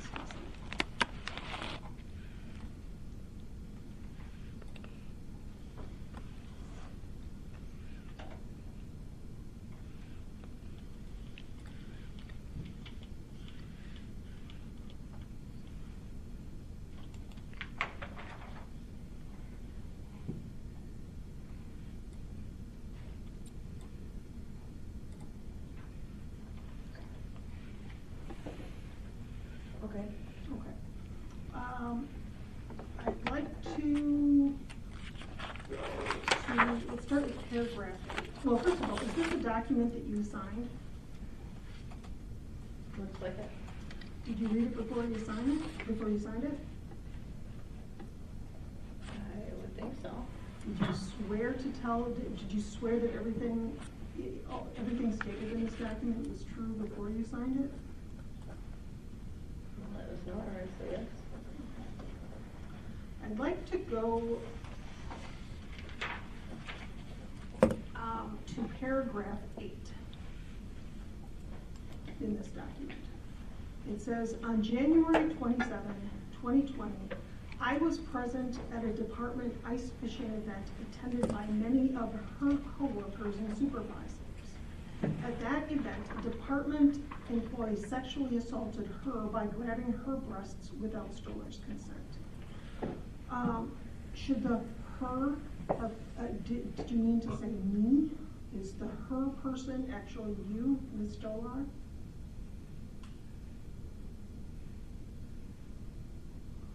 Yeah, I would think so, yeah.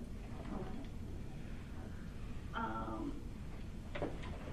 Then going to paragraph 10. At that same paragraph 10 states, at that same fishing event, another department employee, Alexander Hartzheim, approached me and asked to see her breasts.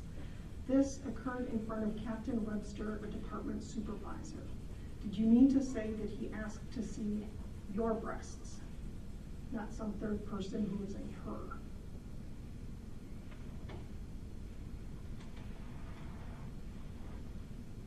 Yeah, I would say that it would be me, my.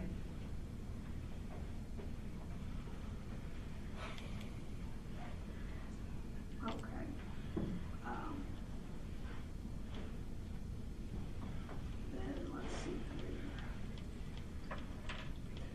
paragraph 11 states, quote, "The department took no action until Stolar filed a criminal complaint against Toutant." End quote. Is that something that you swore to the truth of?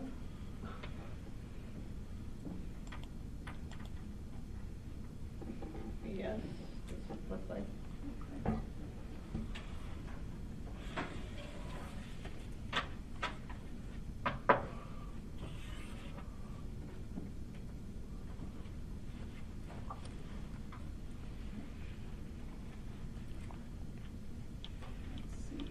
Now, paragraph 15 states, "The department moved me to Madison to work light duty, answering the door in the office where Carr, Pehachek, and Preston worked." And then paragraph 16 states, "I talked with Preston soon after she started at the Madison assignment." Okay. In paragraph 16, did you mean to say that you spoke with Preston after you, Joanna Stolar, started at the Madison assignment? It should be that, yeah. Okay. So that's a typographical error in paragraph 16?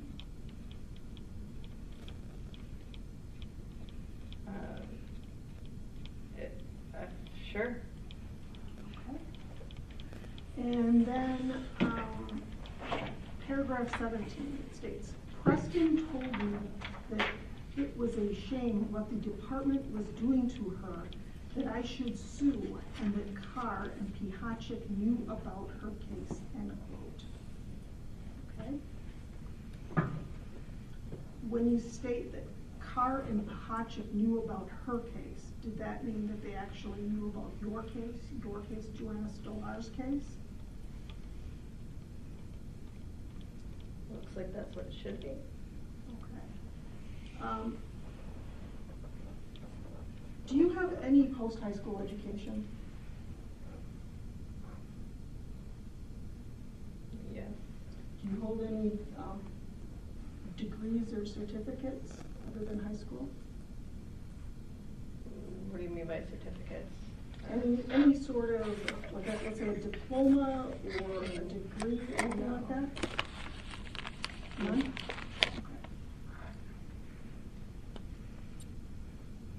Okay, I am going to move for admission of this exhibit R24. It's already been admitted, Right, that's right. We still subject don't have an to, objection. I'm sorry? We still don't have any objection to this Right, admitted right. exhibit. For the no, I thought we did have one for the affidavit, and I admitted it subject to that. Are Thank you. You're right. Because that's the way I wrote it down. Okay. Unless you're taking it away. I'm not. Okay, I good. think getting too clever by half, or not enough, or by quarters, or thirds, or something. Oh, Okay. actually, I think that this one, this one's 25, I'm sorry. So are we The on a new no, document? affidavit of Stolar is 24. Oh, this one is 24. Correct, because you withdrew the other one yet. Now, I'd like to go back to these discovery responses dated August 30th, which would be was R35. Had that been given the number? Yes, now, that one, all right, hold on, let me make sure. If that's on 1752 to 67,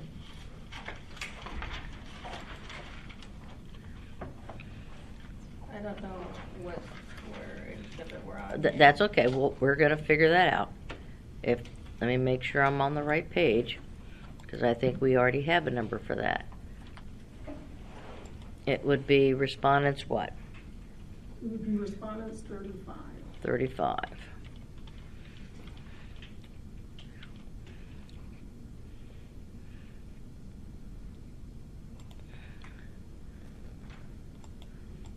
Okay, yes, we did.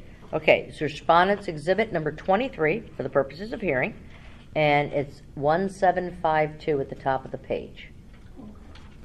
And I'd like you to scroll through here to the 13th page of this document, which will say 1764 at the top. Yeah, what exhibit was it though? In this thing? Oh, Lost. R 35. 35.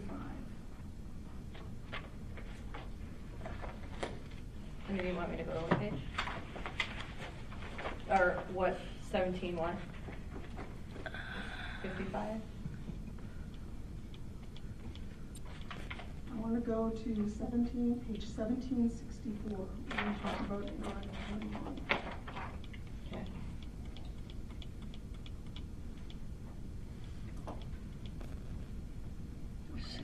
Yeah, there we go. Where does Chrissy Preston's name show up in response to interrogatory number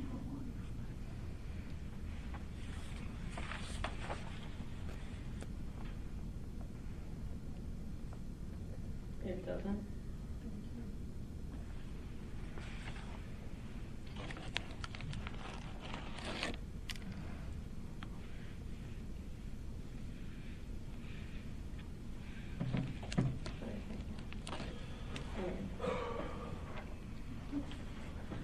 And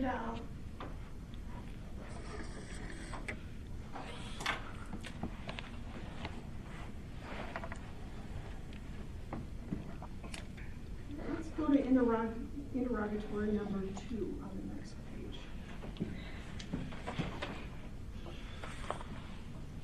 I'd like you to read through your response, your answer. Well, first of all, I want you to read through interrogatory 2, and your answer and the amended answer.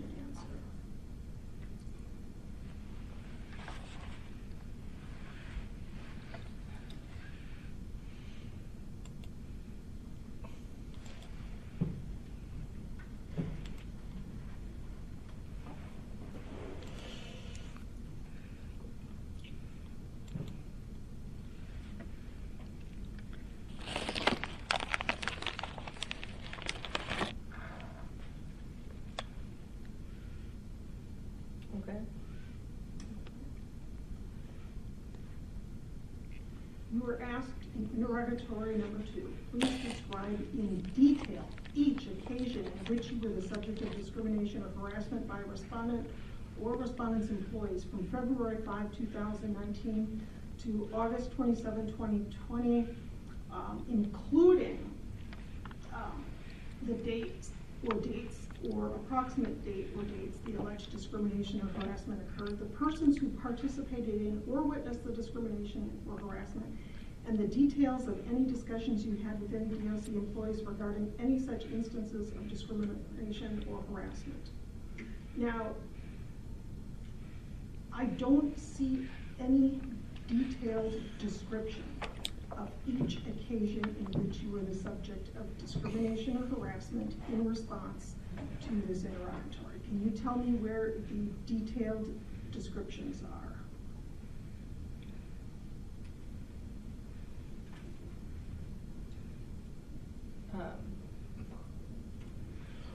I mean, I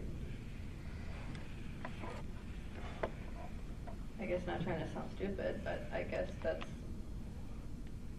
what, I even forgot that I actually named some of these people. You know, so I don't know. I mean, I just went with what I could remember at the time. And I mean, I guess I don't know how detailed you want it.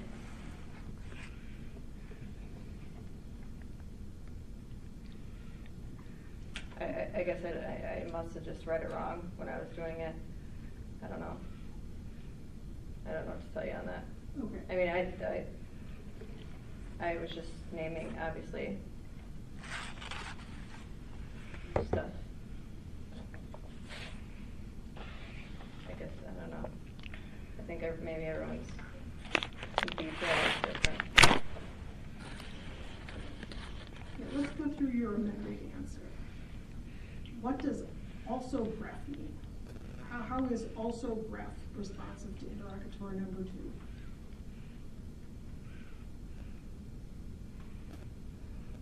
I also meant, like, I guess I meant the same thing, but also graph.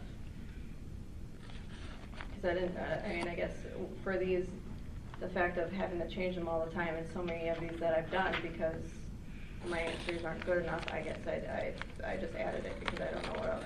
At some points, I didn't even know what you guys wanted anymore because there was the simple answer of this, and then I got them back again and doing this and that, and I've done, what, how many of these? So I just put also Graf because I also did talk to Graf. Is there a person named Mariani Greff?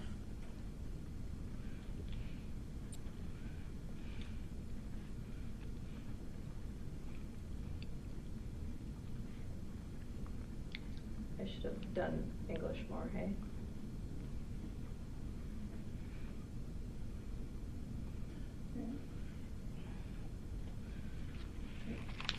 Let's talk about, let's see, there's a paragraph where it says complainant recalls talking to Miller about the rumors but does not recall, does not remember when or the subject, but does not recall when except that it was in the winter of 2020. So do you mean to state here that at some point you spoke with Alicia Miller about rumors that were being spread about you yourself? Where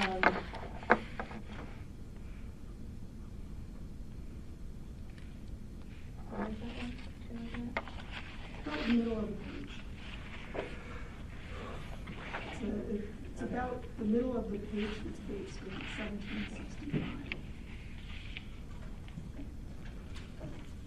I think I meant to say,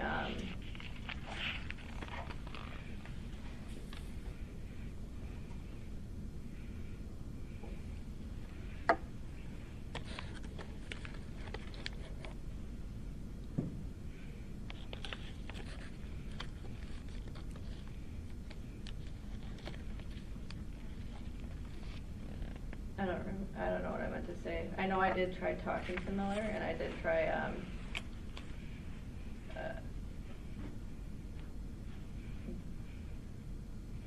being, what's the word called with her?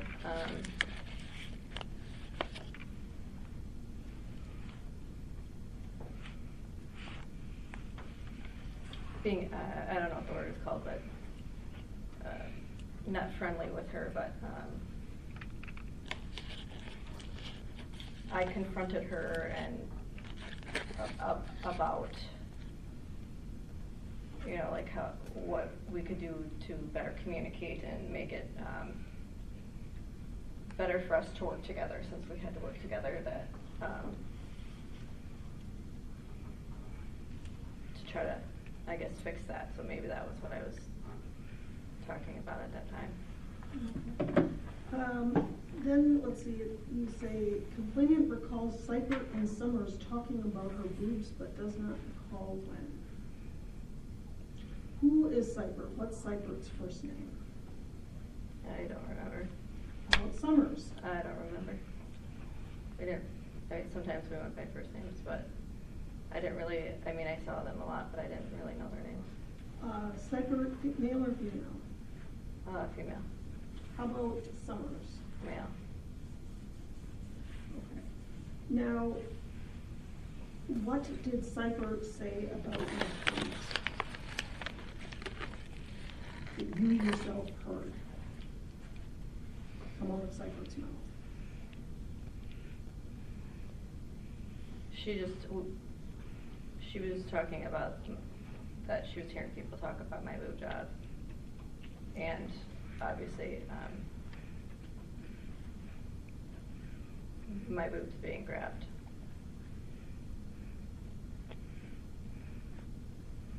And the same thing with Summers.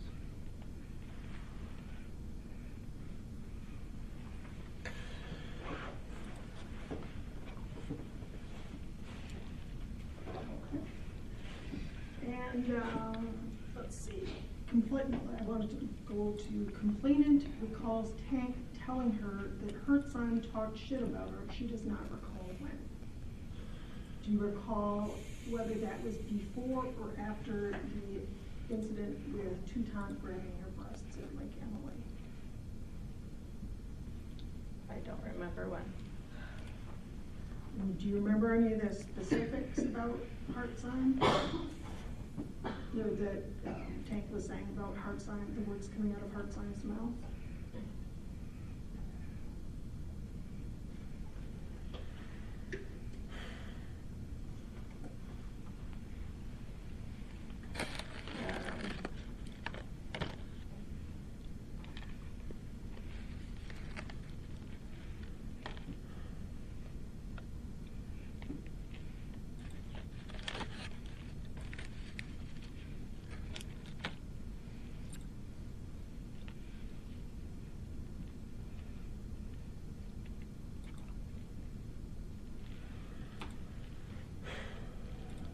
I don't remember at this time.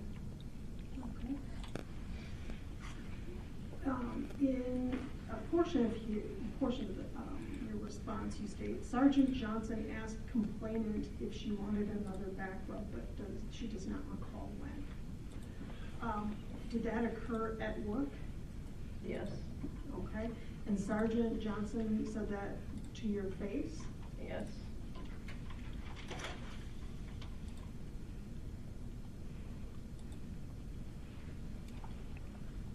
Where, what side, which one is that, or where is that? I just wanna make sure I'm It's still toward following. the top of base 1766. Okay.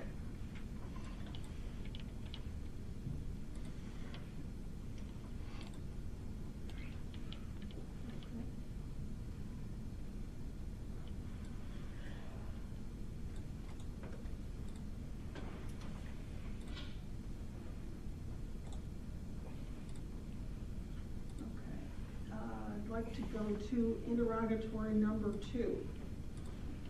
Describe in detail all conversations you had with Nicholas Farley regarding any harassing, bullying, or otherwise offensive speech or behavior that President Teton directed to you.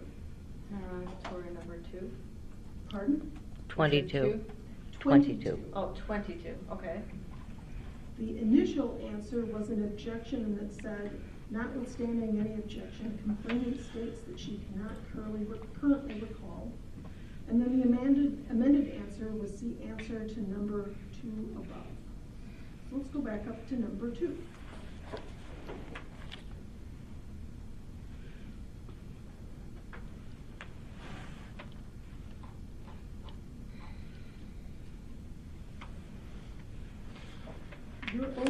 The only portion that I see in here that's responsive then to 22 would be complainant had conversations with Farley on the subject, some in person, some in writing. These conversations encompassed almost all the issues with Teton and Hartside and the DOC's relocation of complainant. Complainant does not recall that. And that's your response?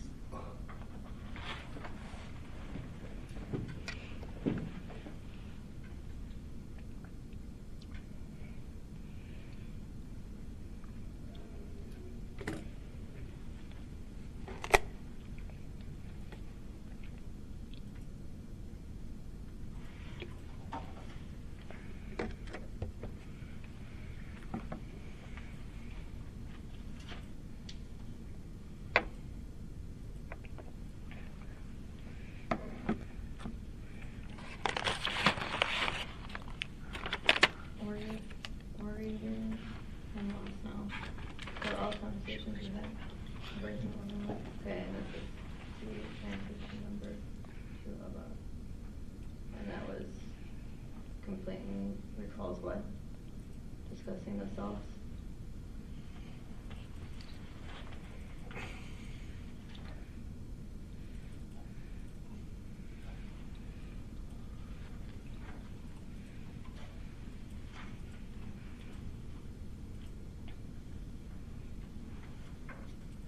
Do you have any problems with your memory that you're aware of?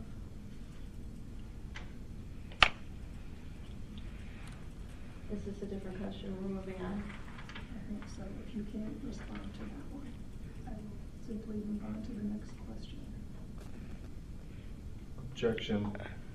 Those comments are not necessary. Well, I'm still trying to figure out what's going on because I believe Ms. Stolar's confused. She thinks she's being asked a question about the exhibit because she's trying to find the question. That part I agree with. It was And then there was another question that Attorney Olmstead asked, which was, do you have any problems with your memory that you are aware of? That's a legitimate question, No question. as Yes, opposed but to I a just commentary. asked her if we were moving past I'm sorry, what? I just asked her if we were moving past that question that she just asked me, and she said, yeah. Okay. I can go back to the prior question. It was about interrogatory number 22, which is on Bates 1766. Yeah, I got that part. Okay, so the But minute. it says, see, answer to number 2 above, and I got lost after that when I was reading the rest of it. Okay, so let's go to interrogatory 2 above. And then you said, Regarding Mr. Farley, in your response to interrogatory 2, what I see here is, quote, complainant had conversations with Farley on the subject, some in person, some in writing. These conversations encompassed all the issue, or almost all the issues with Toutant and Hartsign and the DOC's relocation of complainant. Complainant does not recall when. Is that the sum of what would be your response to interrogatory number 22? I would say, yeah, that's what it says. Okay.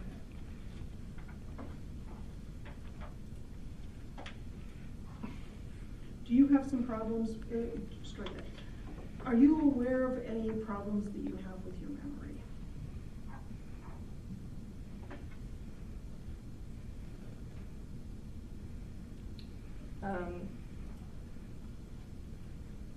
Pertaining to this case, or in general? In general. Just, I mean, I'll say in general.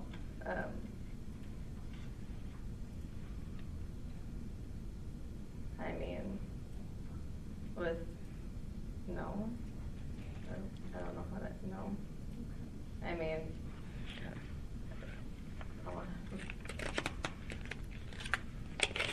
a lot of the stuff you're asking me is from 5 years ago also too, so.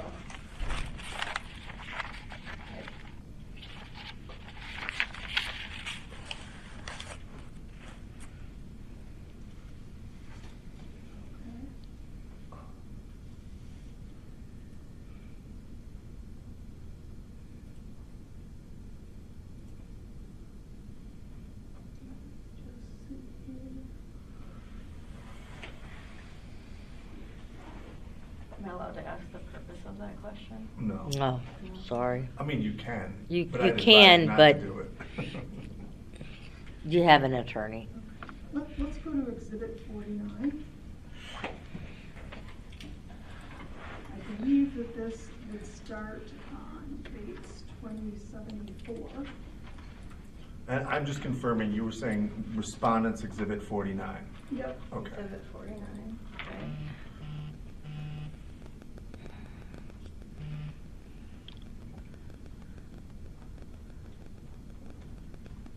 Okay, I found it. All right, Respondents Exhibit number 49 is, I don't believe we've looked at this one yet. Let me double make sure because I don't want to give things more than one number. 2074. Okay, this one's new. This is going to be Respondent number 25. I have Bates number 2074. Let's see how many pages this one is.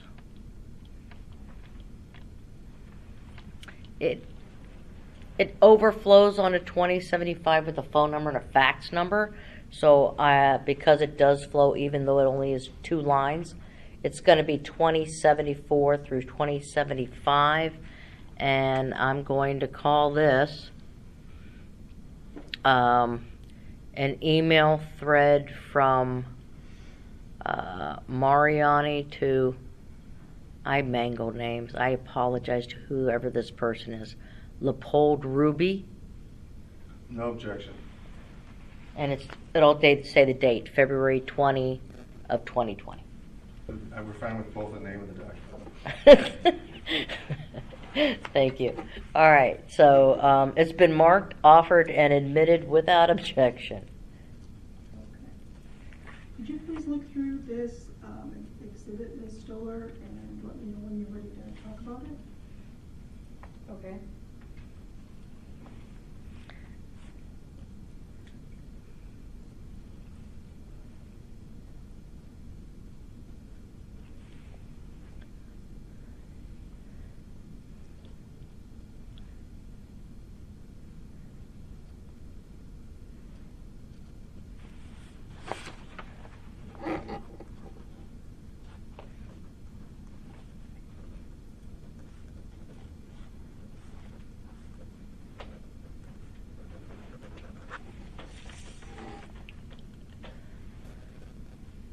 Monday night. Okay. Have you seen this document before? Yes. When did you first see it? I don't know. Would you say more or less than a year ago?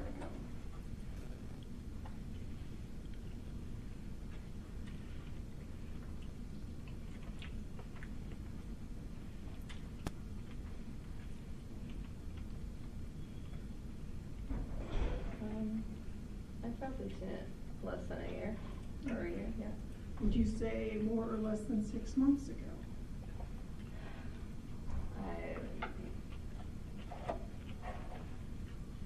Possibly. It's possibly more or possibly less? What do you mean? Possibly less.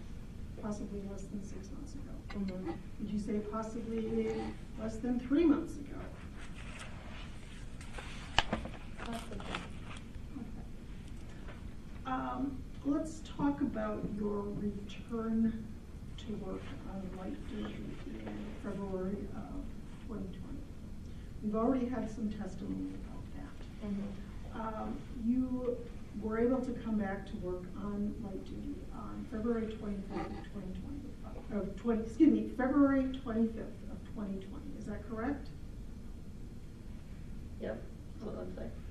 And you contacted the HR director of Dodge Correctional Institution, Gina Lippold-Ruby, to let her know that you could come back on light duty on February 25th of 2020.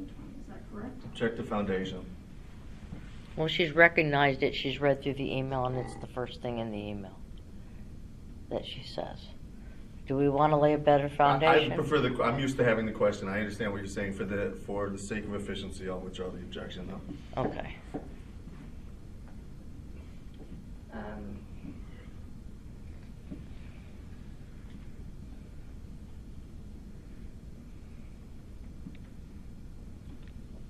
Well, I mean, I'm sorry. Did you ask if I sent this to them? No, I didn't. Would you Oh, ask me again? Sorry, First there of was a all, lot. do you know there. who Gina Lippold-Ruby is?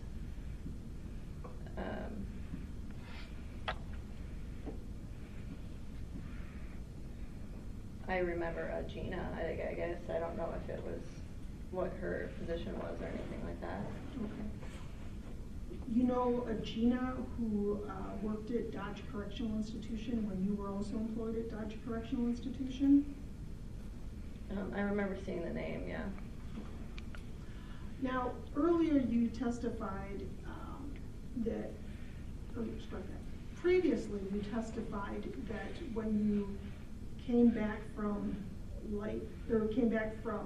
medical leave and were going to be put on light duty, you were going to be put in Mr. Teuton's unit. Is that correct?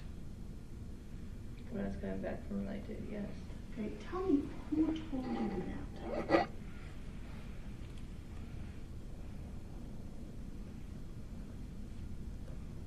I mean, I don't remember. Did somebody, or was it a group of people? Was it one person? I don't remember who told me that. Did they tell you on the phone? I don't know. So you don't even recall anything about the conversation, just that it somehow happened? I'm going to say, I'm going to interrupt. It's been asked and answered. She doesn't recall who said it, when it was said, how she knows. We've got nothing. Because I think at this point we're going to start badgering, and I would like us to keep moving forward Okay, thank you. for time's sake. Let me see. Thank you, Judge. Sorry, I had to look at you before I said understand. something. I understand.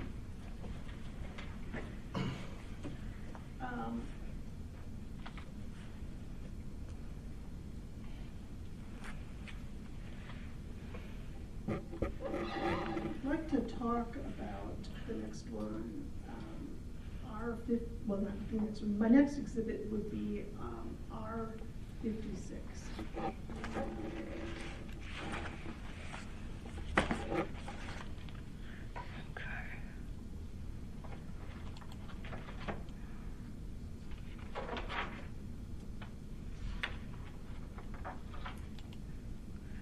Okay. All right. R 56 is ERD 2108. It's going to be respondents exhibit for the purposes of hearing is number 26. And this again appears to be an email from Gina Lippold Ruby, HR Director of Dodge, or DCI, to Miss Joanna Stolar on March 20th at 10:43 a.m. I'm sorry, I'm lost here. The response exhibit number again, please. Theirs in their file is 56. Thank you. I've labeled it for hearing as number 26, and it's ERD 2108 with the description that I just gave, and it's only one page. No objection. It's marked, offered, and admitted with no objection.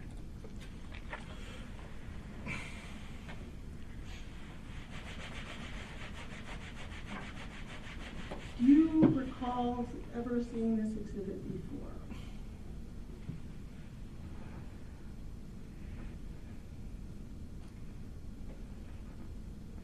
I don't know. I can't recall. I just know.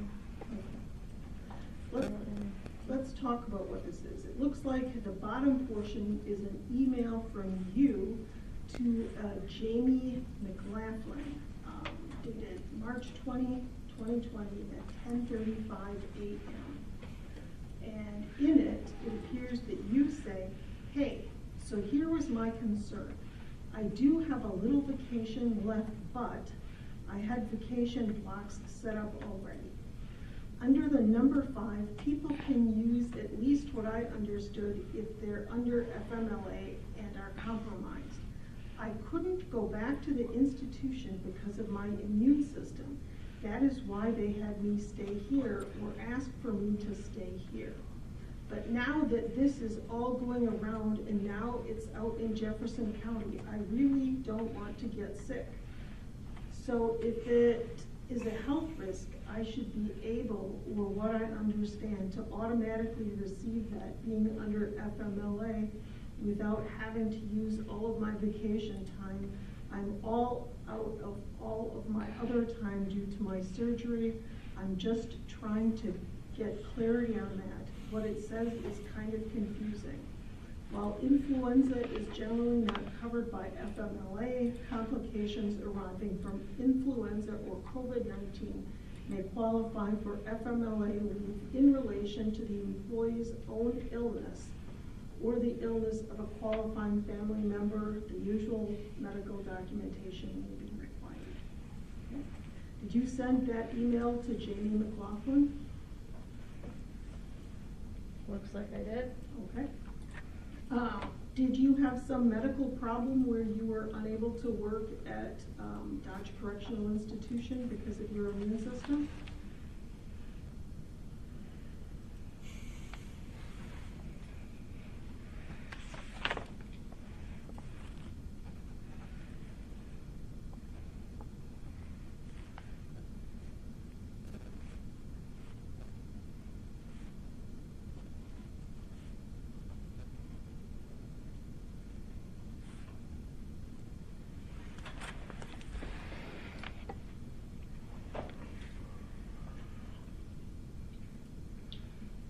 I think just at that point, having that surgery,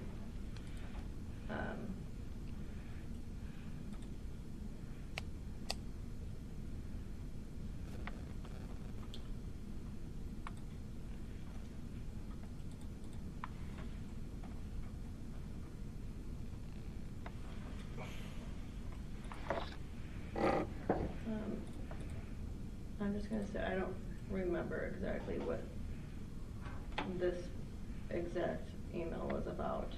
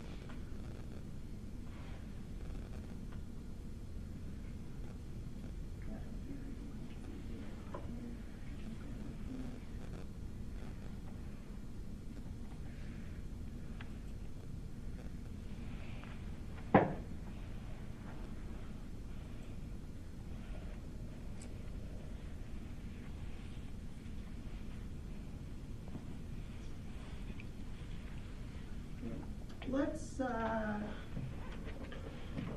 like to go to what has been Respondents Exhibit 59. I believe it dates 2193.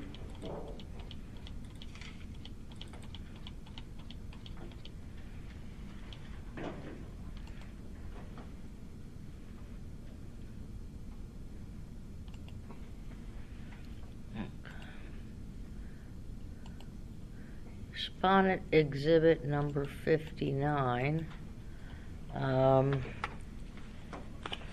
Judge, if I may. Has not been, just one second, please, and then I'll let you speak, because otherwise I'm gonna mix up my numbers again. Excuse me. And then I'll whine like a baby when I can't figure it out. I'm just offering it for the limited purpose of refreshing her recollection as to when she may have spoken with Mr. Graff. Okay, well, why don't we do that first? If you just simply want to offer something to refresh somebody's recollection, do that first. Do the proper foundation for refreshing recollection, and then we can worry about whether we're going to admit it and what it's used for. Make sense? I understand. Okay, let's do it that way. Okay. Ms. Stolar, could you please look at what is behind tab number 59 in that binder? Emails to Graff. Yes, I'd like you to scroll down and look at the first email in the string, which it appears to have been sent by you to Mr. Graff on Sunday, January 26, 2020 at 8:37 a.m. Okay.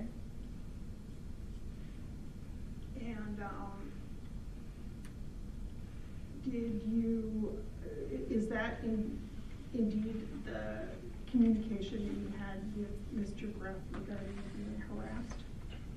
Wait, I thought we were introducing this for whether or not it Yeah, I mean. refreshed her recollection. Okay, yeah, that's just, okay, Right. let me just say, I'm just gonna say, was it on Sunday, January 26, 2020, that you communicated with Mr. Graff about being harassed? It looks like it. Okay. And I'm going to ask you, does this document now refresh your recollection as to who Mr. Graff is? Because that was the original problem, is I that know you who didn't Graff is. you didn't remember. No, I know And who one of the Graff other is. questions that she'd asked earlier. I think it was the date in which they met. I think that was the. Was that to the be issue? refreshed. Okay, all right. So But correct we've me if I'm refreshed her recollection. Now, if you want to do anything Right. else with this, then, because she knows who the guy is, or the gentleman is, excuse me. Now I don't know what you want to do with this, so No, you That's don't gonna need be- to do anything at this point. And let's see. Did you speak with Mr. Graff about any harassment or discrimination after January 26, 2020? It looks like it. Okay, and it would have been Mr. Graff himself that you spoke with? Well, we just went through the email, so I definitely emailed him. So you would have spoken with him after January 26th? Objection form. I mean, she just said she emailed him. She didn't say she spoke to Okay, him. that's fine. Did you speak with Mr. Graff at any point after January 26, 2020 about harassment or discrimination? It looks like I did in that email. Okay, and that would have been, that sounds great. I appreciate it. Thank you. Let's go back. Okay, so you wrote to Mr. Graff about various complaints that are not germane here today, right? Objection. This is a gratuitous comment. well, No, it's not that they're as to whether they're germane. I mean, the question is, you spoke to him about a variety of issues. I mean, she said she read it, and that's the email that she originally sent that she identified for the purposes of recollection, which is on the bottom of this exhibit. Sure, she's just Right. not in a position to say what is or is not germane to this, what we're talking about today. That I agree with.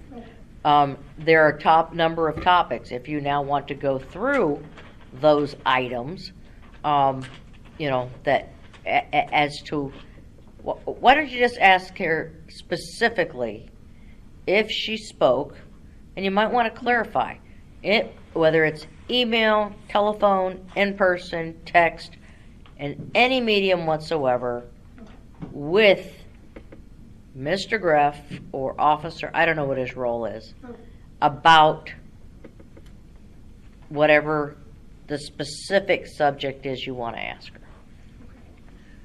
Please. Mr. Greff wrote back to you on January 28th, 2020 at 7:14 a.m. He said, quote, "I was informed that an intake interview has been completed. I would like to see if the issues brought forward are remedied through the intake process. If not, I will gladly speak with you." Is that what Mr. Greff wrote to you? Yes. Okay. And then you wrote back saying, "That sounds great. I appreciate it. Thank you." Is that correct? Yes. And it appears from all of your testimony and the fact that we are here in the ERD hearing that it's your position that the issues brought forward were not remedied. Is that correct? Yes. Okay. And did you take up Mr. Greff's offer to gladly speak with you? Well, I can say this. He said he wanted to wait. I would like to see if issues brought forward are remedied through the intake process. So I don't remember if I talked to him or not. This doesn't specifically say, okay, I'll come talk with you. Okay. It was remedied through the intake process, so I don't know if that sounds great, I appreciate it meant, okay, I'll talk to you, or that sounds great, at least me knowing that he wants to see if it's remedied through the intake process first, and then me saying, okay, that sounds great.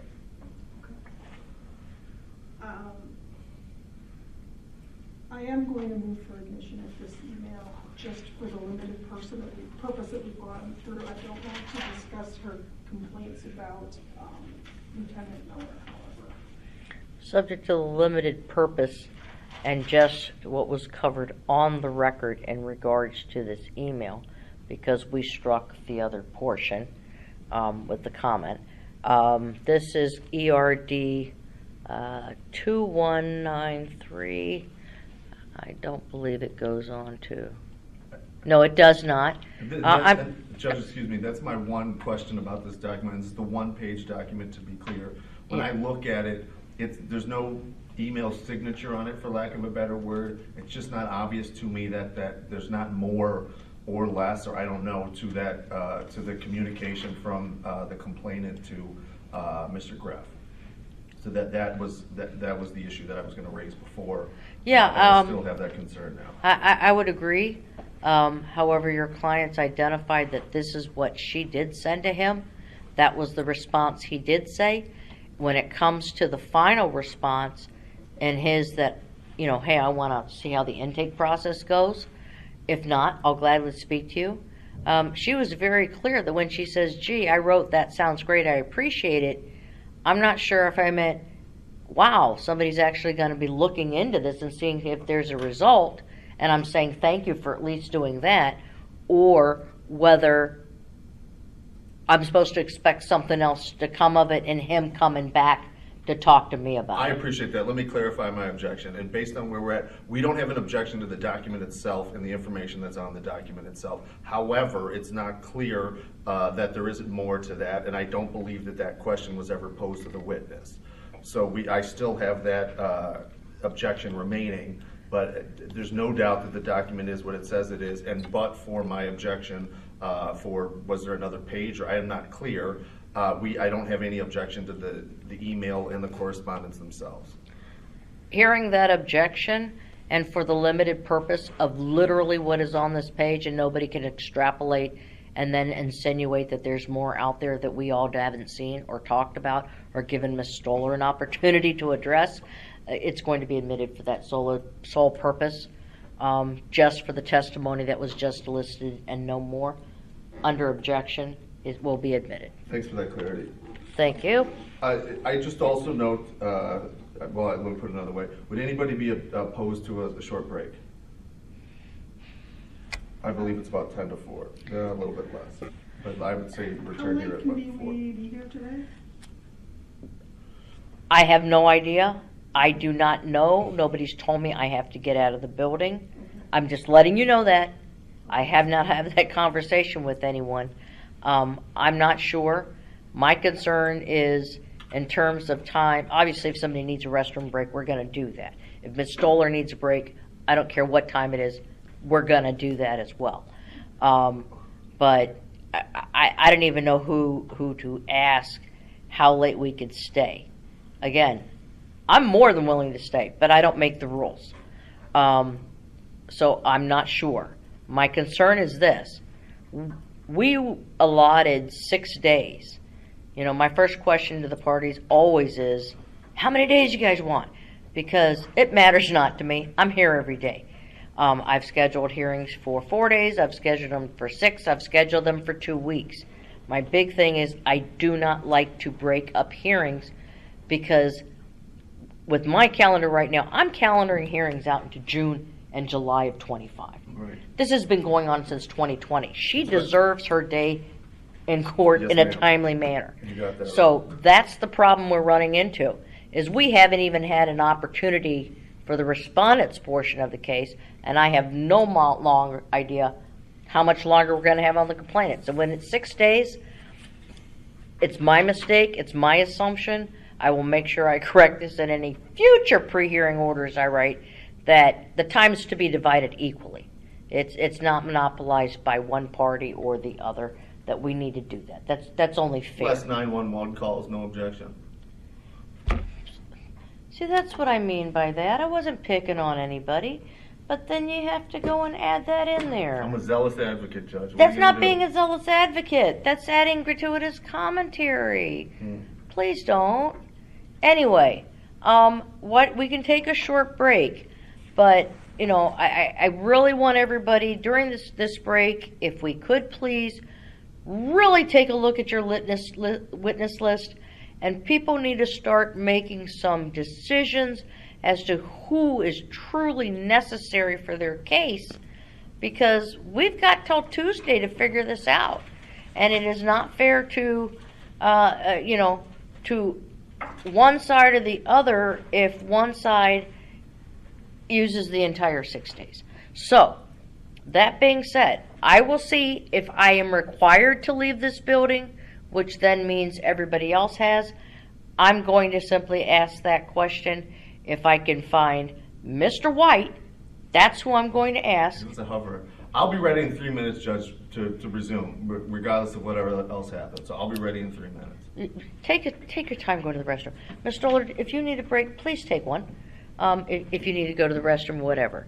But that's the questions that's been asked, and I'm going to go find out, okay? So I am pausing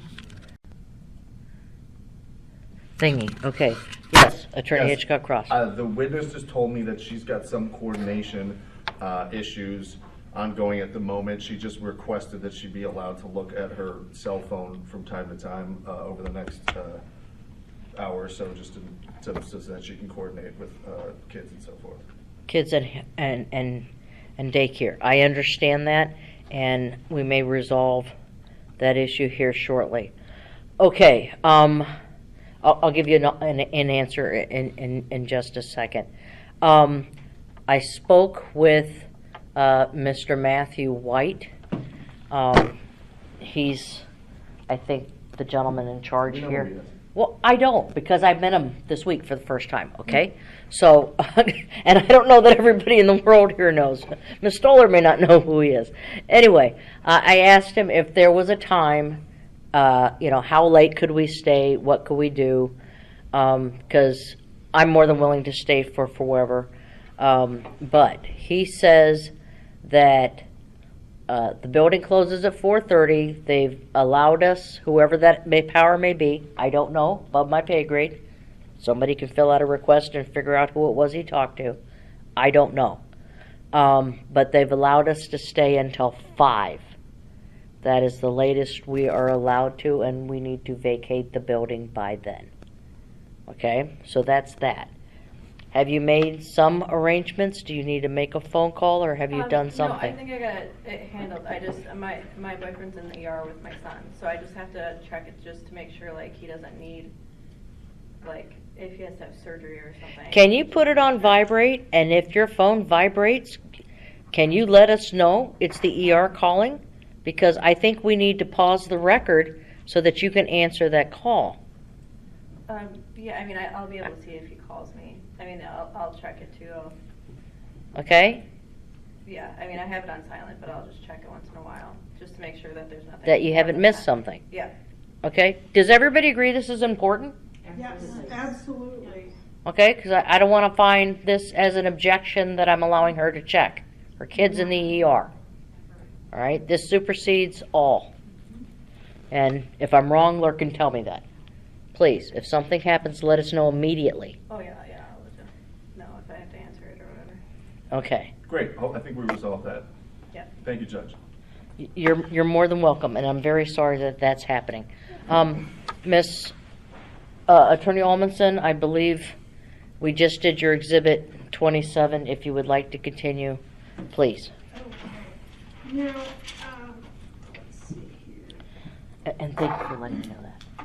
Were you ever did you ever participate in spreading rumors about your coworkers, Ms. Stolar?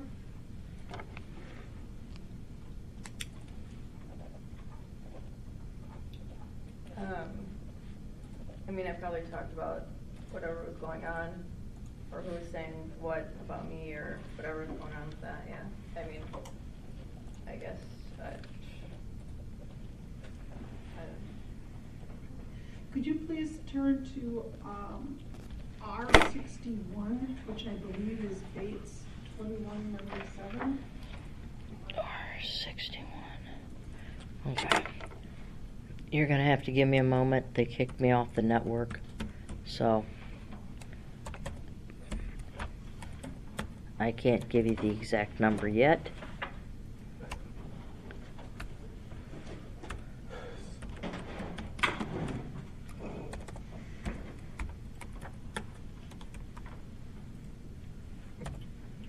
Judge, I know you're doing something else, but we don't have any objection to this exhibit.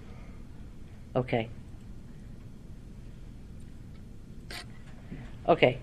I wrote it down as R61. I'll give you a number. It's actually going, are you going to be asking for it to be admitted? Yes. Okay. No, it's been marked, offered, and admitted without objection. It's going to be responded number 28, and I will provide the parties with a Bates number in a moment. Continue. Okay. Have you had a chance to look at this document? 2197, the ERD number? Yes. Okay, yeah. Okay. Now, is this, let's write it. It looks like there are 2 communications on here. The first would be from Nick Farley's email. Or strike that. The first would be to Nick Farley's, strike that. The first was from Nick Farley's phone to your state email. Is that correct? Looks like it. And it says, you get to work with Cedars New Girl, LOL. Is that correct? Yeah. And then you responded back saying, who is that? Is that correct? Yes. Okay. Let's see. And let's go to R62, which would start, it's 5 pages beginning on Bates, I think, Bates 2199. R62 begins at 2199, and it is now going to be Respondents Exhibit 29. It appears to be more email threads between Mr. Farley and Ms. Stolar. Any objections? None. I think it goes from 2199 to 2200. Nope. 2201, 22. All right, it goes from 2199 to 2203. And what's the responded exhibit number on that one again? 62 and it becomes 28. Okay. That's where you lost me. It becomes 28? No. It is Respondent's Exhibit number 22. Oh, I understand. Thank you. Got it. Do I have that right? No, it was 62. Isn't that what I said? Did I Maybe I screw? didn't hear right. Oh, yeah. Respondent Exhibit number 62 becomes Hearing Exhibit number 29. It's ERD 2199 through 2203. Okay, no objection. No objections. Okay. Can you please look through that, Ms. Stolar, and let me know when I can discuss this with you?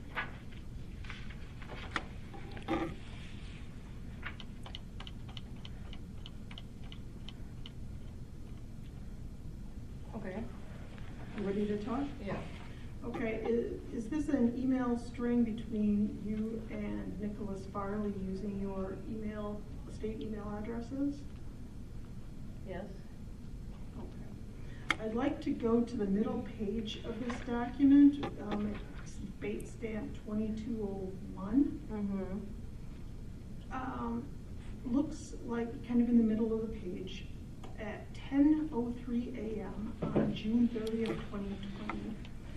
Nick Farley emailed you and said, "Did you get all your good morning calls this morning?" Okay. What was he saying? Objection calls for speculation. Well, she either knows or she doesn't. I mean, it's their conversation that begins at 8:53 in the morning, and it's like every couple minutes there seems to be emails finishing at 11:07. So, I understand. I still think a fair question would be, what did you think he meant by that, as opposed to what he mean by that? Oh, I agree. I agree. I understand I what agree. you're saying. It's speculation to ask what did he mean. You can tell us what your conversation is and what you think is going on in the conversation. So I sustain your objection, sir. Thank you, Judge. Do you know,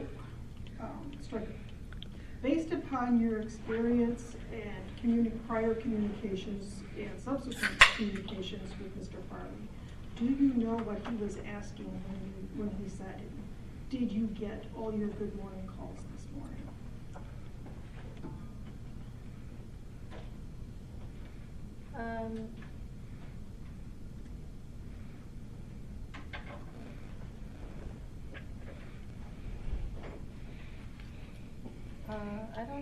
I don't know.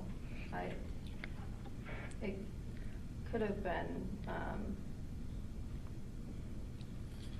if someone called me in the morning to tell me what they heard or something, or someone said this, but, that's the only thing.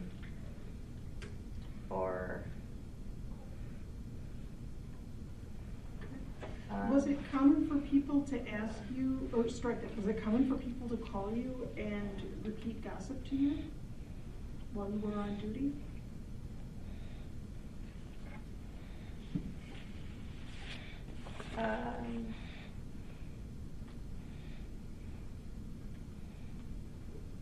there would be people that would call me, telling me, like,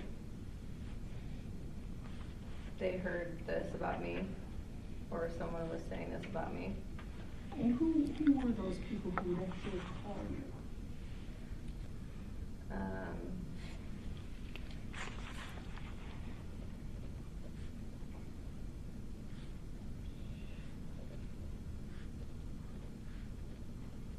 Real would once in a while. Who? Real was her last name.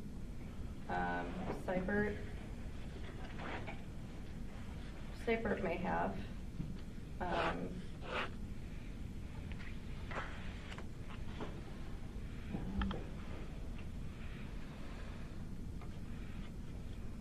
I mean, yeah, I mean, I don't know. Throughout the institution, I had random people call me and either accuse me of something or tell me this is what I heard. Okay, so the people who would call and tell you what they had heard would include real and cipher, correct? The people that I can remember. And there may have been other people who you can't remember? Well, there's definitely other people that would call me, yes, and or call me to accuse me of doing something, yes. Who would call and accuse you of doing stuff? Other employees. By name, who were they? I don't remember all their names. Do you remember any of their names? No, those are the only two I really remember. So you remember? I mean, Strike that. Go ahead.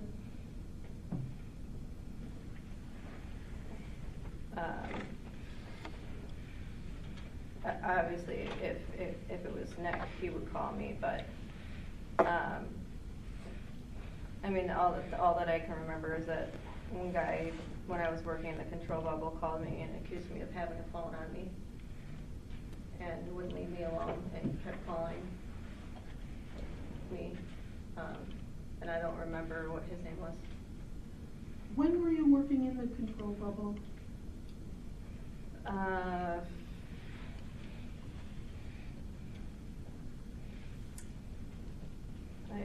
I worked, I believe, the control bubble when I was on third shift, and then if I did overtime or something, if that's what was open and I had to work it, that's what I'm sure I took. Sometimes at the other points, I don't really know exact days and times. I just know I worked it. And that would have been prior to the two-time assault, though, correct? Yes. So, let's go back to this exhibit that we were talking about, and I'd like to talk about the conversation on Bates 2201. Okay. So Farley asks you, did you get all your good morning calls this morning? And then you respond saying, none actually other than Seibert. And then he responds back saying, LOL, all the crazies stick together. And then you responded back saying, seriously stop. She called to say she was sending me the FMLA information. Is that correct? Looks like it. Okay, so who was he referring to as being crazies, if you know? Well, I don't know. I don't remember this conversation fully. I mean, looking at it, I can see that she called to say she was sending the FMLA information. So that's what but the other stuff I don't know. I don't remember.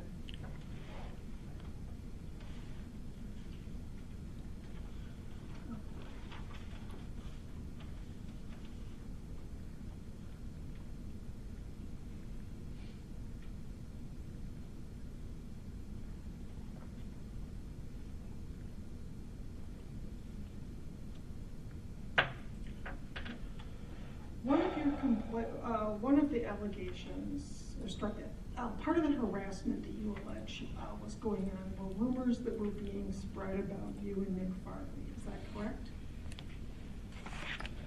Yes. I would like to please go to what has been submitted as R64. And it would start on Bates 2209 and end on 2210. 2209.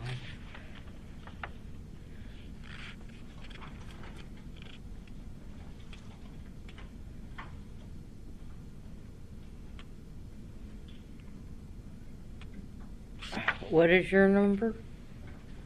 It was Bates 64.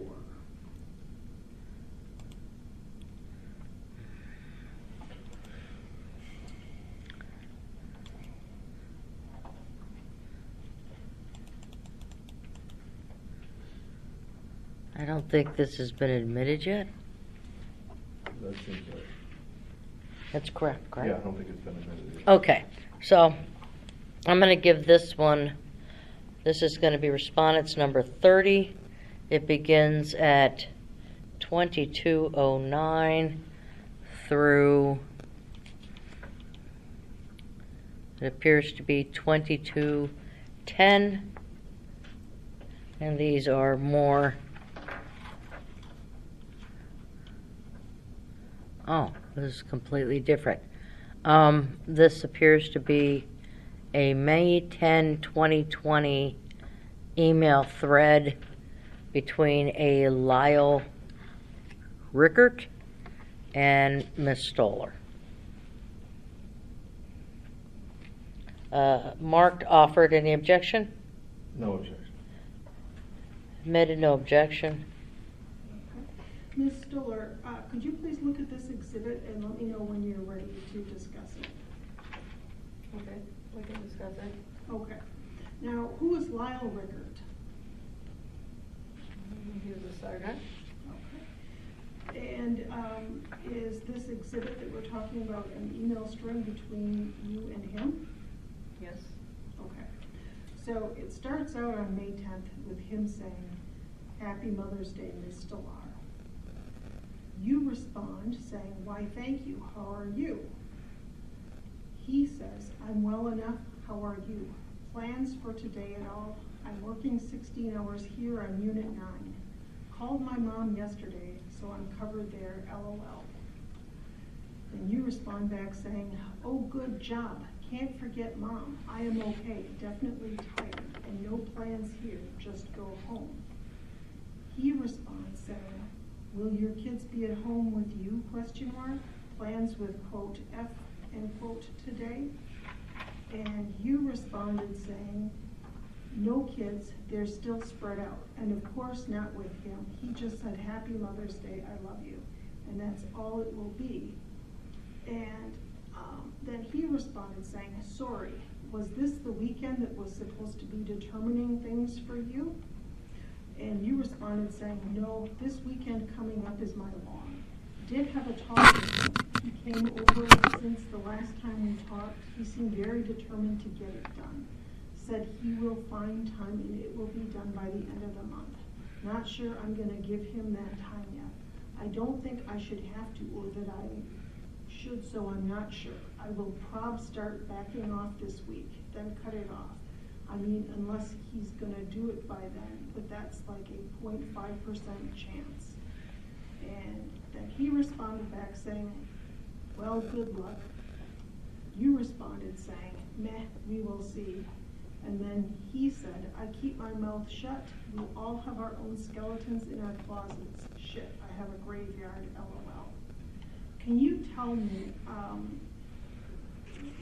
what you were, first of all, when Mr. Rickert said, "Will your kids be at home with you and plans with F today?" Do you know who F was that he was talking about? I'm gonna say probably it was Farley. Nicholas Farley? Okay.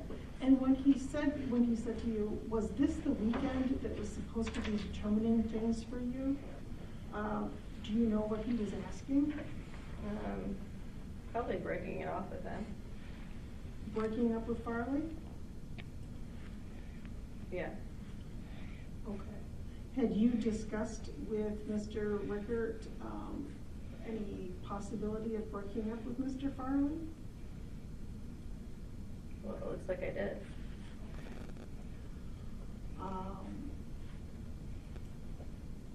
And let's go to, I'd like to go to what has been marked as Bates, as R66, or submitted initially as R66, and it's a 4-page exhibit starting with Bates 2214. Okay, this is going to be R31. We've got 2214. It was Respondents Exhibit 66, And it concludes on page 2217. And once again, this appears to be a email thread between Mr. Rickert and Ms. Stolar from May 3 of 2020. Any objection? At this point, Judge, I'm going to object that this is cumulative and serves really no additional purpose, and it's not aiding you in finding any additional facts. Well, No, I think that it is, and I think that it is going to demonstrate that Ms. Stolar herself was the source of some of the very complaints that she was complaining, or some of the very rumors that Ms. Stolar has been complaining of. that's the only benefit I see to this, is that in terms of what are we even doing here? Because throughout the testimony, regardless of the witnesses, one of the major complaints that Ms. Stolar has had as part of this ongoing harassment is people not staying in their lane, essentially. Everybody wanting to get in her business, talk about rumors, whether it's in the bubble or it's this or that. She's gone to a variety of people to say, make it stop. And then we still have these conversations. And, If you feel that there's more to be learned from this document, then that's what the ruling is. I'm fine with that. I just want to make it clear. I mean, I've sat here and let basically everything be admitted without objection. At this point, I'm just saying I think for brevity's sake, we should start thinking about that. But I understand if you, to whatever extent you've said that you think yeah, this is I mean, probative, I and obviously let's get haven't into it. looked at this. If it appears that it's more of the same thing that we just heard, I will revisit this. I understand. Thank you. Yeah. So I will admit it, but I am doing so noting the objection. Please continue. Oh, back here. Can you please let me know, Ms. Stolar, when you're ready to talk about this exhibit? We can talk about it. Okay. Let me see, let's see here.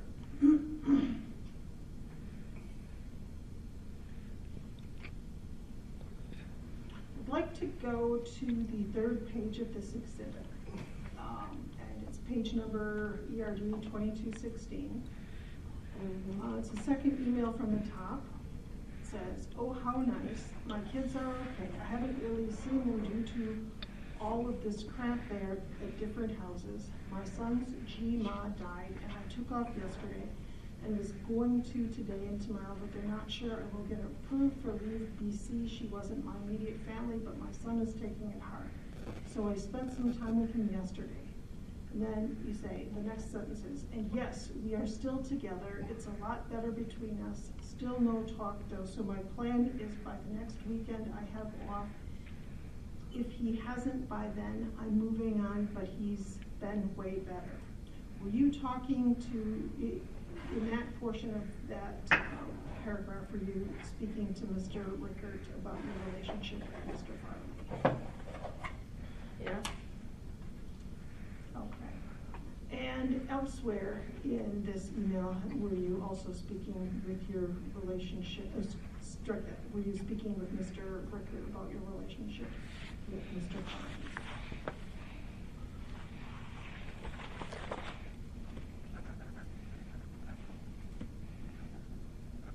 Was I? Yeah.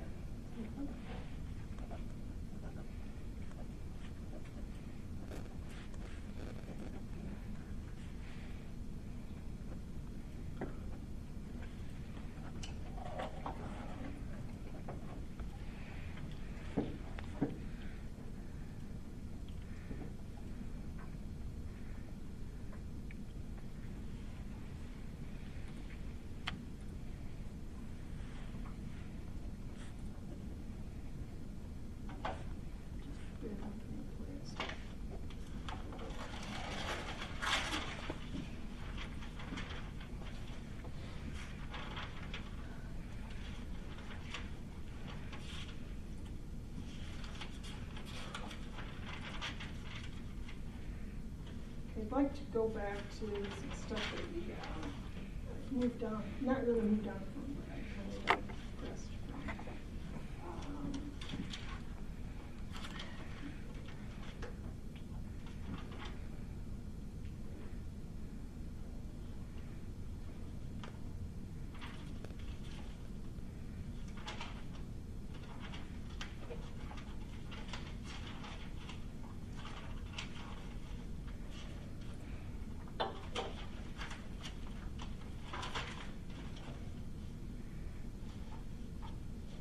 Earlier, you testified, well, first of all, let's talk about something called PREA.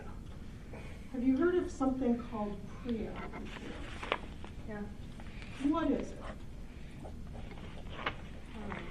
The protection of people in prison against abuse. It's something that's called the Prison Rape Elimination Act, correct? Yeah. And it's a federal law, right? Mm-hmm. Is that a yes? Yes. And it's something that protects incarcerated individuals from sexual assault, correct? Not just, from my understanding, no, it's not just inmates. Did you have, when you were employed by the Department of Corrections, did you have training on PREA? Probably. You're saying probably, you don't know for sure?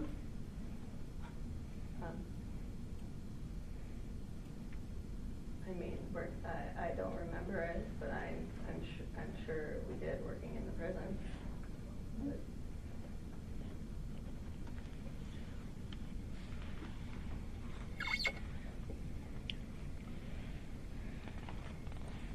when you would have training that was provided by the Department of Corrections,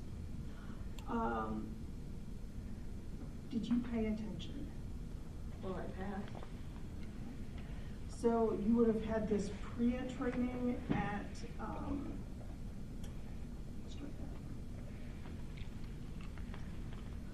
when you were first hired by the Department of Corrections, did you do something that was called officer pre-service training?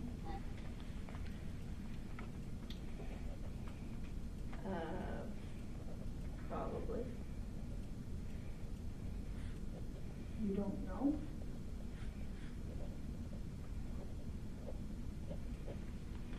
I can't remember all my training that long ago. Did you attend the academy? Yes.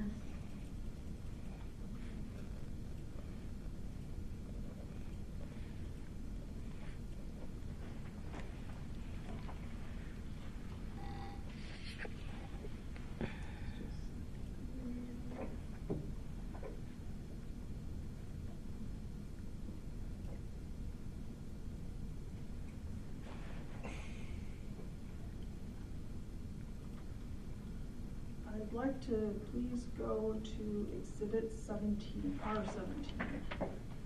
I'm sorry, did you say 17? Yep, R17. Okay.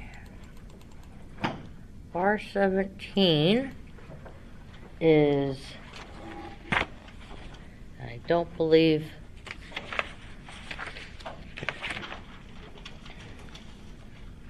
this is an evidence. Okay, it's respondent 32 for purposes of today, ERD 1441 through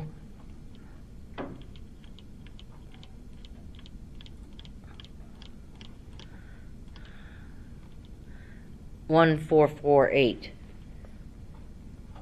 No objection.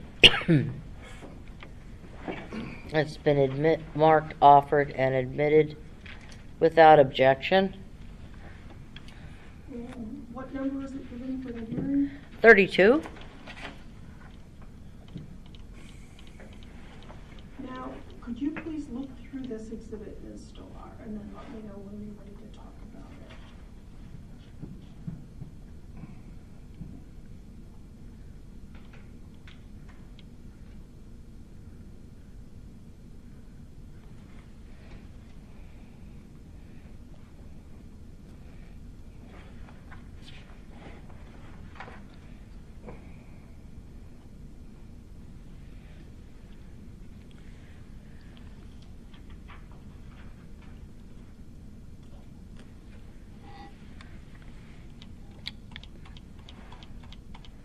Okay. Let's start with the first communication, which is from you to Mackenzie Roberts on March 31st, 2020 at 1:53 p.m.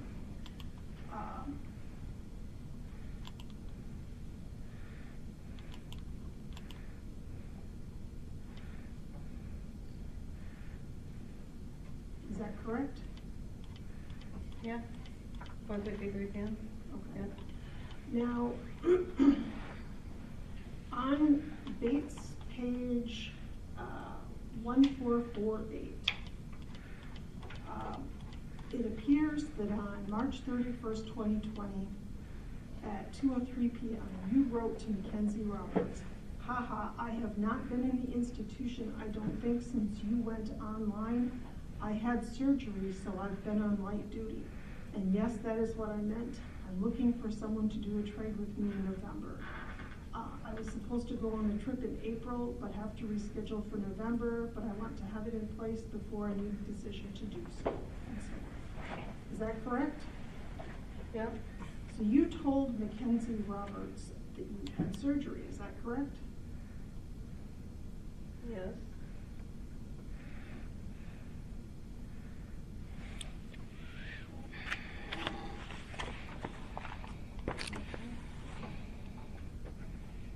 And then I would ask you then to go to 1447, which would be the 7th page of this email. And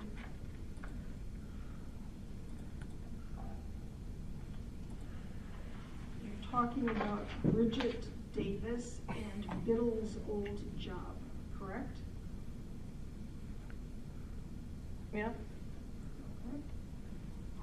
And let's see, then we could go to the next page up, which would be the 6th page, ERG 1446. At one point, let's see, at 3:06 p.m., Mackenzie Roberts emailed you and said, "Where are you at?" You responded back saying, "I'm at the Central Building in Madison where the training's held." Then Mackenzie responded back, "Oh, what do they have you doing there?" And then you responded saying, "Well, I was doing reception, but they closed pretty much everything down, so I'm in the mailroom, and I seriously don't do anything all day. I wander around the building, LOL." She responded back, "That's nuts. I would not enjoy that at all." You responded back saying, "Heck no, it's so boring. I'm about to sign myself out of light duty, LOL." And she then asked you, "How much longer do you have?" And you said until April 15th, correct? Yeah. Okay.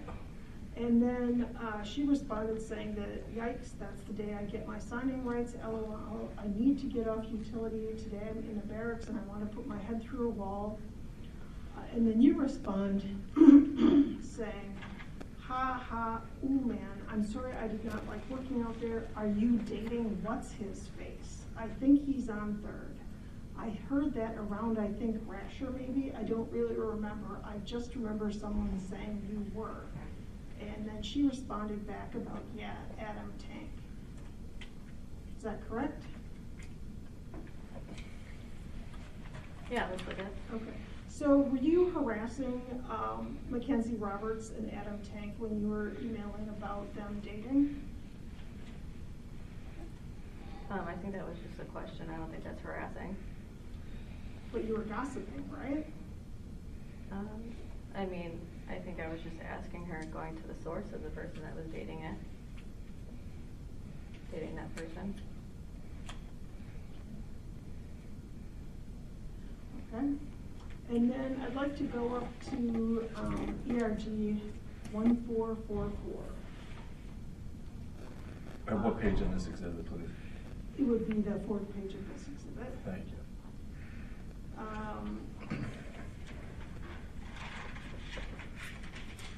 Mackenzie says to you at 3:27 p.m. That's funny, LOL. I've heard rumors that I talked to a bunch of people, LOL. I love learning new things about myself. You respond back saying, hey, I'm sure you've already heard the rumors about me, LOL. Luckily, I've not heard much about you and nothing bad. She responds back, I have heard them, LOL. That's just how this place goes, unfortunately. I'm glad you haven't heard anything bad. I try to lay low. You respond back saying, yeah, unfortunately. What have you heard? LOL. I want to see if anything is new. Mhm. And then she responded back, just the two-time thing. That's all. You respond back saying, oh well, hey, at least they've gotten off the Farley thing and other stuff I've heard, LMAO, exclamation mark. And then she responds saying, yeah, no, I haven't heard any of that. And there's more conversation, but I want to talk a little bit about this. Okay, so when you wrote to her on March 31st, 2020 at 4:07 p.m. and said, oh well, hey, at least they've gotten off the Farley thing and other stuff I've heard, LMAO. What is the Farley thing that they've gotten off of? Objection, the previous comment needs to be struck. I mean, she read from the thing that's already in evidence, fine, but she didn't ask a question about it. Then she stopped and asked a separate, started reading something else and asked a separate question. So if we're not going to have a question with the original stem, that needs to be struck. Can we finish the questions? I'm taking it as she's reading. The witness is verifying that that's what it says, and then she's pausing to ask a question, and then she's continuing to read.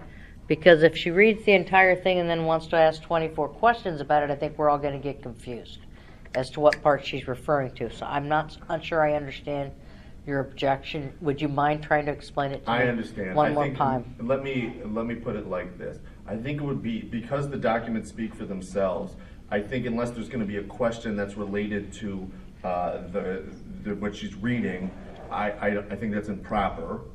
And if she needs to, if we need to look on the records, you could point to it. But otherwise, I understand what you're saying about what you're taking it for, and I get that. But it isn't the practice that the attorneys read the documents into the record and then don't ask a question about it. Oh, I thought she was asking questions. She's just talking about that section of the conversation because it's not just one line, it's multiple.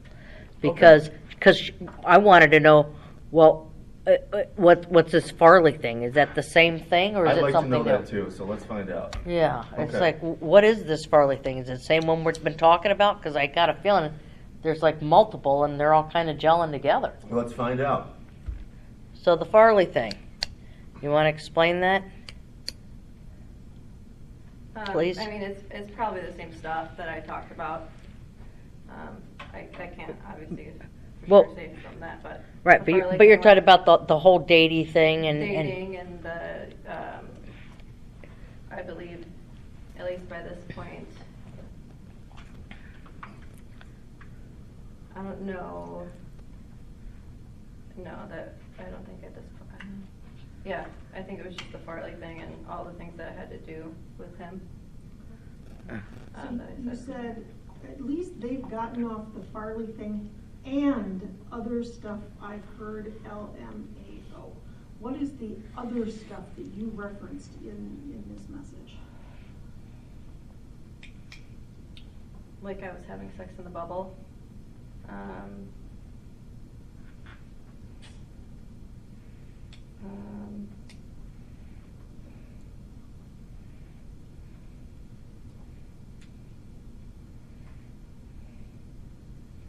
I can't say for sure.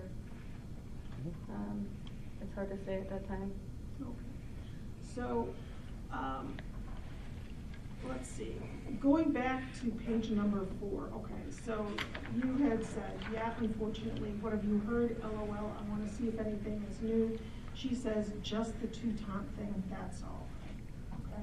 Had you and Mackenzie Roberts already discussed the two-taunt assault? I have no clue. I don't remember. Okay. So let's go back to these messages and you say, oh, well, that's good, then it hasn't gotten to newer staff. And then you respond, or Mackenzie Roberts responded back, everybody loves to gossip. Soon they move on to the next topic, LOL. And then you say, girl, I've heard the Farley thing since I started. That was a year ago, LMAO. It just now slowed down rumor-wise, but I still get asked. She says, people love to talk because they're bored with themselves. You say, I know, it's unfortunate. Gotta keep the blinders on. What did you mean by I know, it's unfortunate, gotta keep the blinders on? Probably kind of like keep pushing forward. Okay. Try to ignore it. Okay. And then Mackenzie says, I literally just want to come here, do my job, and go home. Sometimes as females, this place makes it difficult for us to do that, unfortunately. You respond, I know I learned the hard way. She says, it's very unfortunate. You respond saying, yeah, for sure. I just try and stay positive, knowing my morals and who I am, and trying to bring light into a dark situation. What did you mean by that?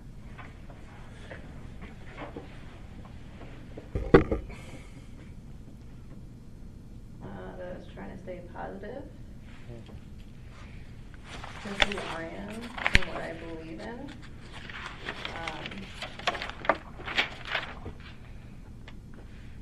Bring light into a dark situation, just,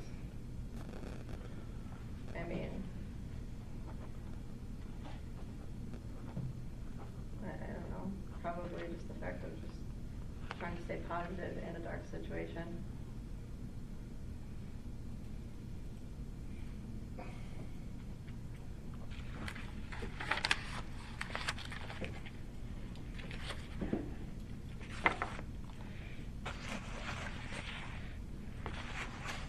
I'd like you to go to Exhibit R22, please.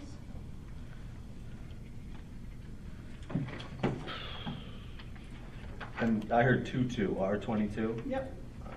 Okay. And it starts on page 1484. 1484. It's 2 pages. Correct. That's going to be marked as Respondent Exhibit 33. It begins on ERD 1484. This looks like a CCAP for a Dodge County case. I must be on the wrong, oh, I am, sorry. Did you find it? Yeah. Okay. It starts on 1484. And let me see. Hold on.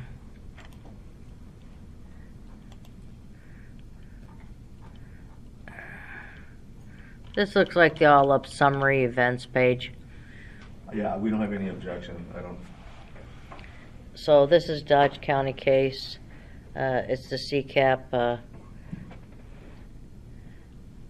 2020 CM 64, and it's the state of Wisconsin versus Toutant. It says my battery's running low again. Okay, so that's been marked, offered, and did I hear you correctly, sir? It's No okay? objection. Admitted without objection. I think it's officially noticeable as well. It is. And, okay, do you recall, Ms. Stolar, ever seeing this document? I don't think, I don't know if I've CCAP'd him before or seen this. I don't think so. You don't?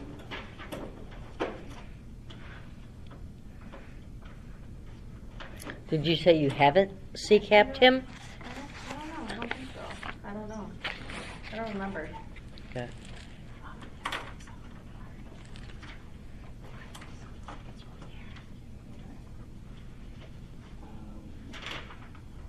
So you don't recall if you've ever seen this before?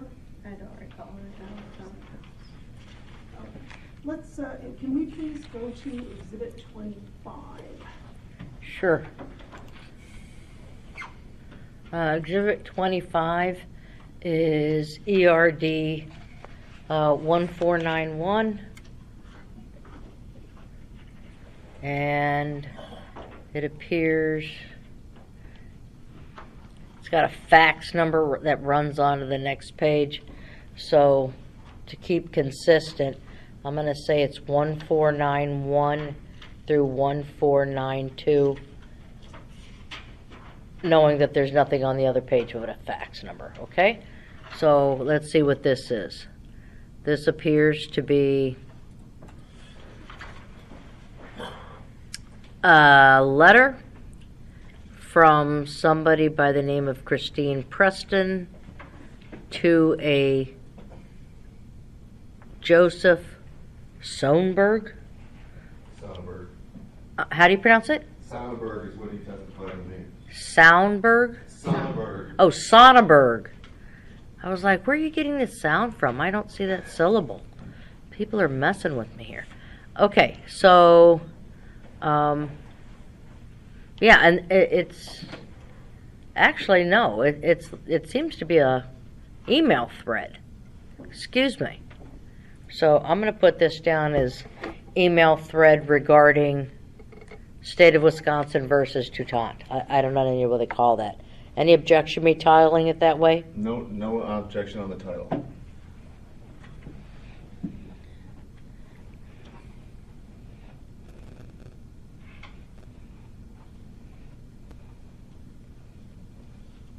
Any objection to how I titled it, Attorney Olmanson? Oh, none at all. Okay, and it's been marked offered and I believe admitted without objection. No, we just didn't object to the title. I don't. Oh, I'm sorry. Sure, the I'm going to say client, but the complainant's name is not anywhere on this document. It's not clear that she was ever sent or received this document. So just on foundation purposes, we've got some issues with it. I would agree so far. So we haven't admitted yet, but I've marked it. I'm going to hold that objection until we figure out what's going on with the piece of paper. Actually, I was going to ask her if she's ever seen it. I mean, later on, of course, we can get it in through other witnesses. Right. Well, you can ask her if she's seen it, but I'm not going to admit it yet, but I will hold that number for that. Where's my whiteout? I'm just going to say I've marked it. How about that? Sounds good. Suitable? Thank you, Judge. Ms. Stolar, did you ever see this document? I don't think so.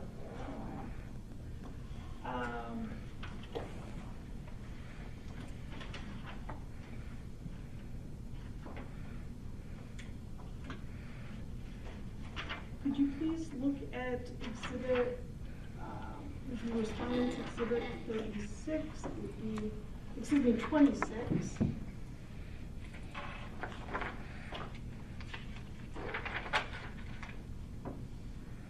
Same objection. I think this one's we've already. It has additional Oh. comments on the top. Okay. You've said respond at 26, 36. Are you I meant giving them? 26, I meant 26. Okay. And just for my understanding, 26 and 25 are identical, except for 26 has an additional sounds good thanks at the top. Is that? Yeah. No, there's a communication in here that says we've had other sites where 2 staff have had this running orders. Thank you for that. I understand. Okay. All right. Well, which one are we looking at? 25. We're looking at 26 now. First, we're going to look at 26 and perhaps 25. I'm going to let the parties know that it's 5 o'clock. I don't know. We were told to be out by 5. Perhaps this might be a good time to take a break. How much time do you have with this exhibit before I label it, mark it, and what are you going to do with it? I was just going to ask her if she's ever seen this version of it yet. Okay, I'm not going to mark it at all, but I'm going to make a note that we are on 1494. Ask your question, and then because obviously if she can't identify it, we're not doing a whole lot with it. Okay? Okay. So it would be on the tabby thing, number 26. Have you ever seen That's the this? technical term. I don't think so. Okay, thank you. So are we coming back then Monday at 9:30 or? Yes, Very good. and we'll pick up with Ms. Stolar again. Well, Judge, we're gonna object to that. I mean, obviously, we know, we had the same objection yesterday, or Right. Wednesday. We took,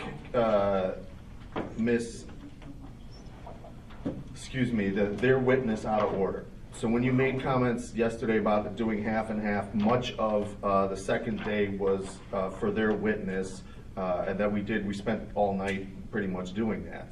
And that's my recollection of much of the bulk of this time has been spent there. We've raised this issue before on the complainant's limited amount of work. We were ready to go all day on Wednesday. We were ready to go all night tonight. I also need to object. I think much of the last hours of questioning has ultimately hasn't been very efficient. And it seems like we're rewarding the inefficiency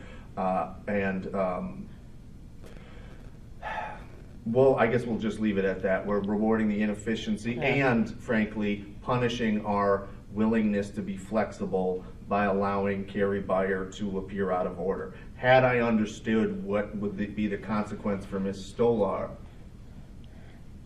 it's the smirk, really, that's, I think, unfortunate over there. But had I understood What the smirk? consequences What? from Ms. Olmanson, I believe, Oh. is smirking at me. Oh. Had I understood that the consequence for accommodating Carrie Beyer was going to be that my client was going to be in danger of losing her job, I would not have agreed to be so flexible. And that, I think, is very problematic. And I don't even know if my client is available otherwise on Monday. Certainly she was not planning on being here again. These secret, that we could go on to the secret instructions from Matt White, we could go on to the interference from the police department, we could go on and we could go on. But certainly, it's not the complainant's fault that we're in the position that we're in here now. Well, I honestly appreciate everything you've said, sir. We spent almost 2 hours just in the morning on day one of just motions. Right. Doing that, and then we had another objection, and before we could even get started with anything, there was the whole police officer thing. Then I have somebody, and I have orders in place for this hearing. I was never made aware of who. I had not had the pleasure of meeting Dr. Kuther before. And it wasn't until afterwards that I find her title's doctor. I've been calling her miss, so I apologize to you for that. But that's So true, that was Judge. 45 We did minutes. spend a whole No, hour please. It was on that. 45 minutes. I'm on the record. Please let me speak now. Oh, I'm sorry, excuse me. Anyway, so we have one witness all day. Day two, we start with another witness for the complainant. I don't decide when you call your witnesses, when you don't call your witnesses. That those are the choices of the parties. We had the entire morning with one witness. We came back and we did take one of the respondent's witnesses out of order for further motions and things that needed to be discussed yet again. We now spent a few hours with Miss Beyer out of order, and then we went back to Mr. Gerbinski, the complainant's other witness, and then we finally didn't get around to Ms. Stolar until Wednesday. It's already on the record as to how long it took before we could even get started with that, and then other issues.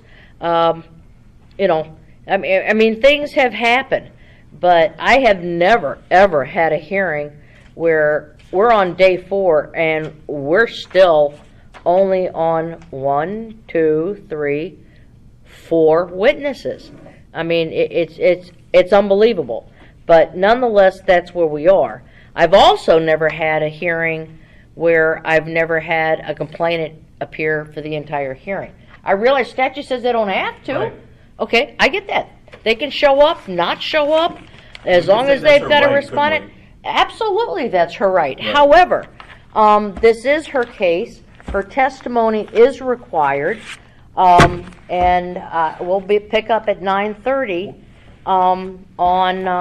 with her testimony on Monday. Can I Because suggest, Cross Judge, that still we- isn't, because we're still not done. Can I suggest that we ask the complainant, out of fairness, because we made all these arrangements for Carrie Beyer and so forth, that we ask her if it's convenient for her to appear on Monday morning, and maybe if there was another time, possibly on Tuesday or some afternoon, or something like that, that might accommodate her schedule, just like we tried to accommodate for Miss Beyer. So can we ask her that, please? I have no objection to that. I just want to make sure she understands she's still under oath. We still got to finish her testimony.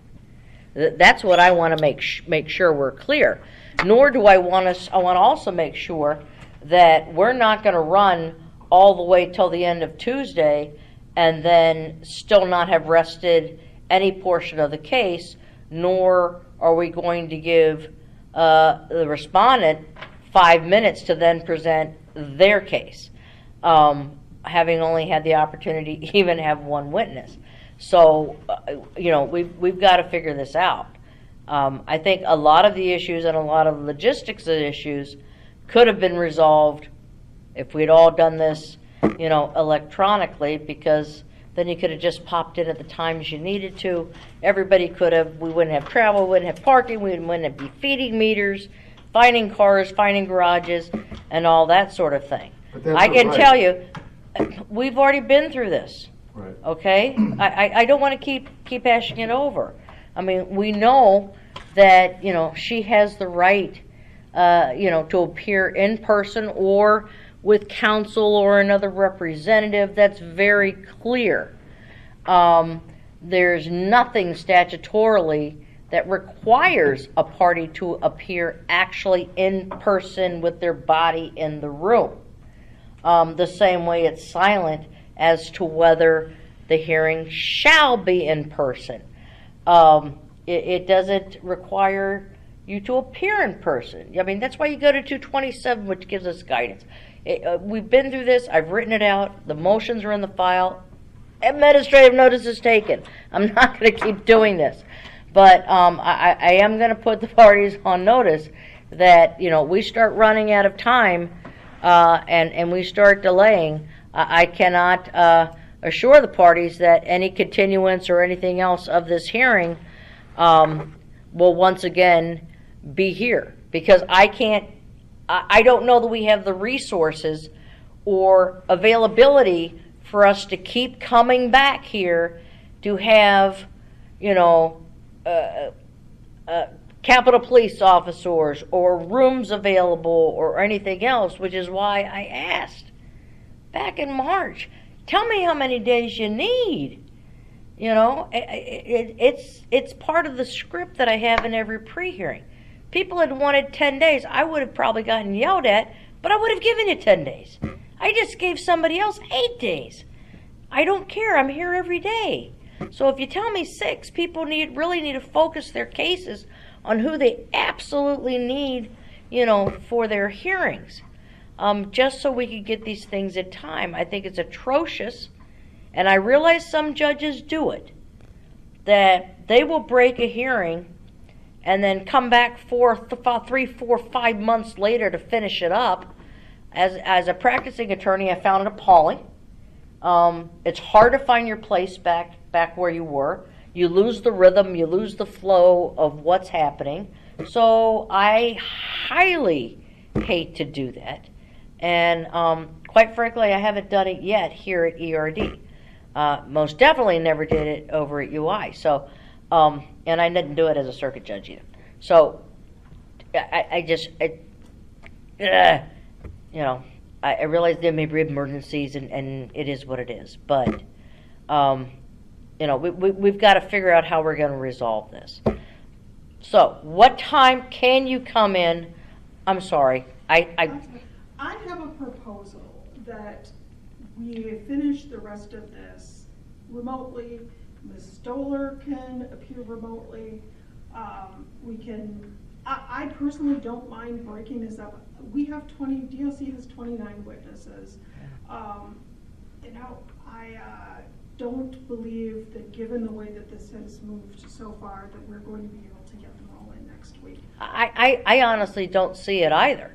And I may be forced to be in a position that we've done what we could in person, and we continue this hearing remotely if it has to extend beyond Tuesday. Great, I'd like to see some statutory authority for that position. Well, I like to see statutory authority telling me that I Well, I it can't. says unless the parties agree, the hearing shall take place in the county in which the discrimination was to alleged to have happened or at the location of the respondent. So that's why we're here in Madison, and that's why we'll continue to be here in Well, Madison. that's So why we're here. That's a But non-starter.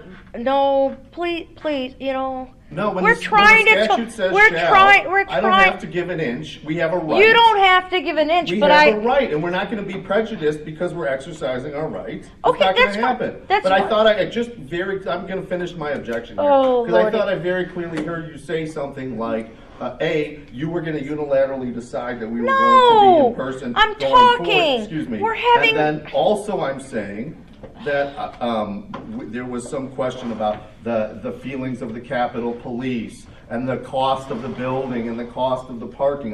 We heard a lot of talk about that. I'm saying that those things are incidental when the statute says that she has the right to have an in-person hearing.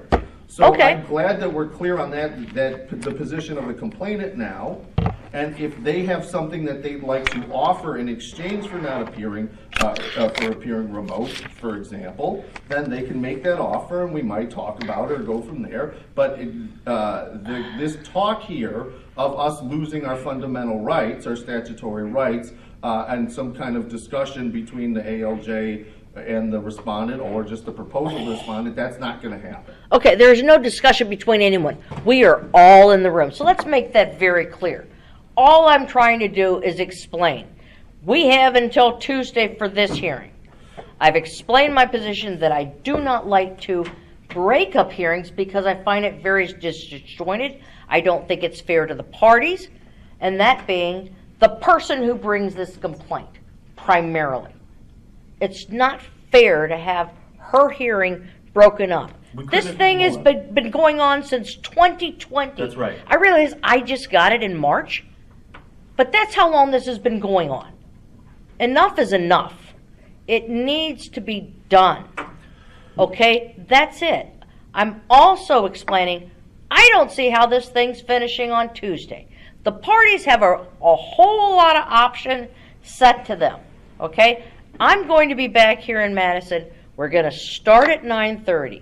If there's now, she offered and said she had no objection to your client appearing remotely. Obviously, you don't want that. So that's off the table. She's going to be here in person. We just got to figure out what's the best day and time, because respondent has no problem with her coming on a certain day and time. Great. Okay? Let's ask her then. But can I...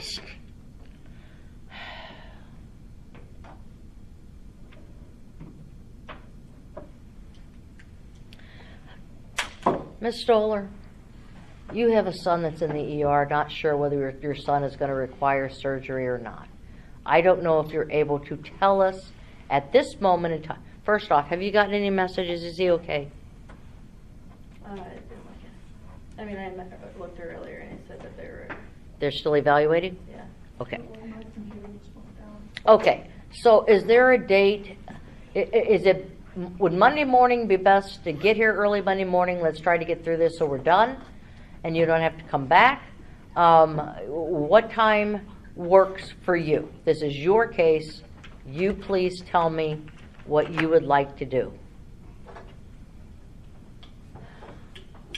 Other than run away. That doesn't count. We got to do this. I guess my first question is how much longer? I have no idea. That I cannot tell you. I have no idea how long this is going to last. They're entitled to a full and cross-examination. They're welcome to continue this. Hopefully it'll only be, a few hours more, but I can't guarantee that. I don't know how long it's going to last. They don't have to turn anything into me. I simply just cannot tell you that. I can ask The respondents, do you have any general idea of how long you all think you may be still in questioning? In terms of questioning Ms. Stolar, Yeah. I would think I could probably do it in 3 hours. Okay. So But we. it would depend. Right. It's going to depend on some things, your answers, questions, whether they need to bring in other things, that kind of stuff. Okay, so that takes care of that. Now understand what happens next, right? Your attorney gets an opportunity to do what's called redirect. So in other words, maybe he wants to rehabilitate or have you clarify an answer that you gave or something like that. I have no idea how long that will take. Okay? And then, so I don't know. Essentially, you could be here the entire day on Monday. Or you could be here up until lunchtime. I don't know. My suggestion is we start in the morning. That way we have plenty of time. Because if we start in the afternoon with you on Monday, guess what? Chances are you're probably coming back Tuesday morning. You have a better chance of being done on Tuesday. On Monday, if you come in the morning. But I'm asking you what you would prefer, ma'am.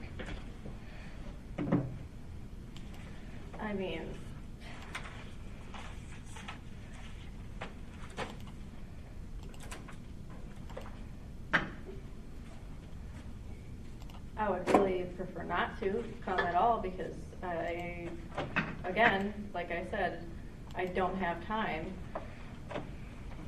Well, They gave me even today, but I understand you said this is my 6-day thing, but I've also been questioned the longest, and I was here, and if that is true where we did, I could have brought Steve like today, and then I could have done it before that lady did. well, And started it. I'm just saying, like, I don't have time, and I will get fired. So who's gonna compensate me for the days that I already am missing, and then the fact of losing my job then? unfortunately, as I try to explain to you, I don't decide what witnesses an attorney calls first. That should be discussed with the attorney. If it's the respondent, with their client and whatever strategy they're coming up with. If it's the complainant's attorney, you discuss that. But ultimately, it's the attorney's strategy as to which witness they feel would be best to start their case with, because the burden of proof always lies with the person who files the case. It's just how it works, right? So they have the burden of proof. And it's expected that when somebody testifies, the other side always has the right for proper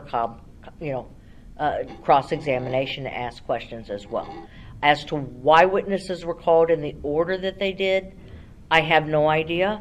I can't answer you that. I can't order anyone in this room as to how they prepare or present their case. It is beyond my authority, and it's just something you just don't do. The people that know this case are the people that have been living it on a daily basis. That's you, that's your attorney, his staff, his office, the respondent, their staff, their office. I'm just here to listen to what's presented here today and then ultimately make a decision. So I apologize that you were not called on Monday or Tuesday and that you began on Wednesday. But I feel bad for you. I don't want you to lose your job. But this has also been scheduled and known about since March 19th. That's plenty of time for people to make preparations with their jobs or whatever. And the expectation is it's your case. You need to be here to present the thing, or at least make arrangements for your testimony if you're going to testify so that you can be cleared. I don't know what happened. Again, I'm sorry, but you have to come back. And just for the record, let's be very clear that I didn't hear any mention of the 2 hours that was spent in favor of Andrea Olmanson calling the police, that the defendant or the complainant was sitting there ready, willing, and able to testify. But that had already been on the record. You've done that several times. Great. As to the delay. But she wanted to know why she wasn't called on Monday. There was no calling of police on Monday. I can't tell her why she wasn't the first witness, your witness on Monday. I was talking about Tuesday. Again, you weren't the first witness then either. It was Mr. Jabensky. I don't. I know. I We're was being saying I would've punished for switched. accommodating their witness, and Well, that I think is problematic. again- I will never accommodate the Department of Corrections witness ever again. That's what we've learned here, and that's what we'll move on going forward. Okay. Thank you, Judge. Okay, so we're closed for today. We're off the record. I will pick up bright and early at 9:30 on Monday morning. I'm going to ask that everyone please remove all of your belongings, exhibits, property from this room again, because I don't know what happens over the weekend. So, Judge, we're going to need your communications with Matt White. So can you kindly provide them and post them in the portal before Monday? if Chris is open, I'll put in the email that was sent to me. That I forwarded that to Matt White. That's already. They're trying to upload that to the email, and then I will put it in the events log that I asked Mr. White what time we were allowed to stay. But that's the only communication. It wasn't in writing. I just knocked on his office and said, "How late can I stay?" Then we need a memo. To Ireland. Right. Well, And I'm then we need a memo. gonna put it in there. And all the communications you had regarding the 5 o'clock, we need memos for all of them. Not just with Matt White, but all the other ones. If Mr. Carlson was in the room, for example, we'll need that memo. We need all your ex parte I'm not going to put a memo in there about what the guy had for lunch. Nor am I going to put a memo when I come in there and I ask Matt, I'm supposed to have pizza. I don't even know where to That's go. not what the law says, Judge, and you know it. It's know not what the the law merits of says. the case. Please don't. We're done. We're done.